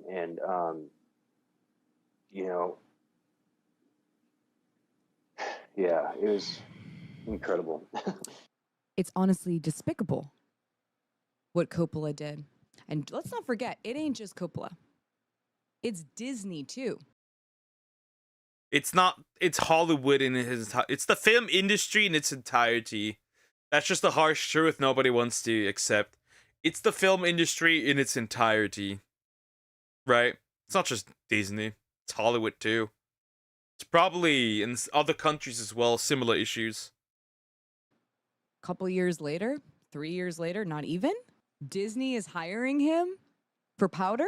One really important thing to note, and this was so incredible, when the movie Powder was backed by Disney, this brave survivor went in front of the movie release and protested it with just him and a few friends. And I just want to show this image. This is the victim. His name is Nathan Winters. And if you see here, he has a pretty sick, amazing, protest sign. This was the short film that he was ABUSED by Victor Selva on. Something in the Basement, written and directed by Victor Selva. Then his second film was Clown House, written and directed by Victor Selva. And then he made a statement here by saying my MOLEST, written and directed by Victor. Yeah. Yeah, Again, welcome back. Summix. Victor Selva. Disney didn't give a. He was so brave to go protest alone with just a few friends, and I did that too. And sometimes you think like, am I the only one who's like, why isn't anyone else doing this? They are. Survivors have been doing this, but no one's been paying attention, and instead suing and harassing and bullying the survivors. Yeah, but that just makes sense, right? That just makes sense, right? The best way to win this is to silence the survivors. It's just like the rational conclusion of this whole. Yeah, that's diabolical. That is diabolical. At least Victor Salva has been allowed to make a movie since 2017, Jeepers Creepers 3. That movie was horrendous ass, not gonna lie. But yeah, that's diabolical. That's actually horrendous. That is horrendous. Anyways, now back to something more fun again. Join our new seminar. That's interesting. I wonder how that goes. I'm gonna look at it. I need some water.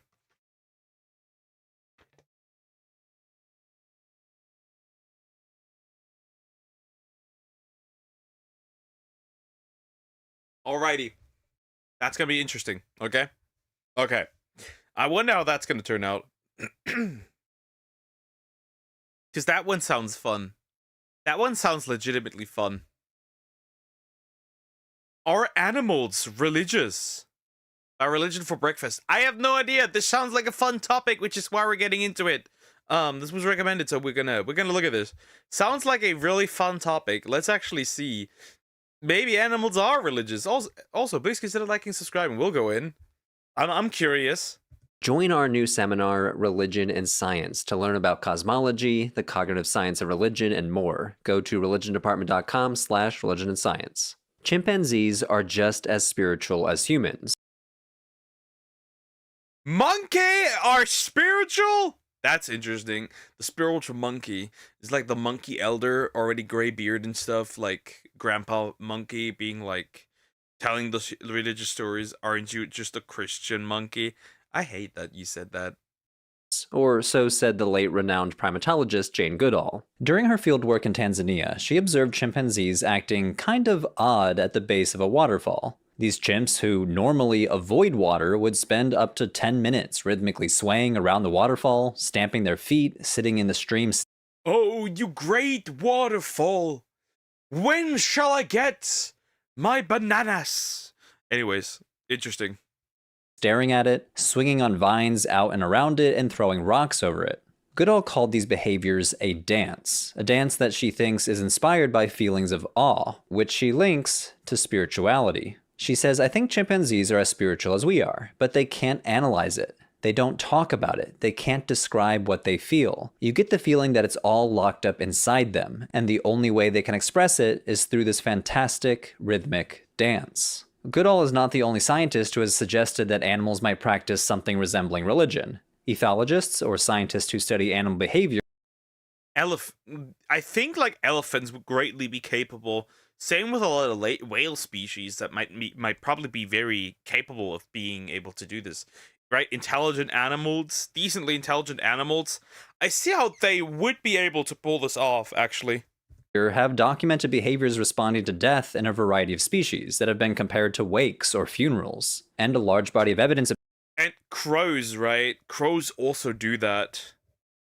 Crows also do like kind of have like a little bit of funeral thingy, so that makes sense. Appears to show that many animals experience emotions like grief, joy, and yes, maybe even awe. But this raises a bunch of questions about what counts as religion. Do feelings of awe and grief actually amount to religion? What about behaviors that resemble dances or funerals? Can we call these behaviors religious rituals? In many ways, asking whether or not animals have religion forces us to think about what religion is in the first place. Back in 2018, an orca named Telequa made headlines around the world. She had given birth to a calf who died. Oh yeah, didn't she just like carry the calf around the entire time?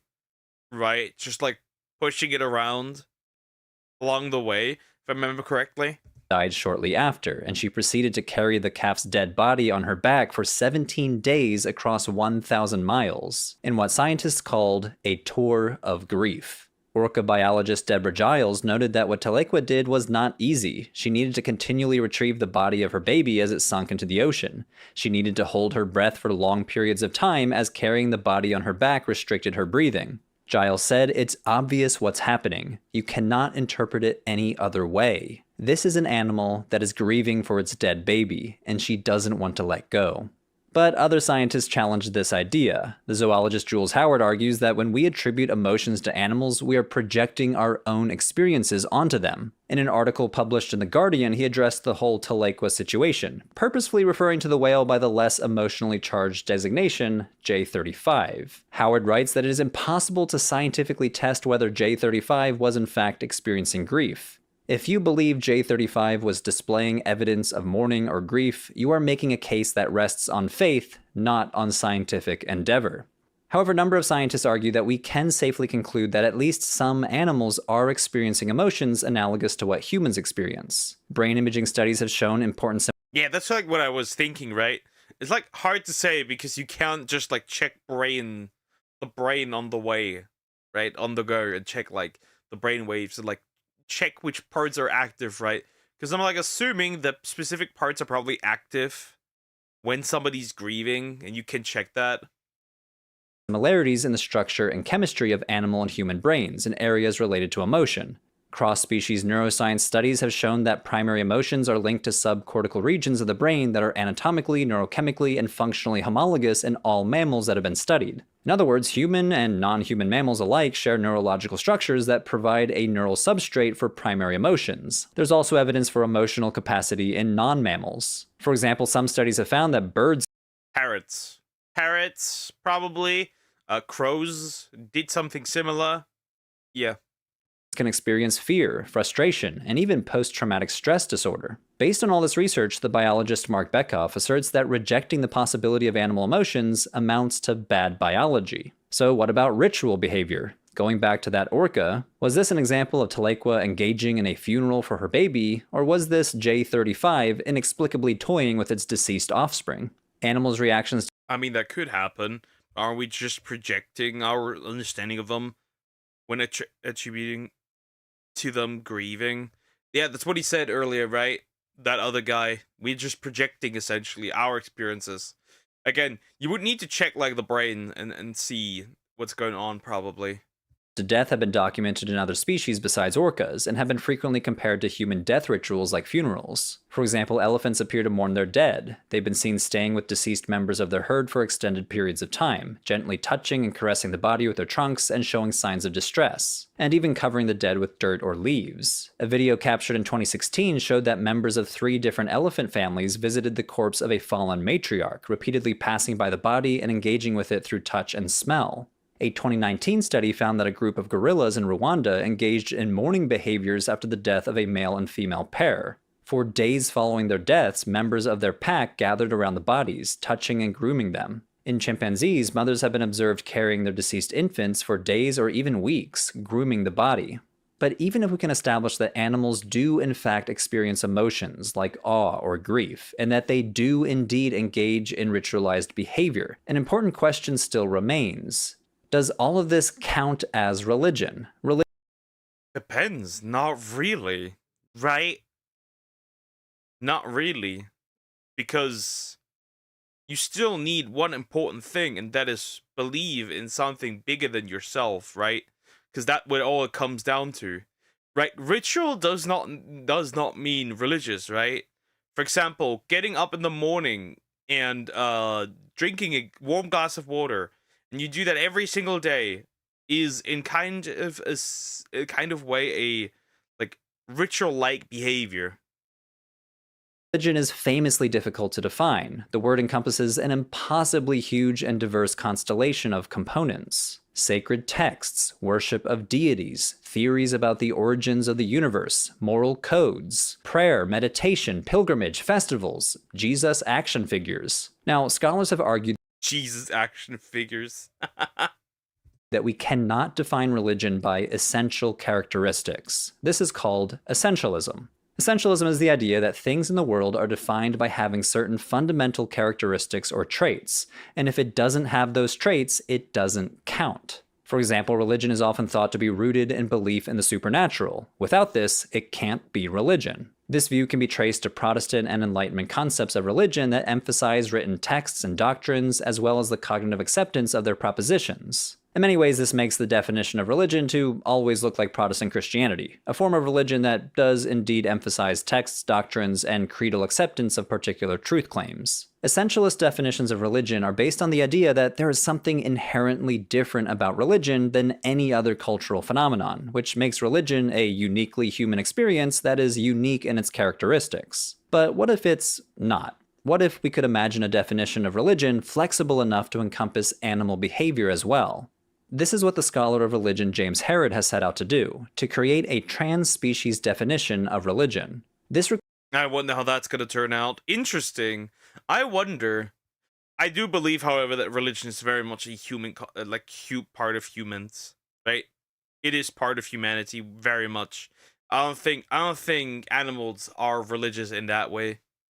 Requires deleting everything about religion that is human-centric. No language, no complex theological beliefs, no ideas of gods or divine beings, formal rituals, or mythologies.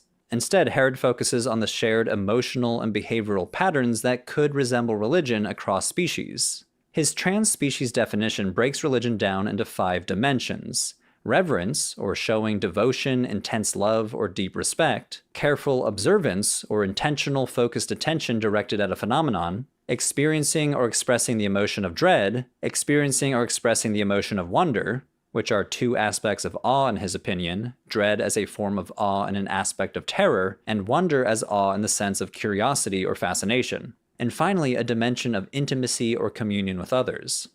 Together, these dimensions make up Herod's... Yeah, but by that logic, by that logic, if you break it down, every human on this planet, even if they call themselves atheist, right? If you remove everything that's human-centric and you keep everything that essentially could be able to go, that is able to go for, most beings, at that point, you just eradicate the existence of atheists, which is interesting. Trans-species definition, what he calls a kind of prototype of human religion, stripped of all human things. In a follow-up article, he applies his definition to chimpanzees. He starts by demonstrating how chimpanzees are very intelligent, and if their intelligence shares enough characteristics with human intelligence, then some of their behaviors could be seen as analogous to human behaviors, including religious behavior. Studies show that chimpanzees are capable of symbolic understanding, like recognizing the values of numbers. Their emotional complexity is evident in their expressions of joy, fear, and confusion, and they communicate these emotions through a wide range of vocalizations and gestures which they adapt for emphasis, much like humans. While scientists debate whether chimpanzees possess a theory of mind, as in being able to detect the intentions of others, some evidence suggests that they may partly understand others' intentions, engage in deception, and use basic analogical reasoning, forming the basis for empathy and social understanding. Some scientists argue that chimpanzees also exhibit moral behavior, enforcing social norms, breaking up fights, and showing empathy through acts of reciprocity and fairness. Moreover, chimpanzees show signs of cultural learning, passing on behaviors unique to specific groups, such as the waterfall behavior that Jane Goodall observed. A 2024 study found that chimpanzees could learn complex tasks through social observation, suggesting foundational capacities for cumulative culture. Herod argues that all of this research suggests that chimpanzees have a cognitive and emotional foundation that in many ways is analogous to humans. They grasp symbols, adapt emotional expressions, understand basic social intentions, and even pass along have a long hanging lips. Ooga booga. I unga, therefore I bunga. behaviors to other generations. So if they possess these foundational capabilities, might they also be capable of behaviors that resemble religion? Herod applies his definition to several observable chimpanzee behaviors. For example, chimpanzees have been observed reacting to death. Yeah, but that's just one person, right? It wouldn't really take, like, one person as, like, the absolute utter truth, right? I also don't really consider these to be specifically tied to religion. In extraordinary ways. One study describes a large group of chimps gathering around a dead companion, sitting quietly and simply gazing at the corpse for hours. Similar behavior was observed in the Ivory Coast Ta'i forest when a young chimp was killed by a leopard. The group lingered by the body for over 6 hours, some grooming the corpse, others guarding it, only allowing higher-ranking females to approach it. Chimpanzees also react to their dead companions with specific vocalizations, like screaming in a particular way that generally signals extreme danger, like in response to a lethal carnivore, and another call used to express anger. Herod argues that we can call these ritualized responses to death. First, they are surprisingly structured behaviors and not just random actions, and these behaviors seem to be shared across different groups of chimps. He also argues that these behaviors are recombinations of ordinary behaviors that are applied to an extraordinary situation, like that lethal predator threat scream. I also think that we need to look at, like, the overall thing, right? At least, like, overall, how animals, right? Because I can guarantee you the vast majority of animals probably don't, because they're simply not intelligent. It needs a certain intelligence to even be able to lightly grieve. There's a lot of animals who literally just experience things in the moment, right? Like a snail won't grieve, a snake won't grieve, right? Usually, probably, I'm assuming an alligator won't grieve, right? This has to be animals that are highly intelligent, and there aren't that many around. Herod points out that in everyday usage, this is an alarm that a potentially lethal creature is nearby, and it's usually a signal that you should run away. But in this case, after the death of a companion, the call is reframed into an announcement to encourage others to gather around, literally the opposite of running away. In other words, chimpanzees repurpose everyday vocalizations, giving them new meanings from their original purpose. This is one of the reasons why Herod concludes that we can label these behaviors as rituals. Scholars these days often define rituals more as a process rather than a specific type of action. The process of ritualization is when someone transforms an ordinary behavior, like drinking some wine, into an extraordinary behavior, like drinking the blood of Christ during a Catholic Mass. An ordinary behavior is repurposed for an extraordinary event. In these cases, chimpanzees are repurposing everyday behaviors like grooming and screaming in fear of a leopard for an extraordinary event, a period of observation of their dead companion. He then evaluates whether or not these behaviors meet his trans-species definition of religion. He argues that his criteria of reverence and careful observation are met by chimpanzees observing the corpse silently for hours, grooming it, and high-ranking individuals guarding it. The various screams that chimps make exhibit dread and awe. He also applies his methodology to the waterfall dance that we started with. He notes that chimps appear to express some sort of awareness of and awe in response to elemental natural phenomena, like sudden wind gusts, rainstorms, thunder, fire, waterfalls, earthquakes, sunsets, and flowing water. For example, in response to flowing water, they'll sit motionless and silent for extended periods of time, gazing at the water. In response to fire, wind, thunder, or rainstorms, they'll engage in aggressive charging displays, racing forward, shaking branches, or throwing stones. Charging displays like these are usually done to assert dominance over other chimpanzees, but in these cases, they're— In other words, they're trying to assert dominance over fucking over frickin' a thunderstorm. Crazy work. Then again, is my dog barking at fireworks that the same? Not the same. Trying to assert dominance. There is no opponent. Herod argues behaviors like these express reverence, wonder, and dread, and again are examples of ordinary behavior being repurposed for extraordinary events. Now, I understand if you're skeptical. We can't exactly interview a chimpanzee about what it feels or what it's doing, so maybe we're again reading human-like intentions into behaviors that don't necessarily hold the same meaning for chimpanzees. The same problem we ran into with that Orca telequa, or J35, whatever designation we want to use. I feel like religion is really summarized by one core factor that every religion on this planet has, which is believing in something bigger than yourself. Right? I feel like it is especially, religion has a specific part where like, it seems to be very outlandish, but you're still believing in it, even though you are usually actually, right? We're in the time where like you're supposed to follow logic and like science and stuff, right? Animals aren't really capable of that. Throughout this study, Herod self-consciously uses the phrase as if to try to characterize the meaning or intent of certain behaviors. Chimpanzees scream after the death of a companion, as if undefended and vulnerable before death. Yeah, but that makes sense using as if. In science, you don't really use like a clear right, you don't make it seem like it's absolutely certain, as if basically just means it could be that that's what it is, right? Absolute language is really not used. They glance back at the corpse as if it's a final farewell, never again to follow.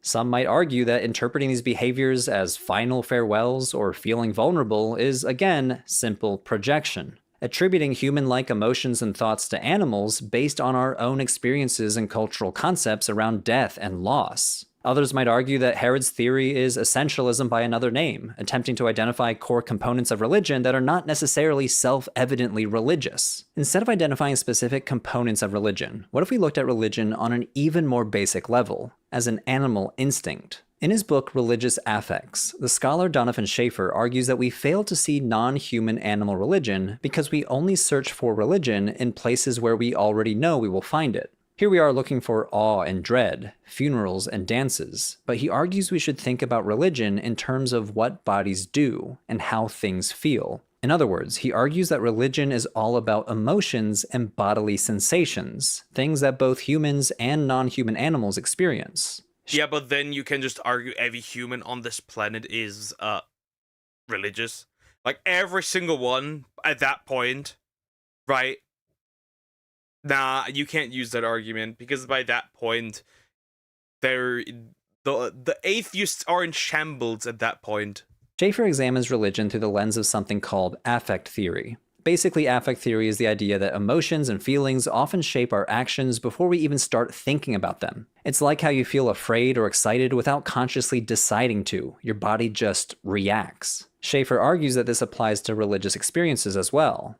What we think of as religion emerges from these emotional, bodily responses that have little to do with rational or intellectual thought. So, if religion requires holding language-based beliefs, then yeah, it is a phenomenon restricted to humans. But if religion is about embodied feelings and actions, then it potentially is something that non-human animals can do as well. That's interesting, but how does that work for somebody who wakes up in the morning and just feels great and happy for no reason at all?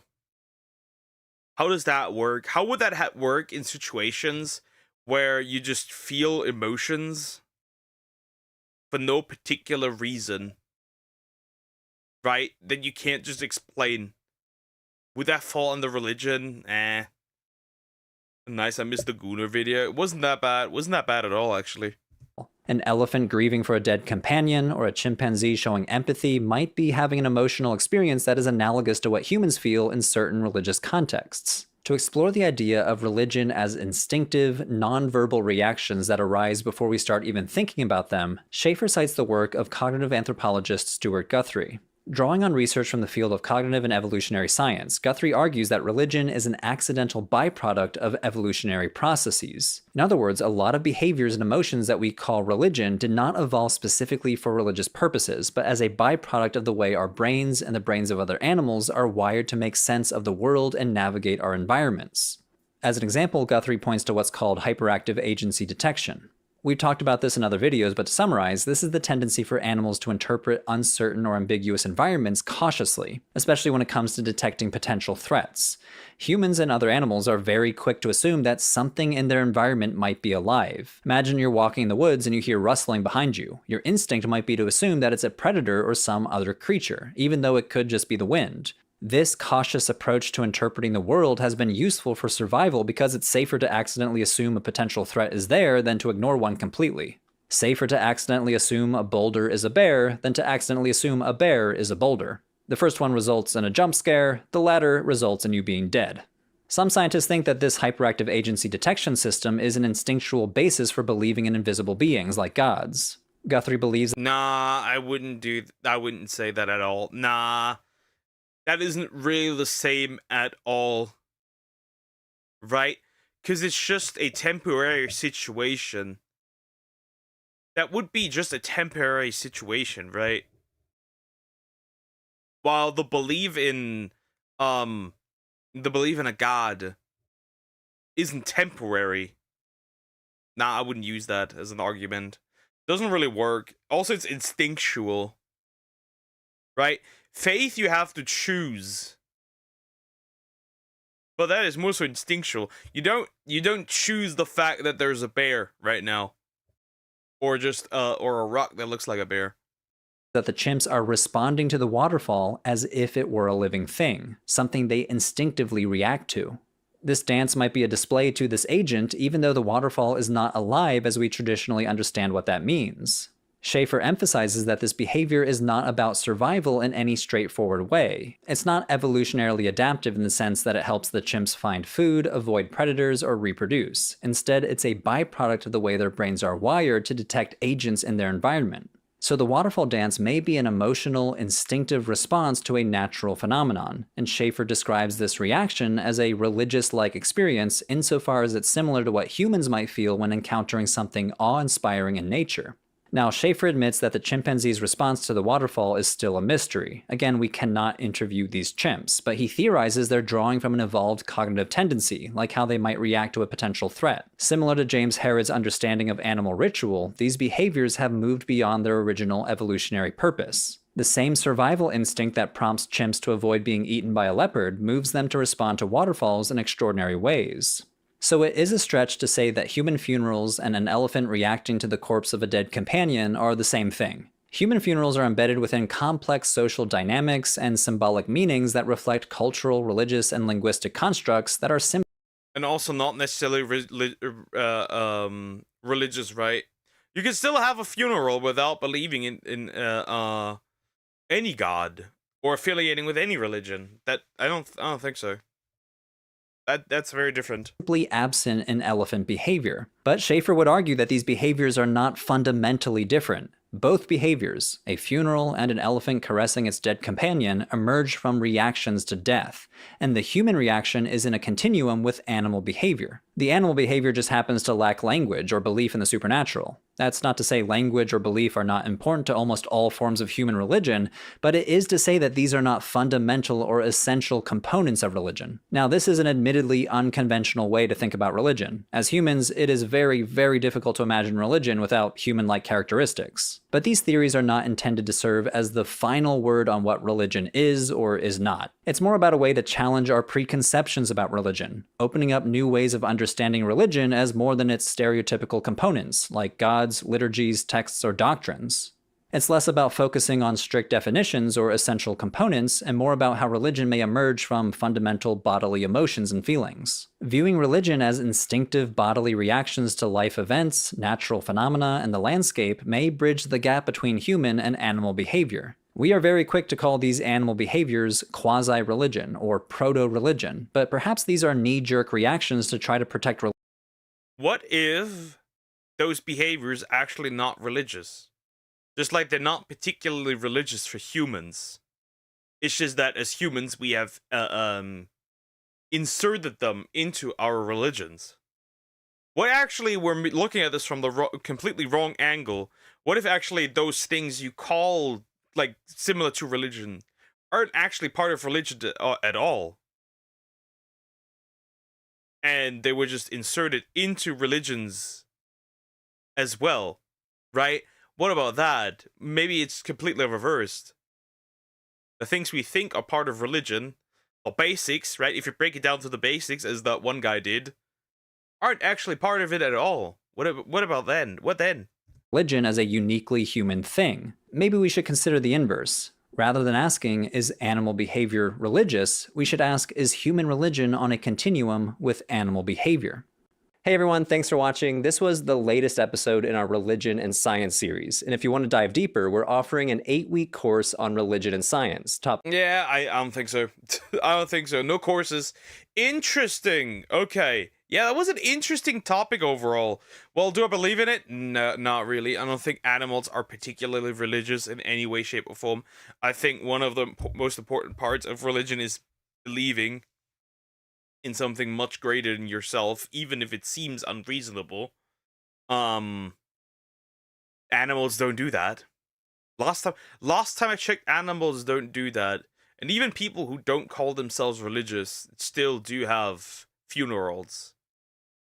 So yeah, I don't know about that. I don't know about that at all. Anyways, like, comment, and subscribe. That was an interesting topic. The monkey. Hey, why is this guy calling them chimpanzees? I thought they were Saiyans. No, because Frieza doesn't call them chimpanzees. He calls them monkeys. Monkeys and chimpanzees are technically not the same. Isn't that funny?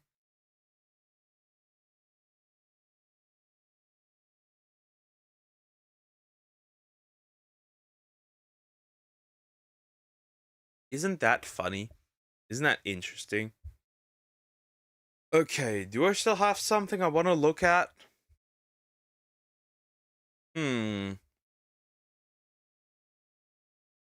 Still have a lot of videos in there that I once looked at before. Let's do this one. This one might be funny.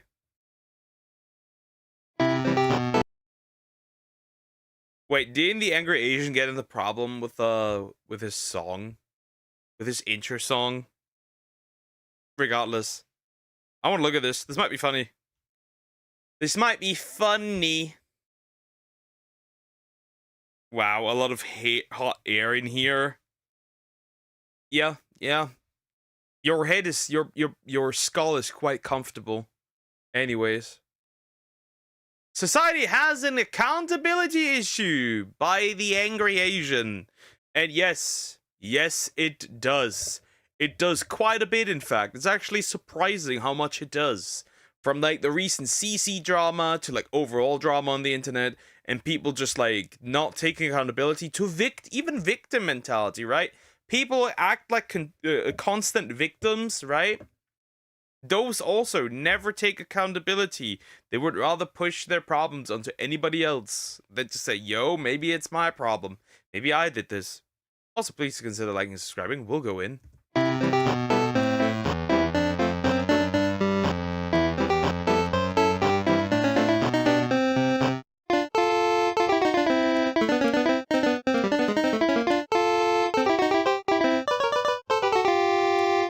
I got suspended for 3 days from my school, and I have 45 days of OIC. Denial. A lot of us live in denial. Some of us are in denial that we're gay. Some of us are in denial that we're straight. Some people are in denial river, and some people are just in denial in general. Accountability is also something. Accountability and acceptance of responsibility for honest and ethical conduct towards others. In other words, being the bigger person at times. Something a lot of us struggle with, and it makes sense because accountability and denial go hand in hand. The reason why so many people live in denial is because they can't take accountability for their own actions or their own words. And then there's me. I'm too radical in this approach, and I take accountability for things that are not even my fault. Yay. There's like two extremes here. There's two extremes here in the fronts here. At the fronts here. There's the guy or the girl. Most recently, I've discovered much more women. That's usually accountability versus women is usually the meme, right? So for one, right, the ones who take no accountability at all and become a victim immediately, and then there's me. The earth explodes. It's my fault. Right? Like, I have this one friend, he's very straight, but he loves femboys, and he's just like, dude, buddy, you ain't straight. That's still a dick. Although I do love femboys, I'm not gay. And it's just like, I don't know, I see a duck, I'm gonna call it a duck, you know what I mean? But it's starting to become a real issue, because I'm of the belief that all humans are just naturally flawed. I mean, there's no such thing as the perfect human being. I mean, everyone...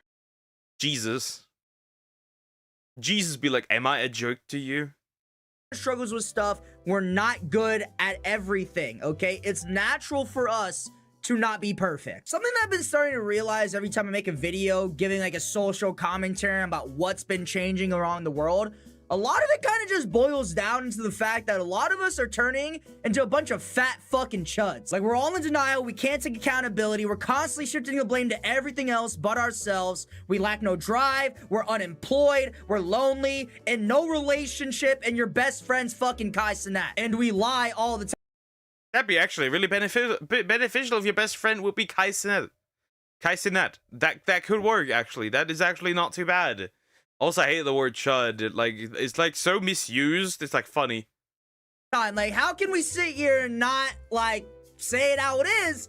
We are all turning into chuds. We're literally turning into those fat motherfuckers from Wall-E, because we are all in denial. You see, guys, normally when you realize there's a flaw or an issue within your... Also, he's definitely speaking for Americans here, because while Europeans have started getting more fat, sorry, US homies, but you have a weight crisis. Sorry. The normal response is to work on yourself and try to improve that and become a better person. Like, for example, I'm ugly as shit. I can't get any girls, right? Okay, so what am I gonna do about it? All right, well... Same. Well, I'm gonna go to the gym, I'm gonna go self-improve, I'm gonna go get on a diet, eat right, all this other stuff, and also, there's some flaws and issues within myself and my personality. And you can still not get girls. So I'm gonna do some soul searching and self-improvement to really dial that stuff in so I can just become a better person overall. Not just to get girls, but for my overall physical and mental health, right? That is like the normal response. And why were the girls first mentioned? I know what you are. You hit the guys that hit the gym just to get girls. I understand you. I get it. To a degree. I get it. Now I start working out because I hate this prison, but hey, yo, more power to you. Nowadays, though, if you were to come up to somebody and be like, yo, bro, you're ugly as shit, that same dude is just gonna be like, nah, hey, yo, hey, bro, hold on now. I'm not ugly, motherfucker, okay, no. I'm wabi-sabi, bitch. Like, yeah, bro, so what if I weigh 500 pounds, got one tooth in my mouth, I'm balding, and I smell like a yeast? Damn, that's a fat fucking boy. That's like the equivalent to a fat cat. Infection. If anything, that's not my fault, bro. It's these women's fault. They just don't like a nice guy. And I hate that. I honestly hate how instead of like promoting self-improvement or healthy ways of living, all we're doing nowadays on the internet is trying to find nicer ways to call motherfuckers ugly. Like, first it was ugly hot, then it was unconventionally attractive, and mid-ugly. Mid-ugly. That was the one that got me. That was the one that was driving my cortisol up. What do you mean you want the guy that's mid-ugly? What do you mean by that? What does that mean? But then on the other side, we have also like the delusional chicks who are like, Chris Bumstead, off-season Chris Bumstead, or Jason Momoa, like, be like, dad bod. I'm like, bitch, you're retarded. Now it's wabi-sabi. Like, I don't know, maybe it's just... The wabi-sabi's crazy. The wabi-sabi's crazy. If you haven't heard that, it's just mid-ugly. Again, they're all just mid-ugly.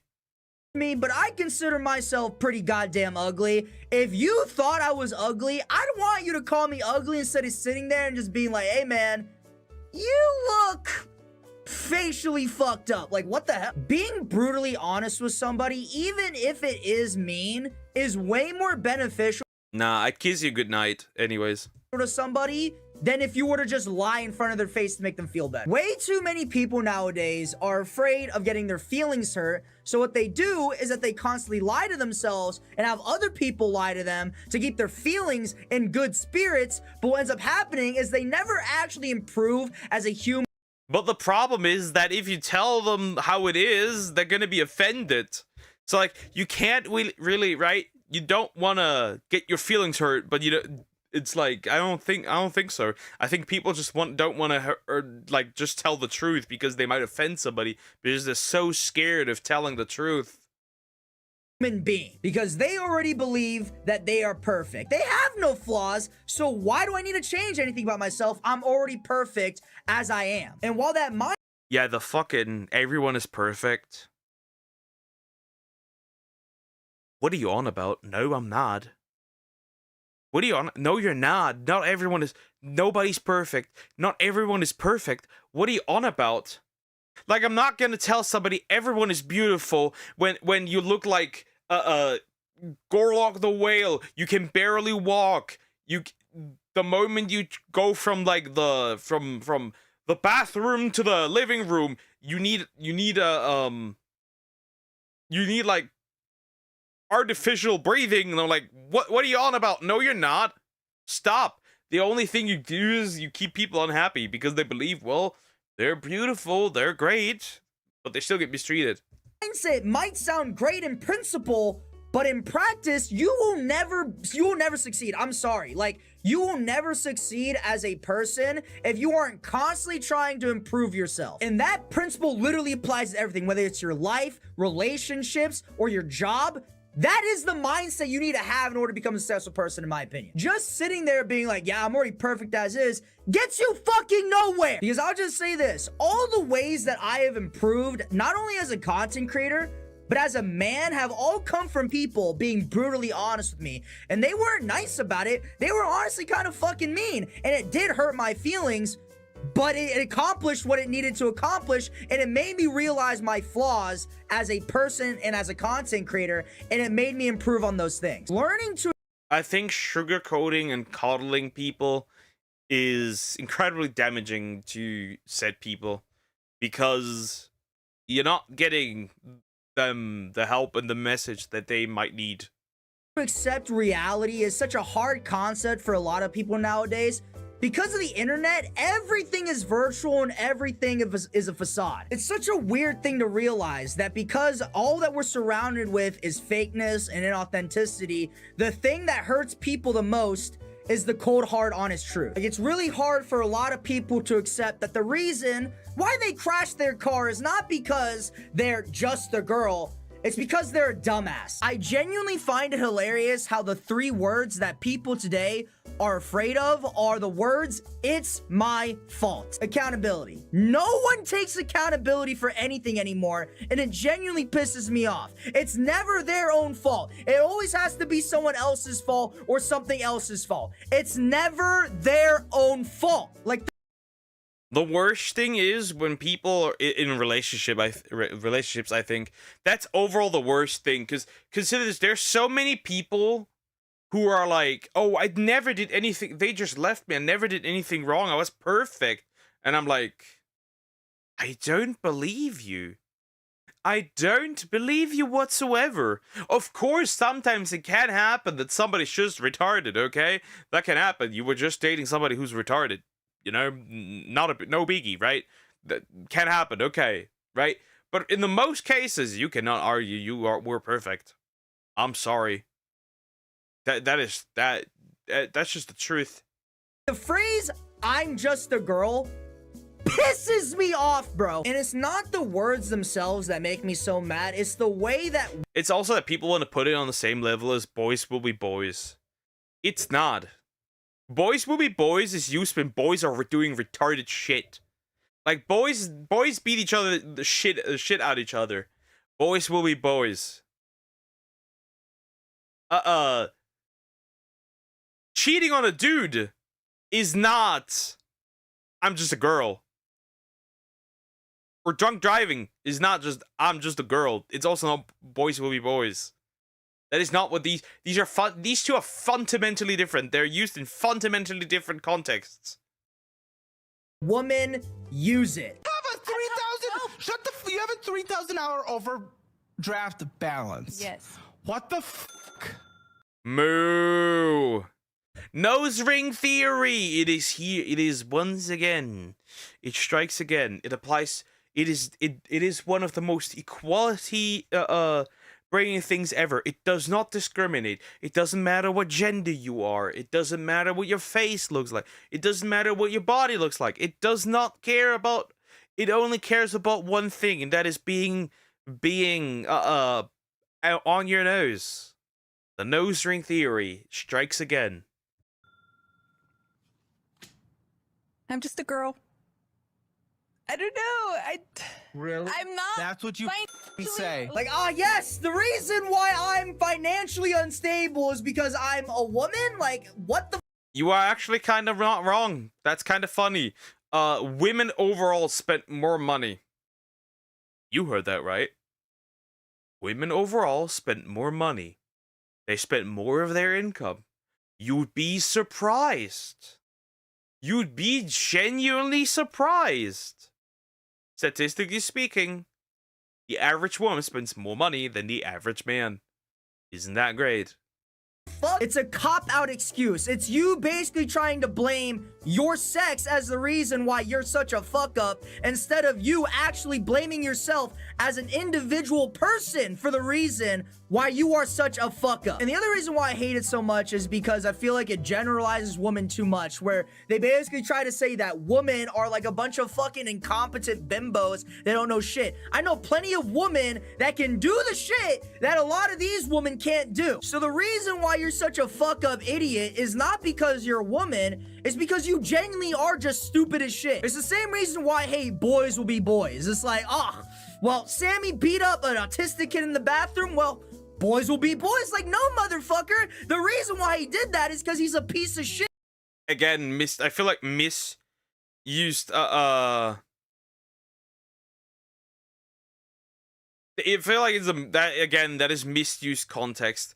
That is just like used for like boyish behavior, right? Classic boyish behavior. Right. Hello, dear. Hi, how are you doing? Hope you're doing good. No, I'm not gonna grab it out. I've seen it once. I just know boys spent more. Nope, that is not true. The most people with a shopping addiction are women. Men don't develop shopping addictions. Lack of accountability that people have nowadays is astounding. It's genuinely astounding. I cannot believe it. And this can be applied to many of different scenarios, but for me, where I saw it happen the most was at school. Like, the amount of people that I met that insisted that the reason why their grades are so bad in school was because their teachers are just bad was fucking ridiculous. Like, I've genuinely met people that have had all F's on their report card, dead ass look at me in the face and tell me that the reason why their grades suck is because every single one of their teachers is a bad teacher. Like, are you fucking kidding me? I remember this one time when I was still in juvie, I met this one kid on the bus named Sammy. Sam, if you're watching this, please don't get mad at me, but you probably might be the dumbest motherfucker of all time. This dude had a 0.023 GPA. I swear to God, on my whole fucking life, that was his GPA, right?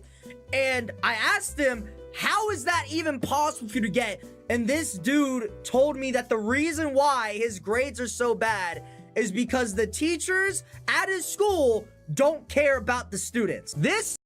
But that's very true. That is the case. That is what is happening. That is. It's true. It is. It's very interesting.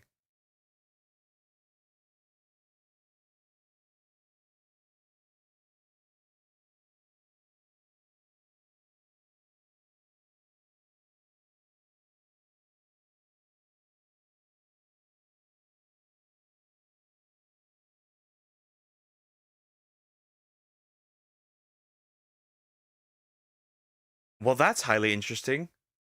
My Xbox just turned on. That's a bit weird. I am surprised. Anyways, back to it. Shopping's not compared to a car, a home. First of all, women also need a car, so that falls out of the window. Women also need a home, so that falls out of the window. Gaming setup. Most guys really don't have a gaming setup. I think you're overestimating that. A phone. Women just need that as well. In-game currency, yes, but you don't spend your money on makeup, do you? That's what women do. Women clothing are usually also more expensive than men's clothing. Women's haircuts are usually more expensive than men's haircuts. You'd be surprised. Casper wanted to play the Xbox for real. So it would seem. That's just weird. And for some odd reason, it turned on Minecraft Legends. Odd.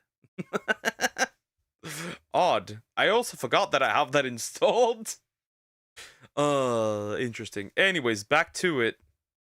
This motherfucker had a 0.23 GPA and genuinely tried to tell me that the teachers were the problem. No, motherfucker, it's you! I'm being so dead ass when I say this. Out of my 4 years at high school, I don't think I ever heard anybody say that the reason why my grades sucked is because I didn't study enough. No, nobody has ever said that out of the 4 years that I was at high school. Every single reason was because I just couldn't keep up with anybody. No matter how much I studied, I just had a problem keeping up with people.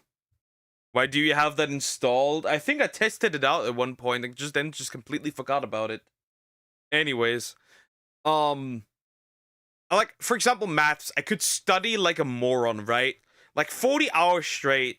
I still got no points. Isn't that funny?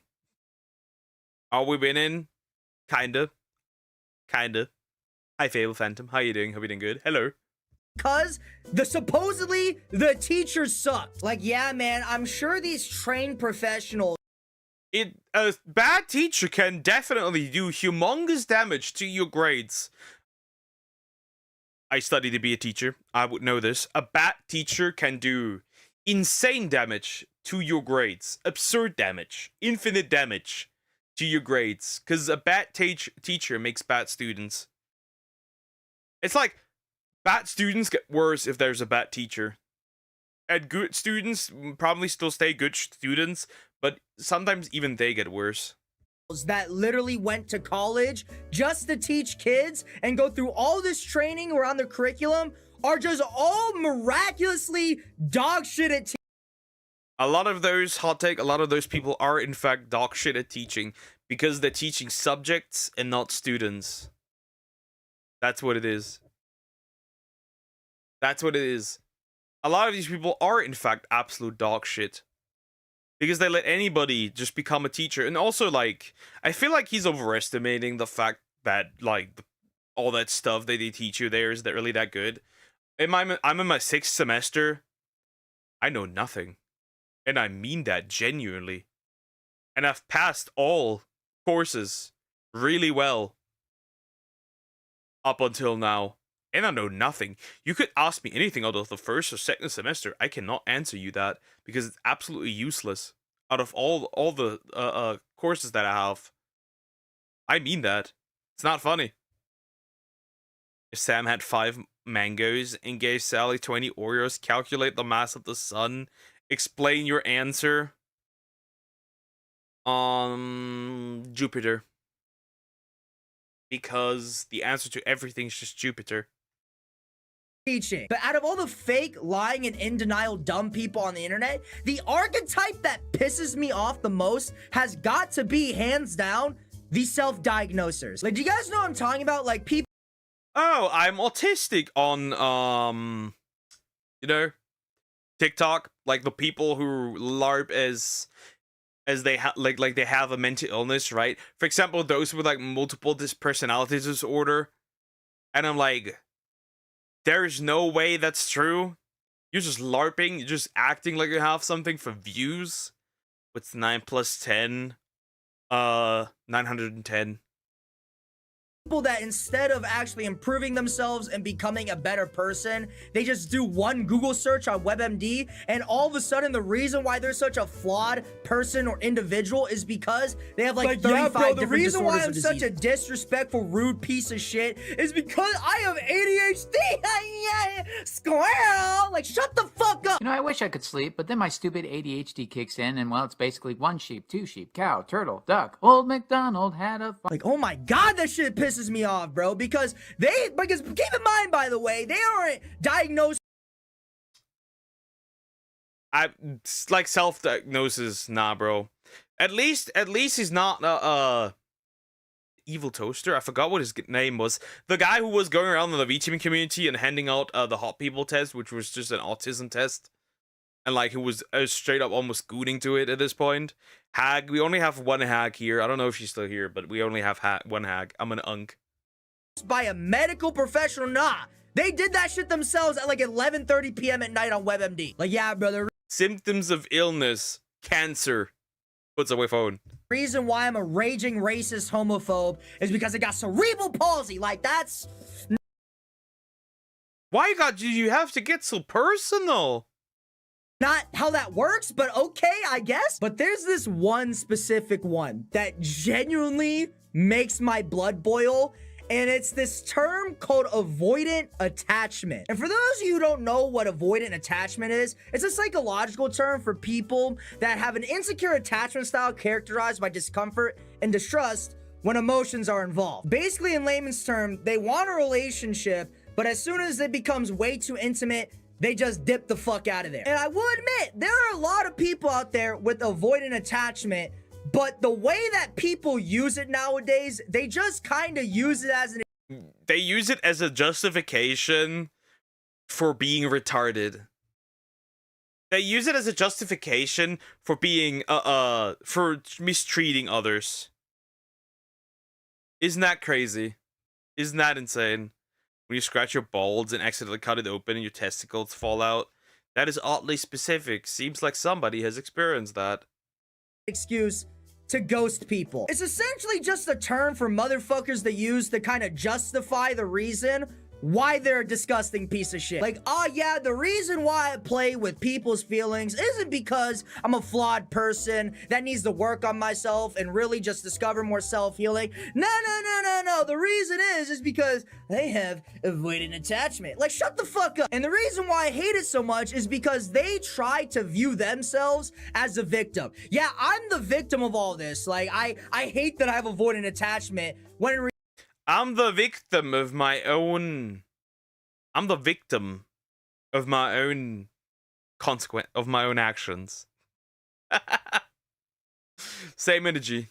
Reality, you're not the victim. The people that you're ghosting are the victims. You aren't one. You're the perpetrator. You're a piece of shit. Like, I'll just say this. Why would I ever sympathize with the person that plays with other people's feelings and emotions? The funniest part, too, is that all these people that self-diagnose themselves with avoidant attachment don't realize how truly selfish they are. Because if you know that you can't handle an intimate relationship, why the fuck are you trying to get into one? Essentially, anyone that claims to be avoidant attachment is just somebody that takes a lot of joy in playing with people's emotions, leading them on. Dare I say hoe? Whether a man or woman, dare I say hoe? Is there a chance? And then eventually ghosting them after they become serious. Especially if it's self-diagnosed. Like, I highly doubt that there are that many people that are going to an actual psychologist to get themselves checked up on this stuff. I will literally feel no sympathy for anybody like this. You are a bad person that is trying to hide behind a fucking disorder or disease instead of actually trying to fix it. Like, I have ADHD, okay? I'm a very flawed person. I've never sat here, though, and said that the reason why I'm so flawed is because I have ADHD. No, the reason why I'm flawed is because I'm just naturally a I have a trust Grand Canyon. The more you know. Flawed person. My disorders or diseases have nothing to do with that shit. But all in all, we have all turned into people that are afraid of getting our feelings hurt. I don't want to be that guy, but we have all turned into a bunch of pussies. We cannot handle. We? Who's we? Are you French suddenly? There is no we. I make people mad all the time. I call people bad words all the time. I tell people the truth and how it is all the time. If they get offended, don't get yourself... May the door hit you on the way out, right? Like, why you make him so angry? It's not my fault. He's just angry. Well, he is called... He is called the Angry Asian, so, well, the more you know. Even the slightest bit of truth, honesty, or criticism. And it's ultimately affecting the way we all live our lives. If you actually want to experience growth as a person, sitting on your ass and just pointing the finger everywhere won't get you anywhere. Stop trying to find the easy way out. Stop trying to find excuses. Stop trying to find things to blame. The only thing that you can really change is yourself. So I honestly don't understand why so many people are focused on things that they cannot fucking change. Or blaming things. Yeah, or doing... Right, well... I'll let him talk. Things that are out of their control. You can only control yourself. But that's what I'm doing. I blame things that I cannot control on myself. I do that too. The radical responsibility. It's like a radical accountability, no matter how you want to take it, right? For example, I blame myself for getting cheated on.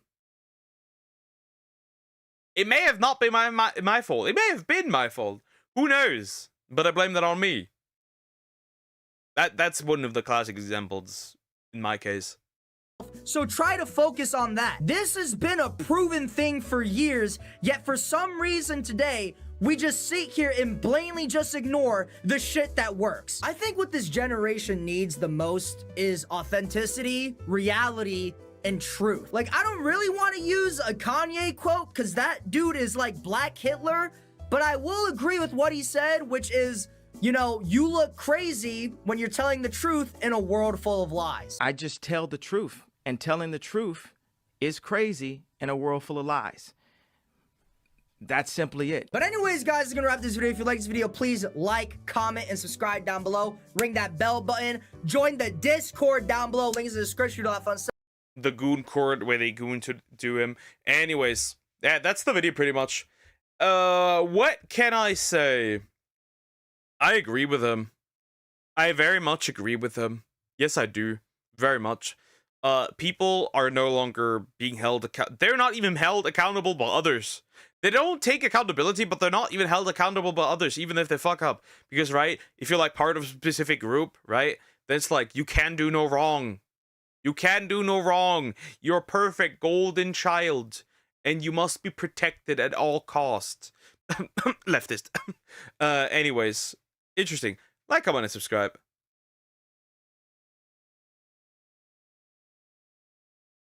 Water. I'm a water boy.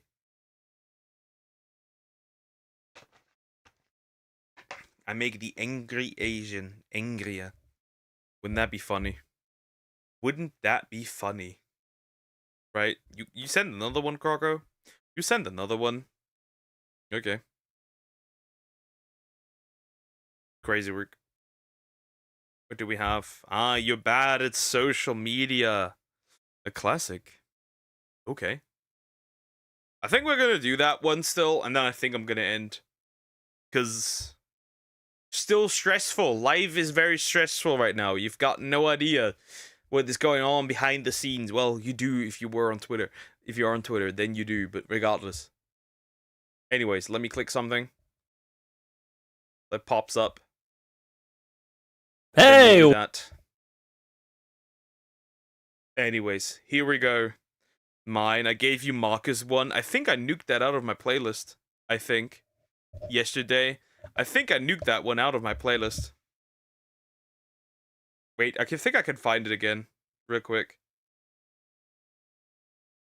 Just need to look. But I think I can find it again.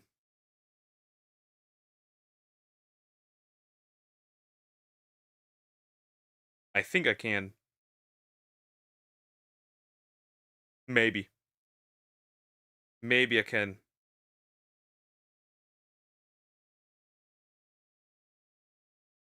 I can't. I can't. Never mind. I think I can't. Maybe I can. Hold up. Ah, I do I have it. Never mind. I found it. I found it. Yeah. Okay. First, do we do Crocos and then yours, but then I'm gonna end for sure today because life's hard, guys. If you're on Twitter, you know, life is hard right now. I have to adjust to some weird life circumstances, very weird ones. Anyways, I'm gonna look at this first because that's really short. You're bad at social media. That's part 54. There's a lot of parts by Fluffy Talks. Anyways, we'll look at it. That's gonna be very interesting. Let's see how bad these people truly are at social media. Also, please consider liking and subscribing. It helps a ton. It truly does. Anyways, let's look at this. Hey, what's up? So today we're doing your favorite thing in the world. Today we're doing another You're Bad at Social Media. Stop getting so giddy and happy. This is a series where we look at people who are really bad at social media. People who go on social media and they're like, whoa, I'm gonna make myself look so cool. And then they just... They're more like they make themselves look stupid and retarded. Which is a classic. end up looking like fucking morons. This is You're Bad at Social Media, number 54. Let's do it. Hey, what's up? 11 pickles. What? I mean, she just shoved in through her mouth 11 pickles. That's not too bad. That could be worse.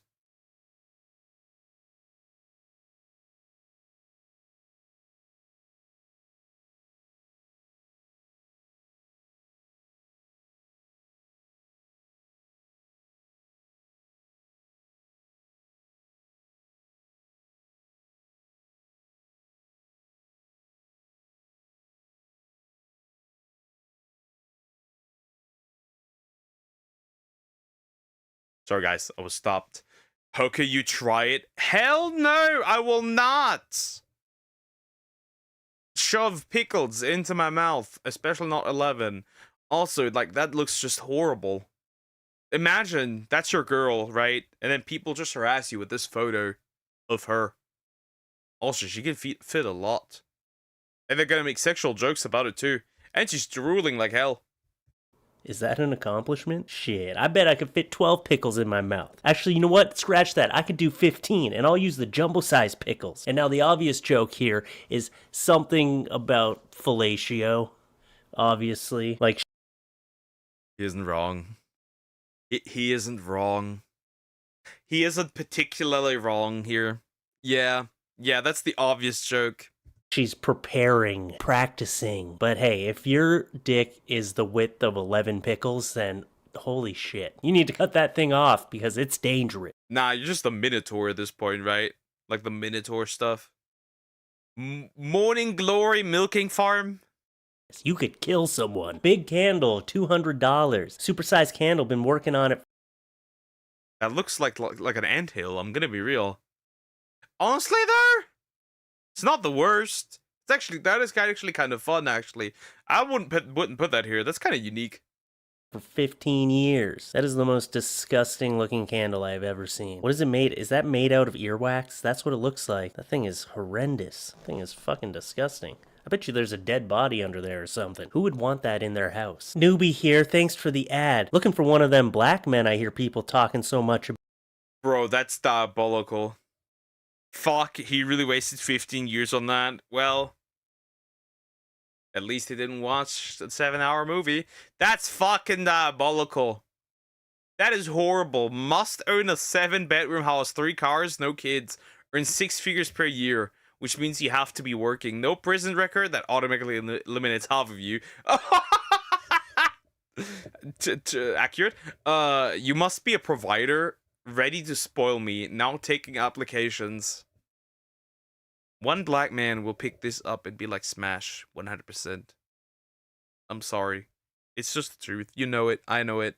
about. Must own a 7-bedroom house, 3 cars, no kids, earn 6 figures per year, which means you have to be working, no prison record. That automatically eliminates half of you. Wow, that was racist. And must be a provider, ready to spoil me. Now taking applications. Oh, come on, get over yourself, girl. You're looking for a guy with a 7-bedroom house to make 6 figures? You gotta lower your standards, okay? A 7-bedroom house would be a great upgrade from your... When was this video from? From when was this made?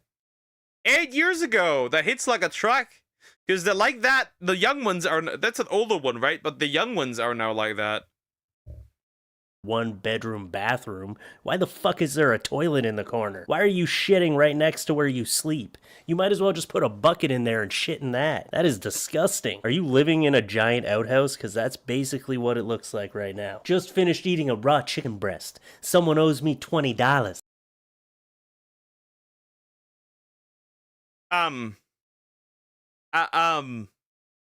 Yeah. Yeah. Why would you eat a raw chicken breast, though?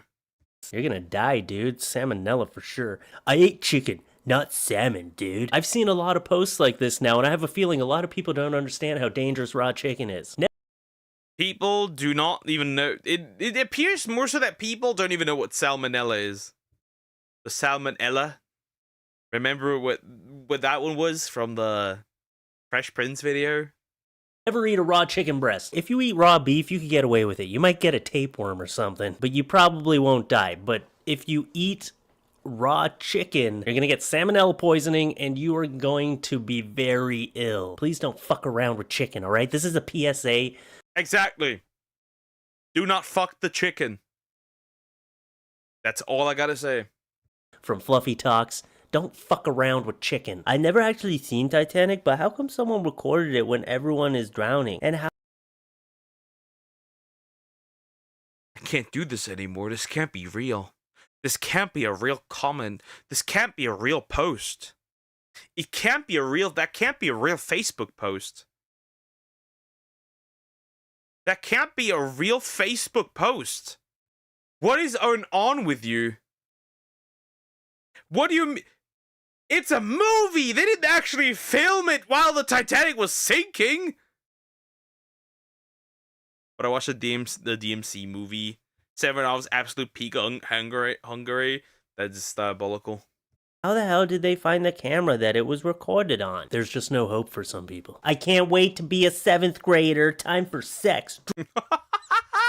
What the fuck? What? Those are some wild 7th grade. That's a wild 7th grade, bro. That is crazy. That's crazy. What the fuck? Get out of here. Drugs, love, and more sex. No, fuck no. That's not what you should be thinking going into 7th grade. Oh, fuck no. Stop it.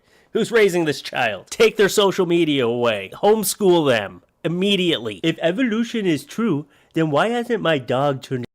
Rage bait. That's gotta be rage bait. Not falling for that. Do they not have something? Why is it always the same bait? Do they not have any premium stuff of that? Into an elephant. Touché. I've decided I'm going to collage. Signing up tomorrow. College. Signing tomorrow. How about hitting up elementary first? Hey, you don't know. You don't know her life. Maybe Brittany was just done at this point. Brittany was just like, yeah, no, I can't have this anymore. Fuck you. She was going to a collage thing. Like she was signing up for a collage study, teaching her how to make collages. Yeah, I don't think you're going to do very well in collage. That's our future, people. She's going to be your lawyer one day. Maybe a doctor. I hate this generation. Men nowadays will break up with you for cheating instead of just fighting them. Cheating. One of my favorite topics in life. Anyways, highly interesting. That is not happening. You should not... You know what? Again, still, I think cheating deserves jail time, but who am I to judge? Man you cheated with and forgiving you. How about just not cheating in the first place? That seems like, that could work. Mabel Winifred. Lots of things make me happy. I'm a simple woman, but I do love my prescription painkillers and dick. That was a hooker once, before she got married. I can guarantee you, 100%.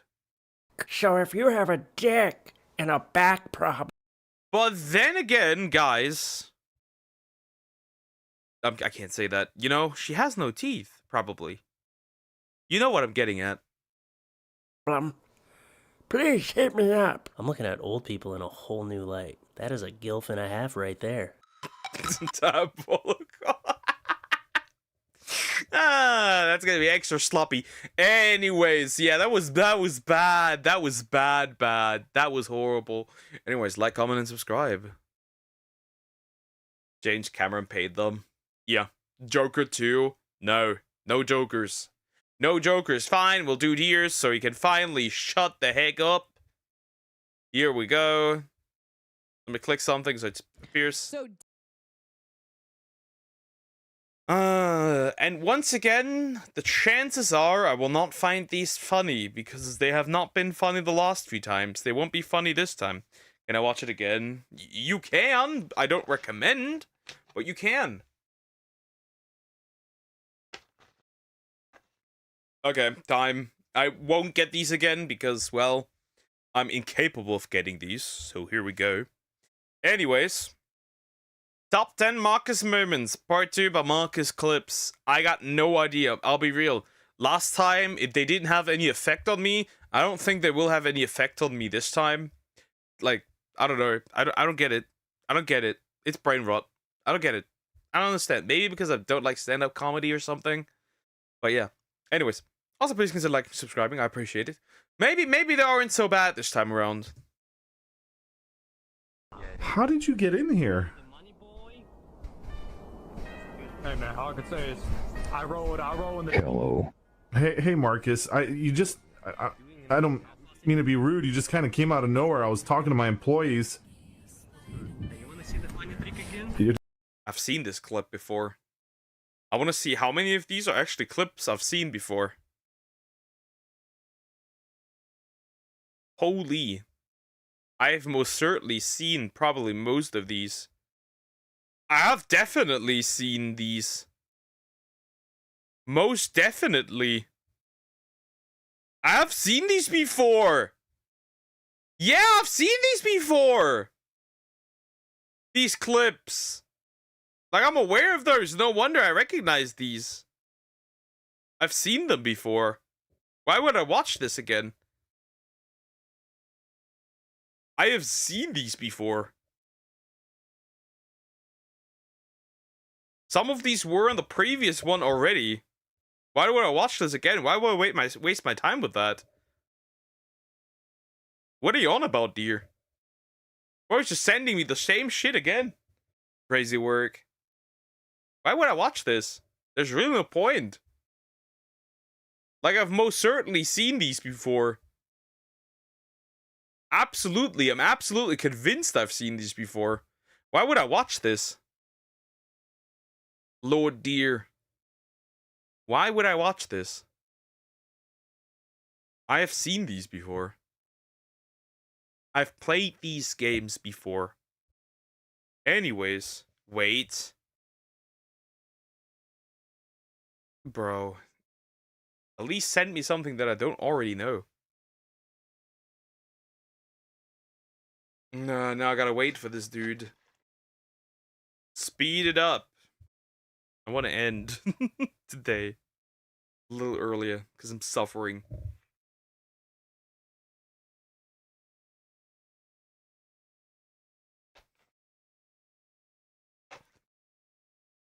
Okay, another one. Let's see.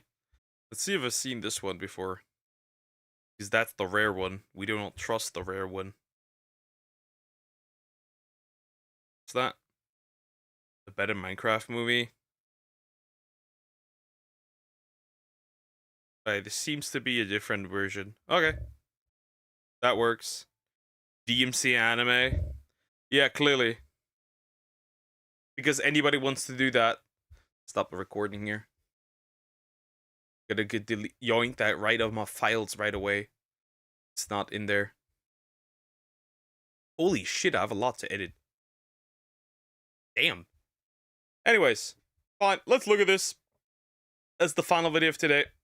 Let me click something so it appears. Hey, what's pause. Okay. We're back at it again. We're back at it again. Here we go.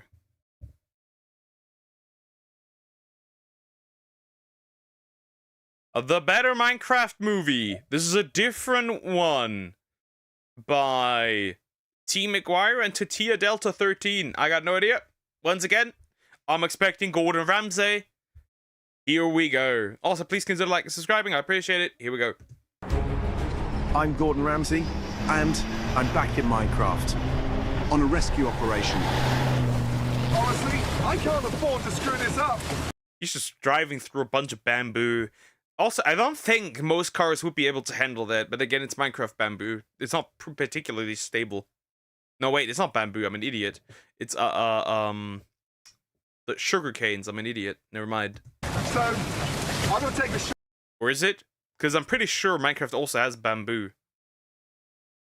shortcut and across the cane fields. It is cane. Okay, yeah.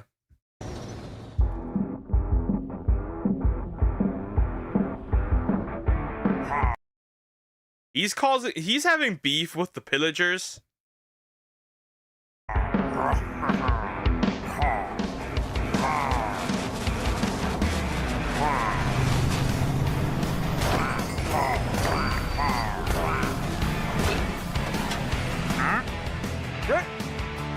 He's saving his homie? Is that what it is? How does a German know who Gordon Ramsay is? Because his clips are legendary and famous. One of my favorite clips that involves Gordon Ramsay is, what are you? An idiot sandwich. Are you kidding me? What are you doing?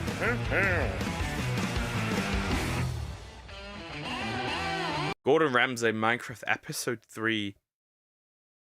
Did we not just have episode 1 anyways? I'm Gordon Ramsay, and I'm raiding a pillager outpost. Quick, let's go. Gordon Ramsay raiding a pillager outpost. That's gonna be interesting. It's gotta be very quick. Oh my goodness me. Come in, quick. What is going on in here? Oh my goodness me. This is gross. I mean, this guy is an absolute hoarder. Look at this. This guy is an absolute hoarder, but he is British though, so the British were once in the EU. Look at the state of this. What is going on in here? That's all food down there. Yeah, there's like carrots, wheat, and chicken. There's mountains of it. Look at this in here. What a way to operate. What a way to operate. Strip for the raid. What the fuck? Should we go in there? Oh, yes. What is that? That's a lever, and he's gonna pull, and then he just like explodes. Oh. Those are villagers in cages, though they do like look a little like villager spawners, but it's children. He just found Epstein's fortress. No. What in the fuck is going on in here? It's all the way down to the back. Oh my good. I'm Gordon Ramsay, and I've just discovered a child trafficking operation. Holy child trafficking operation.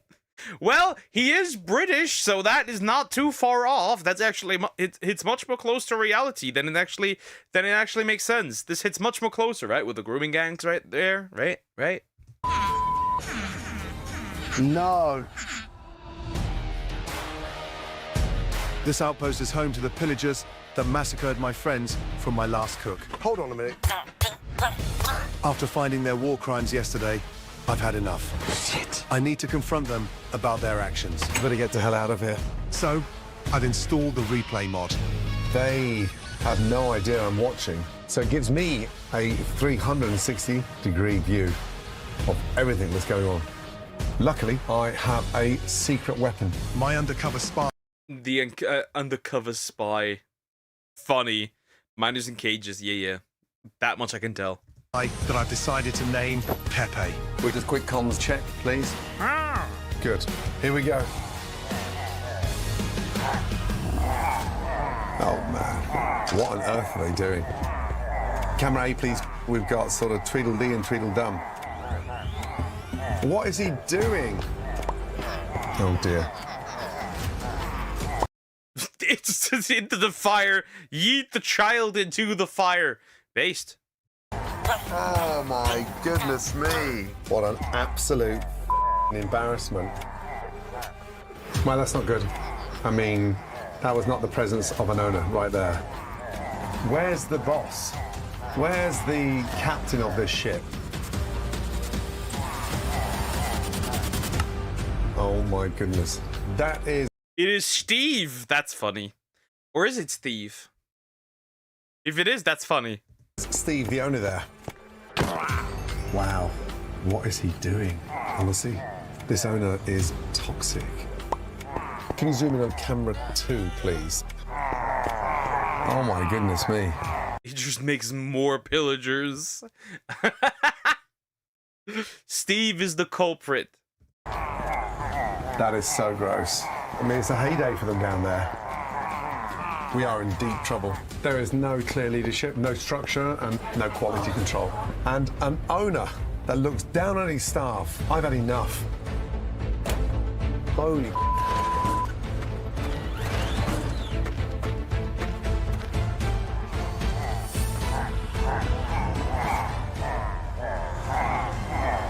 Ladies and gentlemen, to be continued. Okay, so to summarize, Steve is trafficking children. Gordon Ramsay just caught him in 4K, and now they're probably gonna duke it out in the next episode. I'm assuming that's pretty much what it is. They did spawn. They look like villagers in the spawner though. That was funny. And now he like broke into the pillager hideout, and the pillager hideout looks like absolutely horrendous. That's funny. The weird one though is still that Steve is the leader, because how is he gonna beat him, right? You can't just... I don't think you can get pillager spawn eggs unless Gordon Ramsay is just literally like above him, but that's about it.